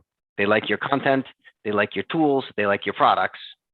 As a result, you capture data. You capture that data and you use it to make better products and services for them, and a better user experience for them, and only that, then I think you create a circle of goodness with your customer and prospect, and you keep yourself out of trouble. So does that mean for when you're trying to mine prospects, you're really using contextual or context as a mechanism to find new people, to even introduce that first introduction where you say to someone who would benefit from this content, let's start to create that conversation where it can potentially move someone down the funnel? Does that mean like that's the approach? It's really contextual? That's what we try to do. And we also try to, the app model of freemium, we try to use that as much as possible as well, where, if you're searching Google and you're like, I'm looking for a tool that's going to help me, model my 401k savings, right? Or my investment portfolio, and you click the return, and the first thing you get hit with is register now, or, how many of our products are you going to put in there before you start using, you're not going to get anywhere, right? The idea is to put real tools that provide real benefit in people's hands. And then for advanced features and functions that actually require a relationship, that's when you ask. So meaning you've done a lot of work now in this tool to put in some information and whatever else to get your result.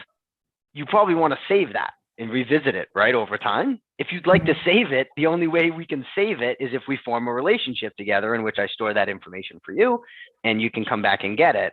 Oh, and by the way, if you'd like, I can inform you when changes happen in the market, et cetera, that influence the thing that you were looking at. So that's a benefit in a service that we're putting out there. And, there's no money has changed hands, right? At that point, well, what's happened is, we've tried to be an educator and to spread, good information for folks and tools for folks to use. And folks have enjoyed that. And then created the quote unquote account. I don't like using that word because people think about it with dollars and cents, but they've created the digital relationship with us that is identifiable. Got it. We're winding down and almost at Q&A, but I think you mentioned when we started,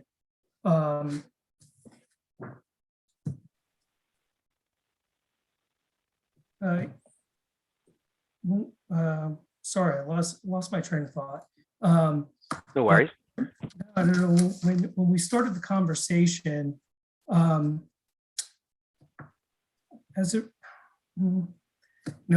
it wasn't something we had prepared, and yeah, you said something at the beginning. I can't find it.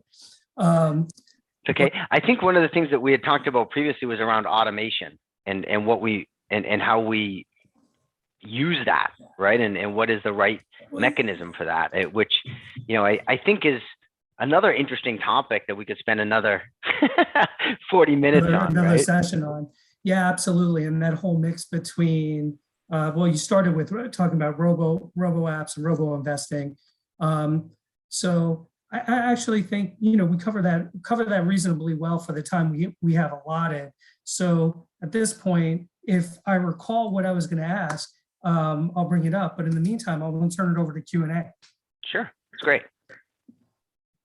So the first question is, how does basically ESG or purpose-based investing play a role in your digital marketing efforts?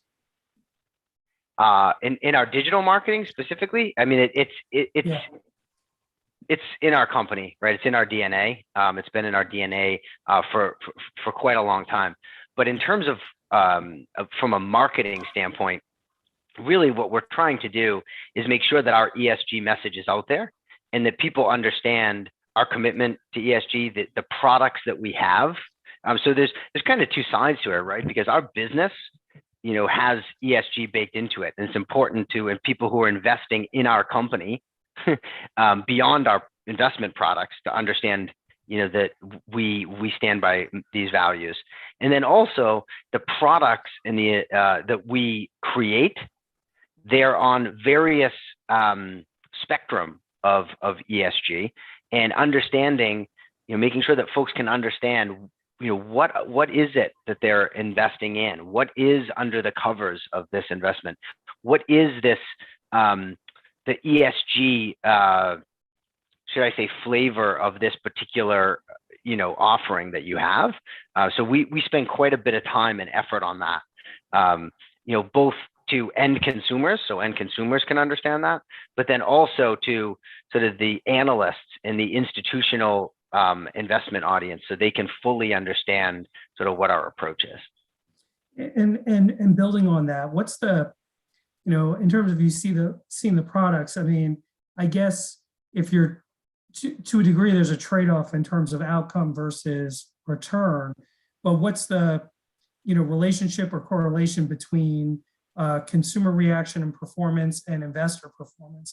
I mean, we did have that conversation about sort of that meme stock where there's purpose behind, GameStop, the rise of GameStop, the purpose is really completely divorced from anything to a GameStop performance. Whereas you would think with something like Tesla or some EV product, there's greater relationship.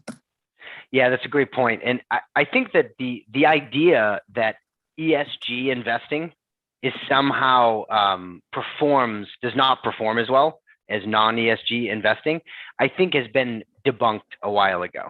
I think you can do you do good sound investing in ESG in companies that have good ESG track records and good ESG practices, and those that aren't. I don't think that there's necessarily a trade-off there necessarily. It's more around, I think, as you said, like what specifically is it that you want to champion, and what is it specifically that I don't want to get over my skis because I'm not an investment professional, but when you start thinking about non-ESG, if you will, I'll use as a term, there's actually a lot of risk baked into that, right? So as you've seen, when public sentiment or folks decide that they no longer want to spend money in an area of the economy that has to do with, let's say, fossil fuels, right? That has an impact on the companies that you're investing in. So, or when there's something that happens in the news about a company who's not having fair labor practices or things like that, those are all things that ESG investing looks at. So there is an element where ESG investing actually de-risks your portfolio in a way that, maybe goes under the radar for those who aren't that familiar with it. No, it makes a lot of sense. We have another question. Do you see a role for brands in financial services or insurance on platforms like TikTok or other emerging social apps? I never say never. So the thing with the social platforms that I've always said is, look at it as sort of a pickup basketball game. Right? There's a pickup basketball game. Everyone's there playing basketball because they like basketball. They're there to do basketball.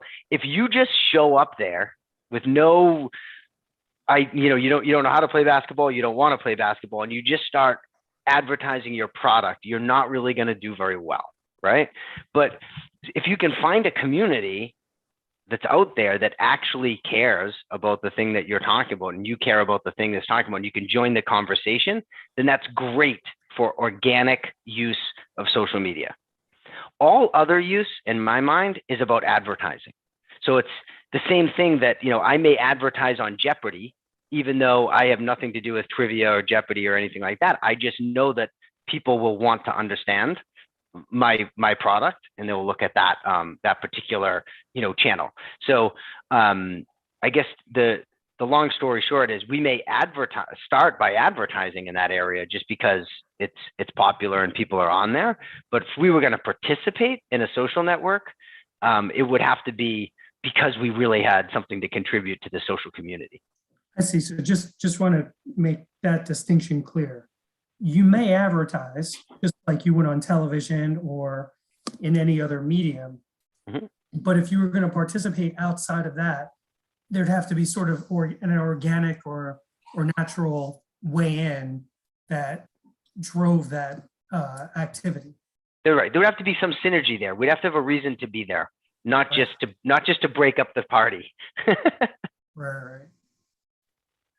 Hey, I'm just as a TikTok user, I mean, I think that there's interest. It is interesting to see from a consumption standpoint. There's definitely people on there giving financial advice, how to save money, so you never, like you said, never say never. I don't know, it's a regulated industry, right? Like what you're allowed to say, what you're not allowed to say. But, it's interesting because it's not just, platforms like that, it starts people doing fun dances and, doing stupid things for attention, but like it's become a real, I've learned cooking strategies and, you learn, it's become something of an educational platform, if you want it, right? Like it is what you want it to be, what you make of it. So, but this was great, guys. Thank you so much, Matt. Thank you so much, Jay, for sharing with our community. This has been, I find this space fascinating, right? Because I think when you have the confines of, maybe a more niche category or regulated industry, it creates more challenges for you and, forces you to be more creative to, circumvent them. But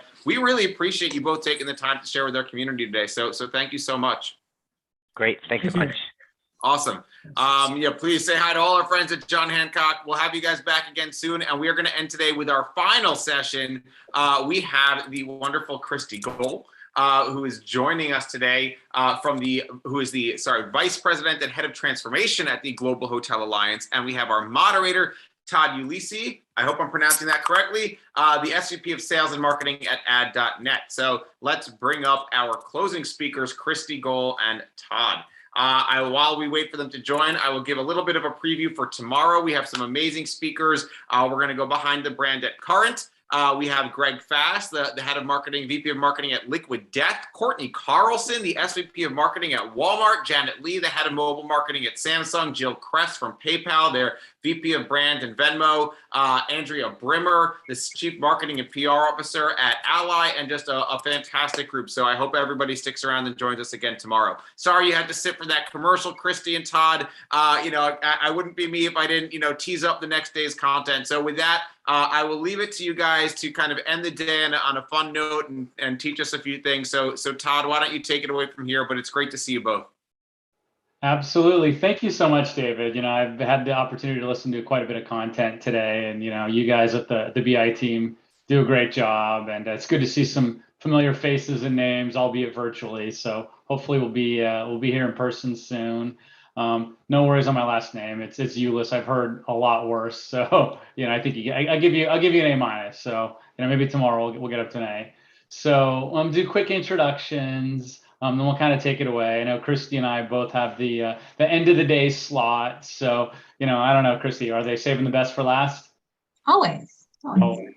So, as David said, I'm Todd Ulyss, SVP of ad.net. We are the marketplace outside of Google and Bing. We help most of the brands extend their reach to reach incremental customers. I've been in digital for my 22nd year. I was brand side and then agency side, then platform side. So it's definitely been a fun ride from the initial days of the market. So let Christy do her introduction, and we'll have a fun end of the day chat. Yeah, I love it. Thanks, Todd. Hi, everyone. Thank you for staying on for this long, and I hope that you have a little bit of energy to get through this one.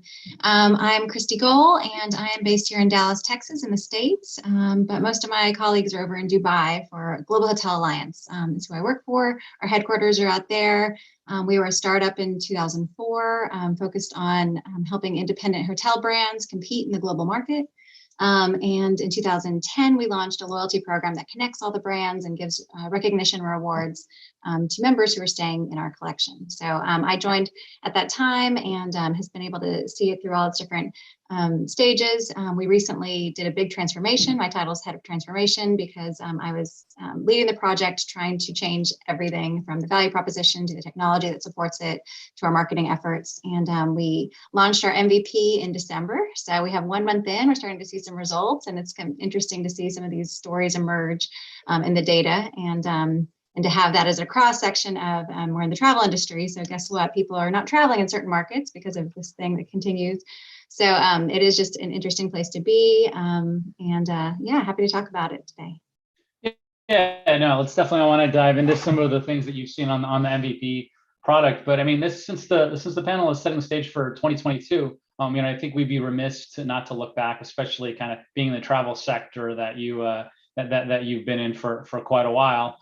Tell us what you've seen, from 20 and 2021, and if there's things you've learned, and if you things pivot, maybe kind of talk a little bit about some past history, and then we can kind of talk about, how you've been able to level set, for 2022. And I can open up to other sectors if people are bored about travel, but we'll go through it. Probably could take 99% of the time on travel. Yes, love it.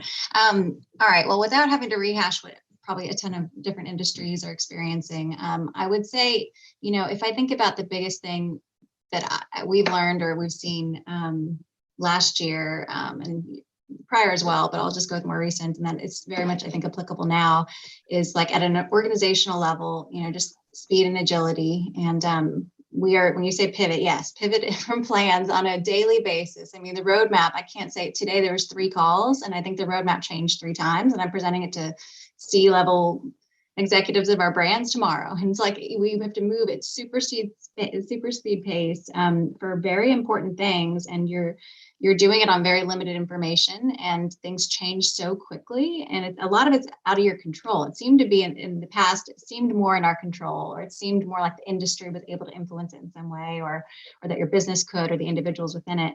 And now it's, there's this pandemic thing, it just changes stuff so quickly. Like even today, I saw Hong Kong just said 150 countries can't come into their airport. And it's like, well, that's new. So from a marketing standpoint, your content has to be extremely careful because you can get it wrong so easily.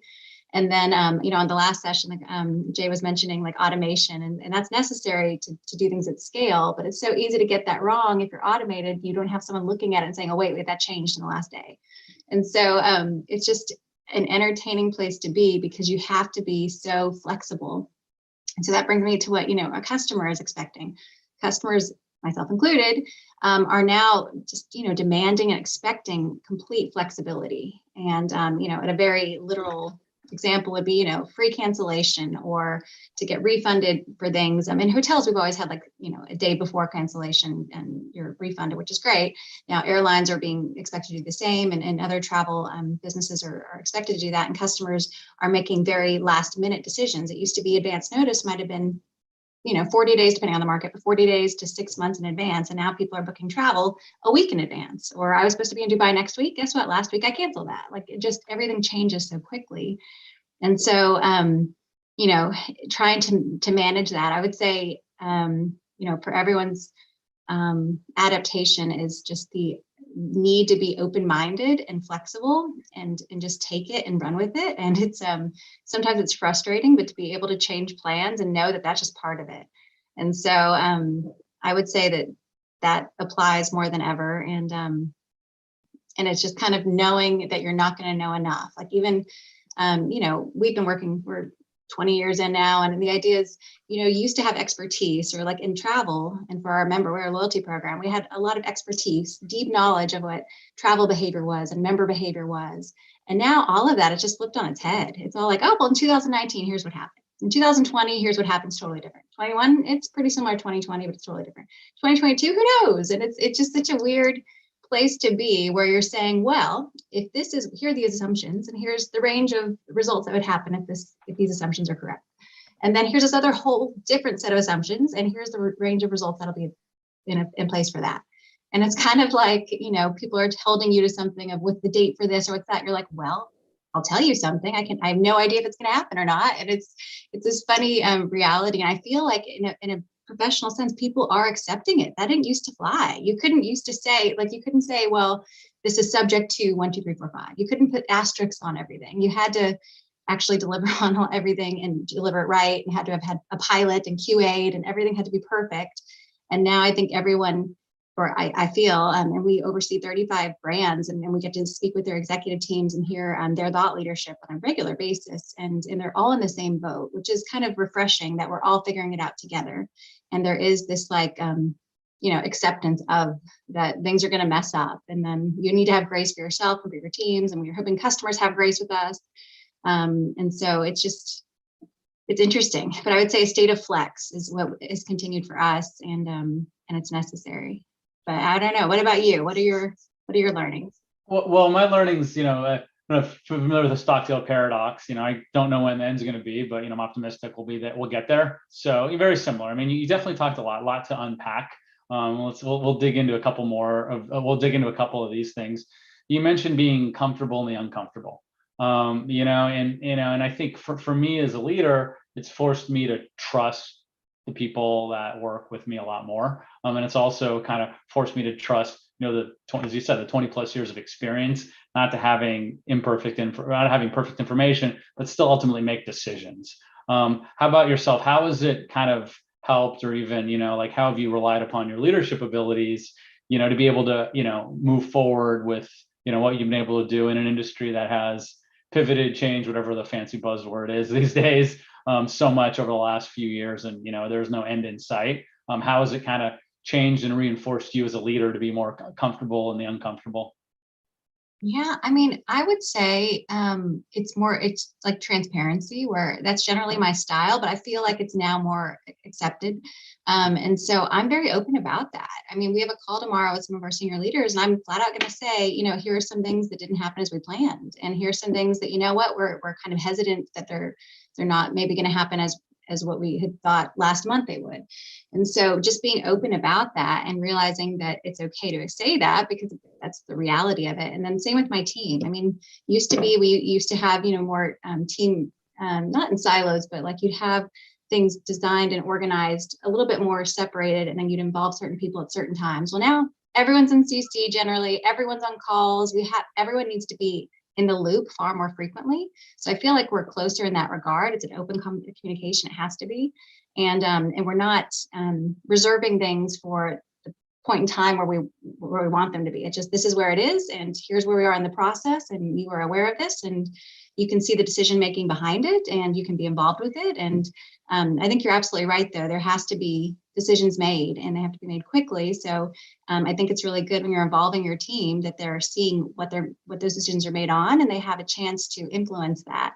And so, I mean, actually, you know, I was having a call with someone earlier today, and I was just saying, okay, well, tomorrow is this important meeting. We're going to make some calls on certain things, make sure we're doing the most informed decisions there as possible. Give me the information you have so we can use it, and we'll digest it on the call, because we have no time prior to that probably. And so it's very fast paced, but I would say the transparency thing helps, because then everyone's on the same page together. You don't have to get everyone up to speed with a pre-meeting. They were on that email with you, or they were in that dialogue, that discussion was had at that meeting prior, and everyone's just more involved in that sense, which sometimes people feel it's not even just meeting fatigue. We're all remote, so your only communication is either email or a call. So everything's a meeting in that sense.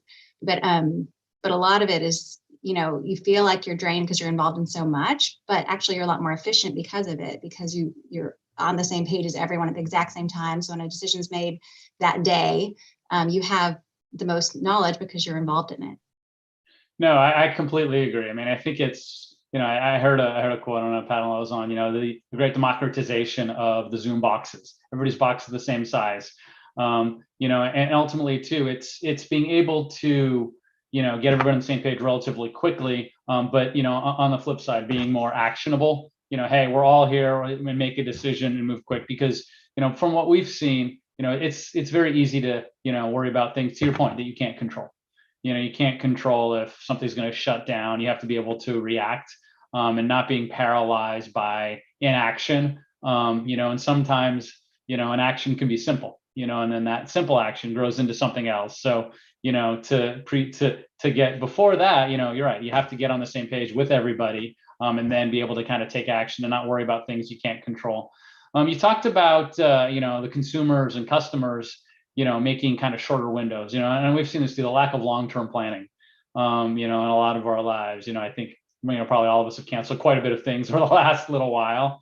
When we have to stay nimble. Even I know we talked about have children, having children in school these days, you have to stay nimble. From a consumer perspective with travel, are some of the brands you work with seeing, spikes in sectors that they might be, more closer stays, obviously over and above lower consumer demand? Are they seeing spikes in certain things that, because of the lack of short-term planning? Are they seeing more specials? Are they seeing more leaning on loyalty? What would ultimately be on the positive side that you're seeing from, the shorter term, not, hey, we're going to take our vacation in 2 years to Hawaii kind of thing?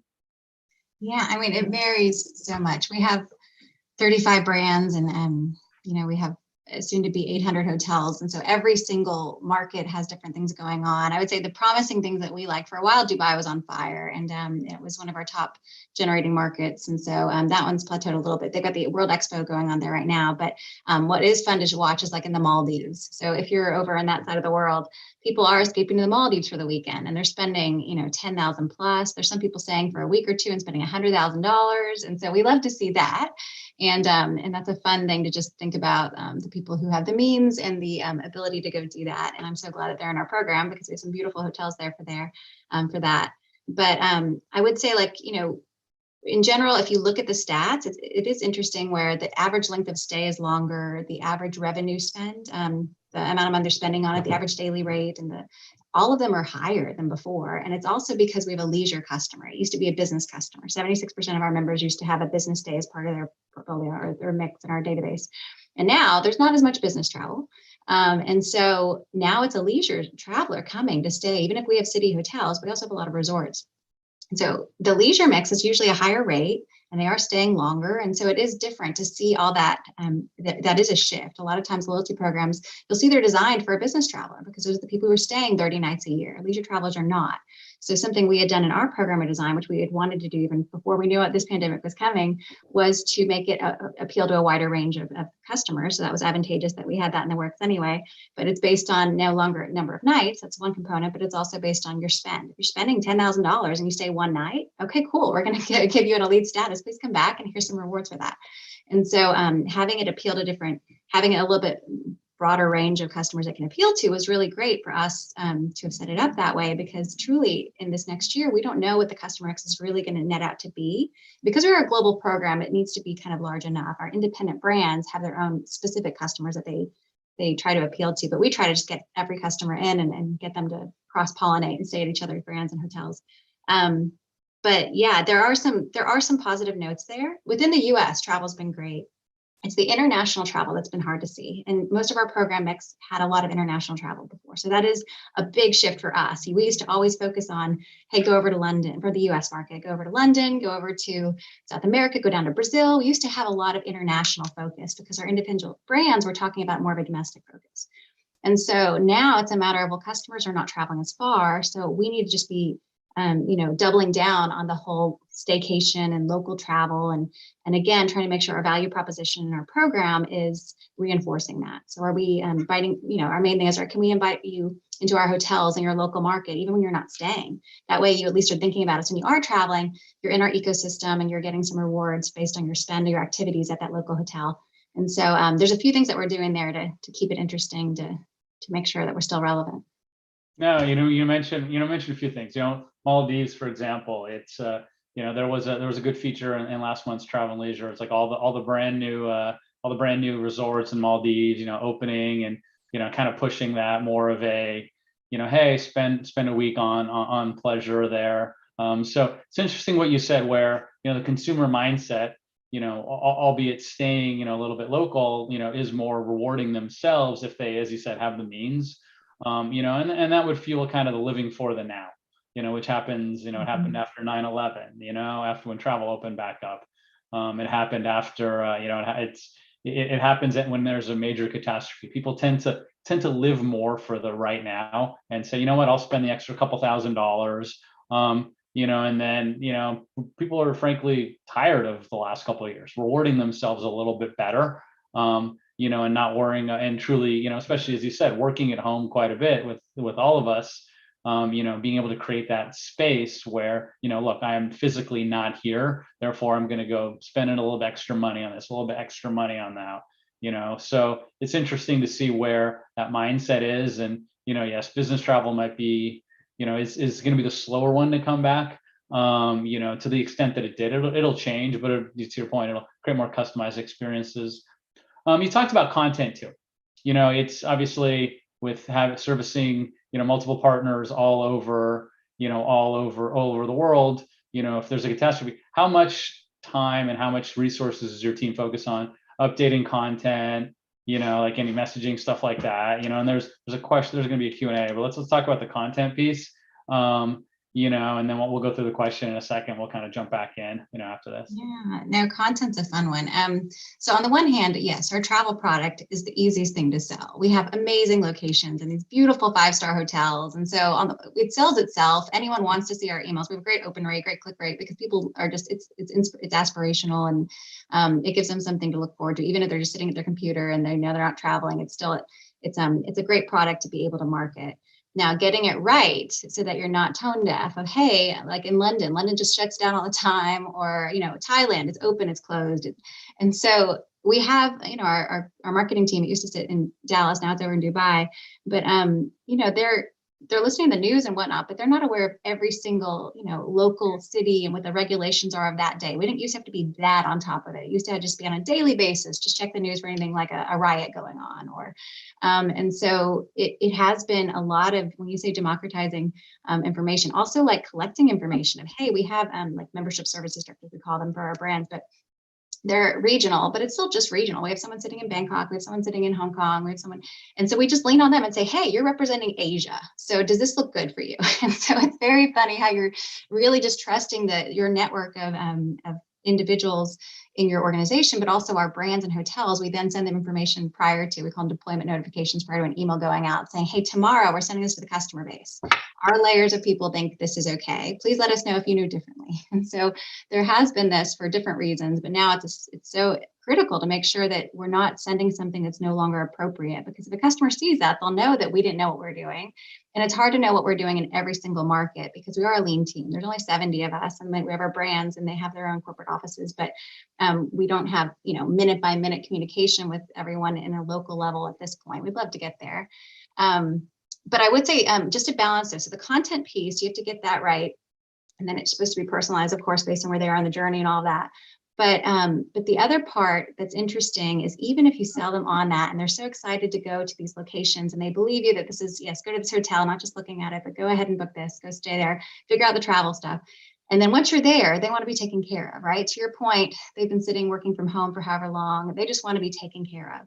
And I know this is not content related, but it does remind me of a big operational dilemma we have in our industry where there's no staff to take care of them. We would love to take care of them, but as marketers, we're telling you what this wonderful 5-star service is, and it always has been at that hotel.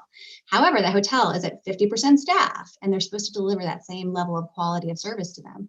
And it's something that we're really struggling with. And it was, I think, yesterday I was reading how in the hospitality industry, more so than even like food and beverage and dining, is the turnover has been so extreme for different reasons. Front of off, there's some low salaries, but also if you're doing housekeeping or dishwashing, it's not the most glamorous. You could be doing something like Amazon deliveries, and maybe it's a better lifestyle choice for you. And you could be making more money for that. And so as an industry, we're really up against some operational challenges right now that didn't used to be at the forefront as much. We used to be able to fill those gaps a little bit more easily. So you've got a customer expectation, you've got a marketing content. If we can get that right, that's already there. And then you've got the whole can we deliver on what we're promising you when you do show up at the hotel? And that's something that we're trying to work on. Yeah, no, you talked about the, trust, kind of shooting something to the team in Asia. Businesses have had leaned into more trust of their partners, like kind of, and that happens and is established over time, not in the short run. So, you did talk too a little bit about, the thing that's now rearing its head is the labor supply. Be it people are sick or they just don't want to work or they're getting, hired at other companies. We were dealing with shortages in supply chain. Now we're dealing with shortages in labor supply. To any consumer, I would advocate, and even kind of business partner, with empathy. Just understanding and sitting and and being able to have that conversation, just preaching, look, things will get there. You will get your extra toothbrush in your hotel. It might take 12 minutes, but you will get it.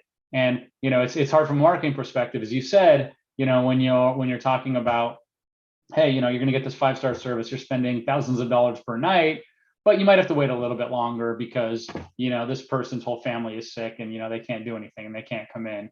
So it's hard to be able to find that balance from a content perspective. So I can empathize. One of the questions from Sophia, I want to go through a couple questions, and whoever is online, feel free to post questions and we'll answer them. And then I want to talk a little bit about the MVP program after that too, Christy, that you kind of launched recently. So from Sophia Moinpur, how do you plan into influencer marketing to build brand awareness, or some of the hotel partners, how do they plan into that? Yeah, I'm sorry, I want to make sure I was reading one of them on the side. You said, how are we planning to build brand awareness? Yeah, how do you plan into influencer marketing to build brand awareness? So. Okay, well, interesting question, because our program, the reason why I had to give such an introduction to GHA is you probably haven't heard of Global Hotel Alliance. So as a company, we don't have much brand awareness in the US. We do more so in Europe and Asia. And then as a loyalty program, our program is called GHA Discovery. And again, you probably have no awareness of that because we spent $0 on advertising, which is funny because Todd's on ad.net. But we have a different business model of how we acquire customers. We have it'll soon be 20 million members. So it is effective in its own right. But brand awareness has been something that we have been challenged with because we don't advertise. And previously we didn't do PR as well. So with the launch that we did this past December, we did finally get a PR consultant, and we started doing some PR efforts. And I can say we've had 343 coverage postings about us in the last 3 months, which is great. And we did like $700,000 worth of media coverage, all from just making sure the right people, the right journalists knew about what we were doing and that we could answer their questions. So I think for building brand awareness at a central level for our program, we're trying to get the word out there as economically as possible. We don't have money to be throwing at that right now. And then our brands have wonderful brand awareness. So like, again, in the US, you wouldn't be as familiar with them, but in Kempinski is outside the US and they're all over Europe, beautiful hotels, great brand recognition. And Antara is in Asia, and it's this experiential brand. It's amazing. You have Marco Polo, and they're all regionally strong, and in their local markets, they're extremely respected. They have brand awareness. So our loyalty program at their hotels is called Kempinski Discovery, or Corinthia London, where Rihanna stays. It's Corinthia Discovery. And so we kind of piggyback on that. And that's kind of our business model is really set up that way. We do things kind of on a B2B level first. They're our first layer of customer, which is our hotel brands. And then they acquire customers in. And as soon as those customers are booking their hotel on their website, or if they're actually checking in at the hotel, they say, would you like to join this loyalty program? That's when we kind of take over and we do all the CRM and we handle the platform and the technology and the marketing behind it. So in terms of building brand awareness, the most thing is the brands are kind of more responsible for their own hotel awareness. And then once a customer is brought in, it's on us to make sure they're aware of this program, that will reward them across this larger network, and that they're being rewarded and engaged enough to be interested in it. Whereas our program wasn't as kind of rewarding beforehand. And so it was a little bit less reason for them to take notice. And now we have a new digital rewards currency we launched. It's a lot more, I think, lucrative for them, and people are starting to take notice. So we're using kind of a few different pieces there so that they're more aware of what the program is and drive awareness in that way. I know other sectors are leaning into loyalty quite a bit now. I mean, it makes sense. Obviously, you're shopping in your own closet. It's a lot easier to keep a customer happy than go get a new customer. How much are you guys leaning in, to the loyalty piece and the hotel brands are working with to, that family of 4 was traveling to Hawaii for a few weeks, get them to spend an extra 5 or 6 nights and spend, $10,000. How much, receptivity is the loyalty aspect being prioritized within some of the organizations? Oh yeah, I mean, they've fully doubled down. We've signed NH Hotels as one of our new brands coming in. Again, the name recognition is in the US, but they're 350 hotels. They dominate Europe and South America. And they're coming in because they believe in this program and our other 35 brands. And they're all, yes, they've doubled down. That's why they've all been willing to go along with all these big changes that we're enforcing, not only at our level, but all of our brands, all of their websites and systems and the hotel property management system, PMS, and all the training. We had to train 100,000 staff. I mean, all of that, everyone was willing to do that collectively with us because we all agreed that loyalty is what is going to be driving more business and driving repeat stays at higher revenue, higher value to our hotels. And so that was realized prior to the pandemic. We all bought into it then. And as business became more and more stretched, we realized how incredibly necessary it was. We were trying to speed up the delivery of it, which was difficult because you had less staff, but we realized how critical it was, and we all very much believe in it, which is great because we're a loyalty company. So if it doesn't survive, we don't. But fortunately, that aspect's been promising. No pressure. Yeah. So talk a little bit more. The MVP program that you said you launched last month, and interesting time to launch a new program. Talk a little bit about kind of the overall what the program is. Some of the theories you had, how you've been able to, use the word pivot, and ultimately too, how, even if things launch in an interesting time, how do you ultimately stay the course with this stuff? So talk a little bit more about the program, and we can kind of go in a little bit more depth. Yeah, well, I mean, you mentioned it is funny as a marketer, no one wants to launch something in December. It's not the right time for many reasons. But as we talked flexibility, yes, we've had a few different launch dates and collectively as a group, again, we do everything from a group mentality. Think of it like, it's always a union mentality where we have this alliance and everyone has to be on board, from the CEOs to the CCOs, the CMOs, and our shareholders, and all of us have to agree on if we make big changes, such as a launch date moving. And so there were so many dependencies and moving parts. And, the main thing is if you're rolling out, we wanted at one point to launch last summer, but half of our hotels were closed. So how are you going to launch a program if the hotels are closed? Or if they open, that person that's working the front desk was hired yesterday. They're not trained on it. They don't know the system. So there was all these components that even if everything was right, there were some critical pieces that weren't going to be there. And so you had to wait till everyone collectively was ready to go. And so that said, we designed this program back in 2019. We started customer research because our program was coming on 10 years and it was starting to mature. And the growth metrics were plateauing, and we could sense that. And, the external environment, you had a lot of Marriott Bonvoy started getting bigger and bigger. They got SPG. You had Accor with Accor Live Limitless, which was coming in as a lifestyle program, and they went all in, pun intended.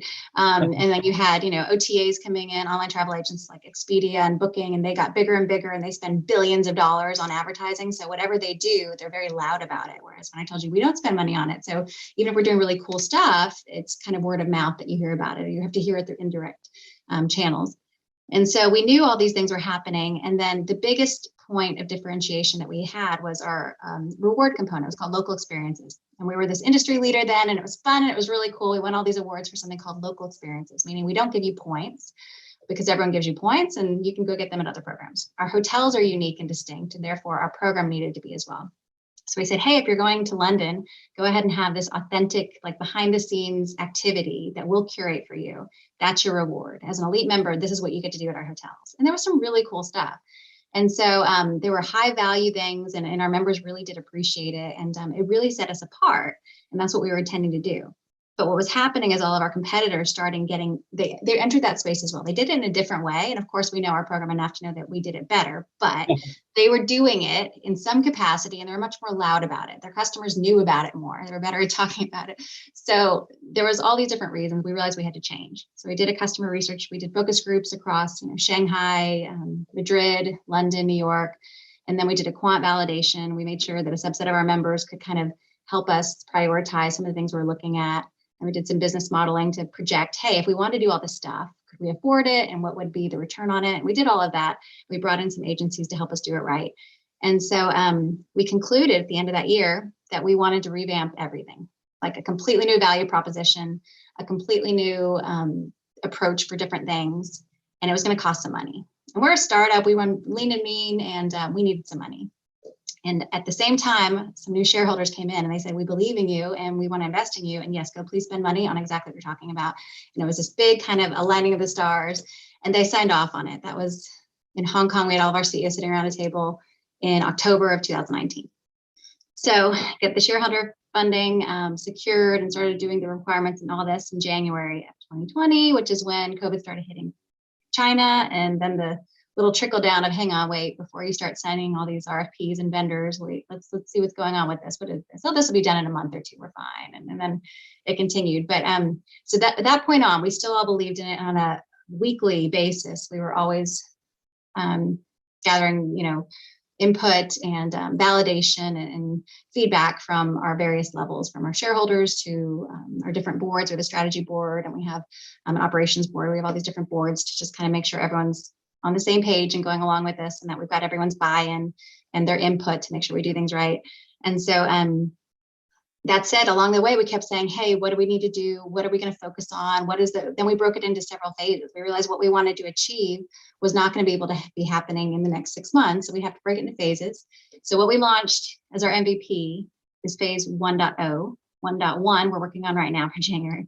There's supposed to be a phase 2 that's going to be in Q2. And then, so anyway, we have it built out to essentially 2024 of all the stuff that's big stuff that we want to be doing.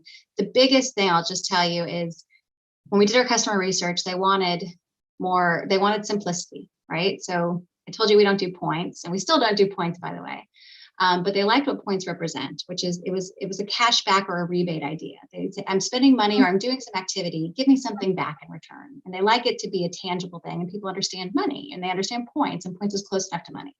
So we took it a step further and we said, well, if you want money, we'll give you money. We'll create a digital rewards currency. We've got Discovery Dollars. Guess what? We have our own currency. It's Discovery Dollars. It's trademarked, or it's in process right now.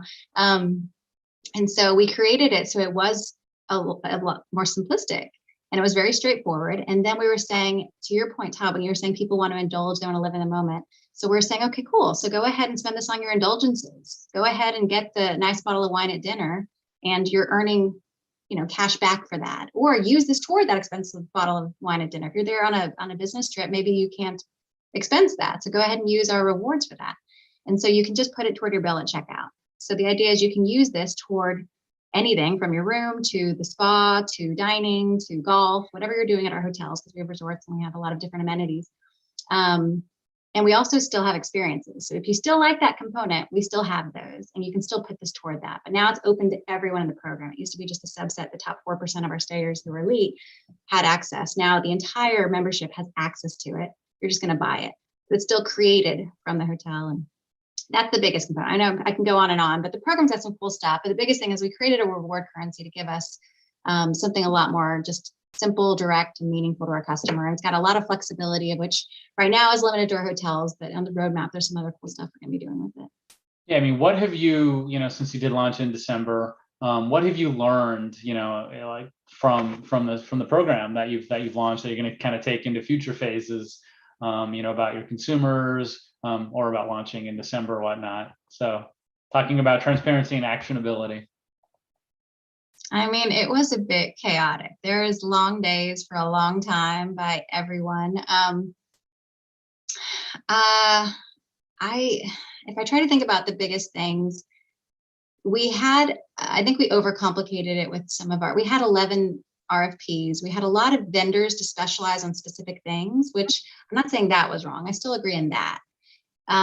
If we had had more time, and if it had happened in the chronological order we planned it out to, then we would have done some things differently. There's some vendors that were kind of redundant or unnecessary, or we overcomplicated some areas where we had 2 vendors kind of in the same space, and that really, really didn't work. And so we had some issues with that structurally. And then, there was just too much to be done. I feel and everyone knew that we were biting off more than we could chew, and we still all agreed we wanted to do it. We had to do it. So I do feel we should have dumbed it down a little bit more. We did make an MVP, and we stripped a lot. but it's not sustainable what we did. And the thing is, people got so trained with us delivering so much in a relatively short period of time based on when we were actually just able to start development and whatnot. And so now there's all these other phases, and it's like, hey, we have 2.5 months to do all of this. And the reality is that would take 9 months on a best schedule basis. And so we are kind of trying to step back and say, okay, what is sustainable? What is, you mentioned, labor supply.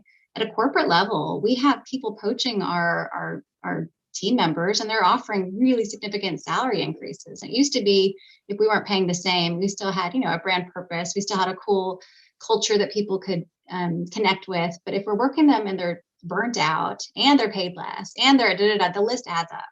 And so that's where, okay, this isn't sustainable for us or for our brands. We were asking so much of them, and at their hotel level, there's so much we've been trying to do, and we have done I'm always telling them how proud we should be, because we've done some really amazing things, but it's not sustainable at the level we've been doing it. And so at a leadership level, it's trying to step back and make sense of that. We have very high expectations from our shareholders and from our other stakeholders. And we have some deliverables that, don't necessarily look reasonable, but, what do we do with that? And so what have we learned? I would say I've learned we can do it. And then the question is, do we have to make ourselves do it? It's something that I do think we need to, the whole prioritization piece. It's like, yes, you've got 4 priorities at the same time. And everyone's like, and that's the big joke, is it's not a priority. But the thing is, yes, they're all supposed to happen. All the same one person is supposed to do 1,000. We had a resource, we have this tool called Smartsheet that we use. And I was looking at it earlier. And if you look at it like resource allocation per person on the project team, and I was 200% tomorrow, someone's 1,800% tomorrow. So they're going to do the job of 18 people full time. And yeah, that's going to happen. And so there's just so much over assigning of people and things, and it's not realistic. And so I think having to step back and say, earlier I was saying transparency. People need to have grace and just need to be aware of what's realistic and not. I mean, there are tough conversations trying to let people know what is realistic and not. And I think trying to assess what really has to happen, what's to have the biggest impact, what is the most important for the business, and also the people who are contributing to the business. No, you're absolutely right. It is, and it comes to the communication and the transparency internally, and also externally. There are, to your point, there's a lot of priorities, and you never want to hear somebody say, I'm too busy. Okay, let's just get a better job about prioritization, and kind of stepping back and say, what are the 1 or 2 things we want to accomplish? You're not going to accomplish everything, even though that is kind of in a product roadmap. It's what the couple things I want to accomplish that are the most important, and then sharing that with the team and communicating that, for obviously, as you said, the key stakeholders involved.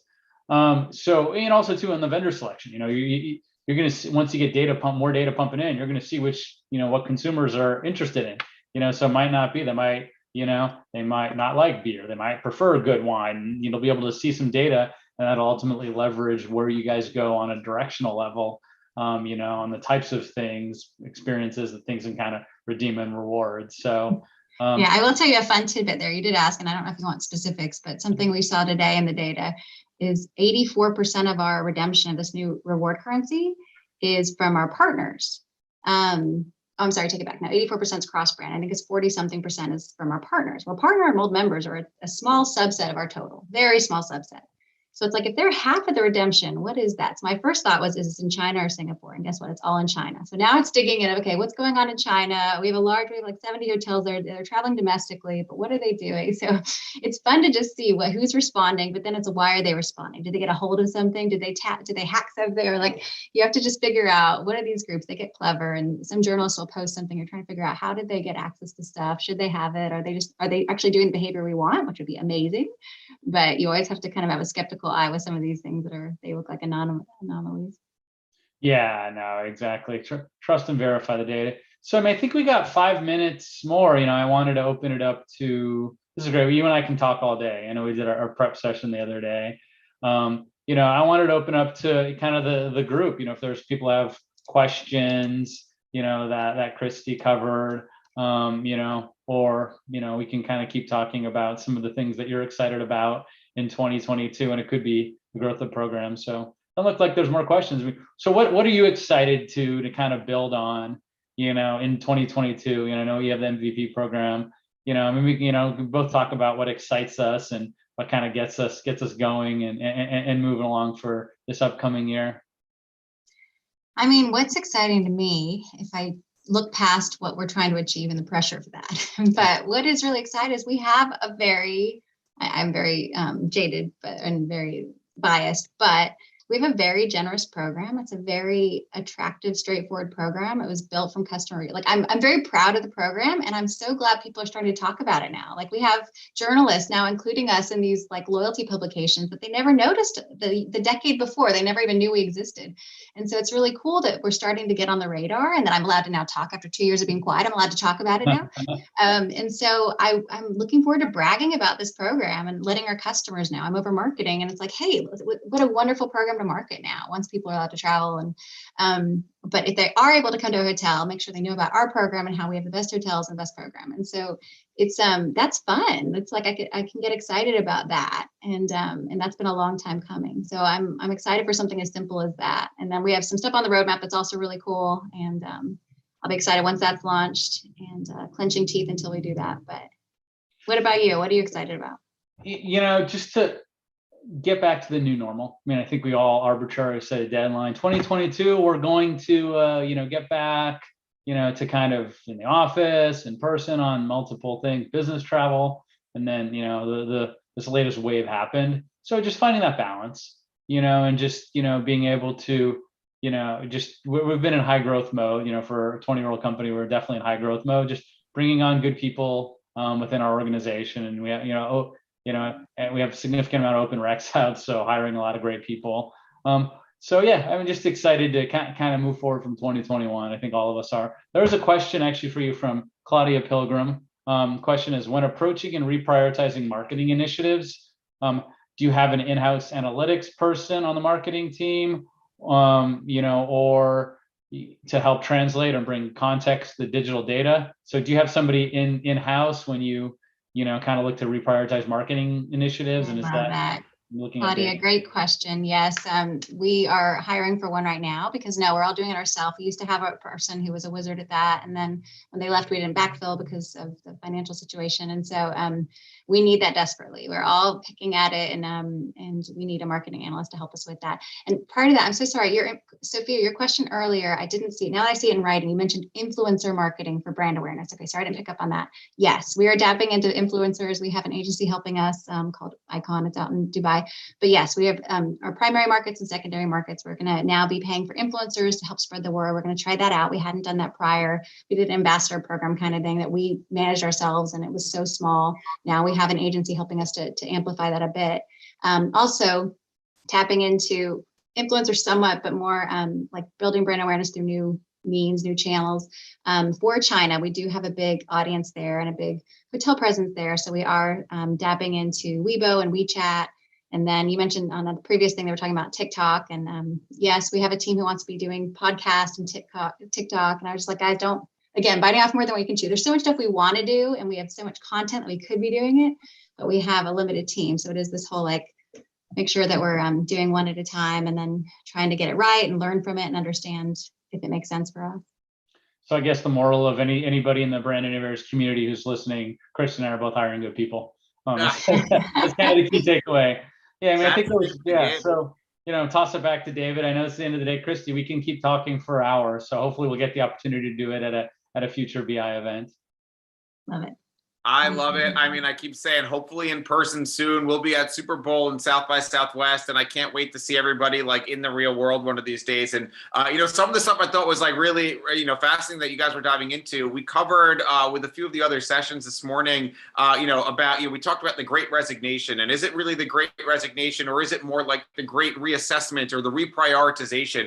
And when you think about a lot, I mean, just personally, anecdotally, I know that travel and travel experiences are really important to people. And over the last couple of years, maybe due to the reprioritization and the reassessment, maybe due to being trapped in their homes for, prolonged amount of times. But travel is really important to people. They want to get out, they want to see the world, they want life experiences. So, personally, I think, again, the business travel may still stagnate a little bit, but I think from a personal standpoint, we're starting to see that interest. At a certain point, people are just not going to hold back. So I hope you see that too from your side, Christy. And Todd, amazing job moderating and leading this discussion. Thank you so much, both of you. Amman Resorts, I'm going to make a note of that. We're always looking for great places to go. So again, thank you so much for sharing, taking the time to be with our community, and we will absolutely schedule a part 2 to dive into all the other great stuff we didn't get to today. Awesome. Thanks so much. Thanks, David. Thanks, Todd. Have a good one, guys. Bye. For everybody who stuck around, thank you again so much. Please tune in tomorrow. We have amazing speakers from Samsung and Walmart and Current and Liquid Death. It's going to be absolutely phenomenal. I won't be emceeing tomorrow, but we'll have other wonderful team members that will take you through the day. So we hope to see you soon. We hope you stay as engaged as you were today with all the fantastic comments and questions for our speakers. So with that, I'll let you go, and we'll see you back here bright and early tomorrow morning.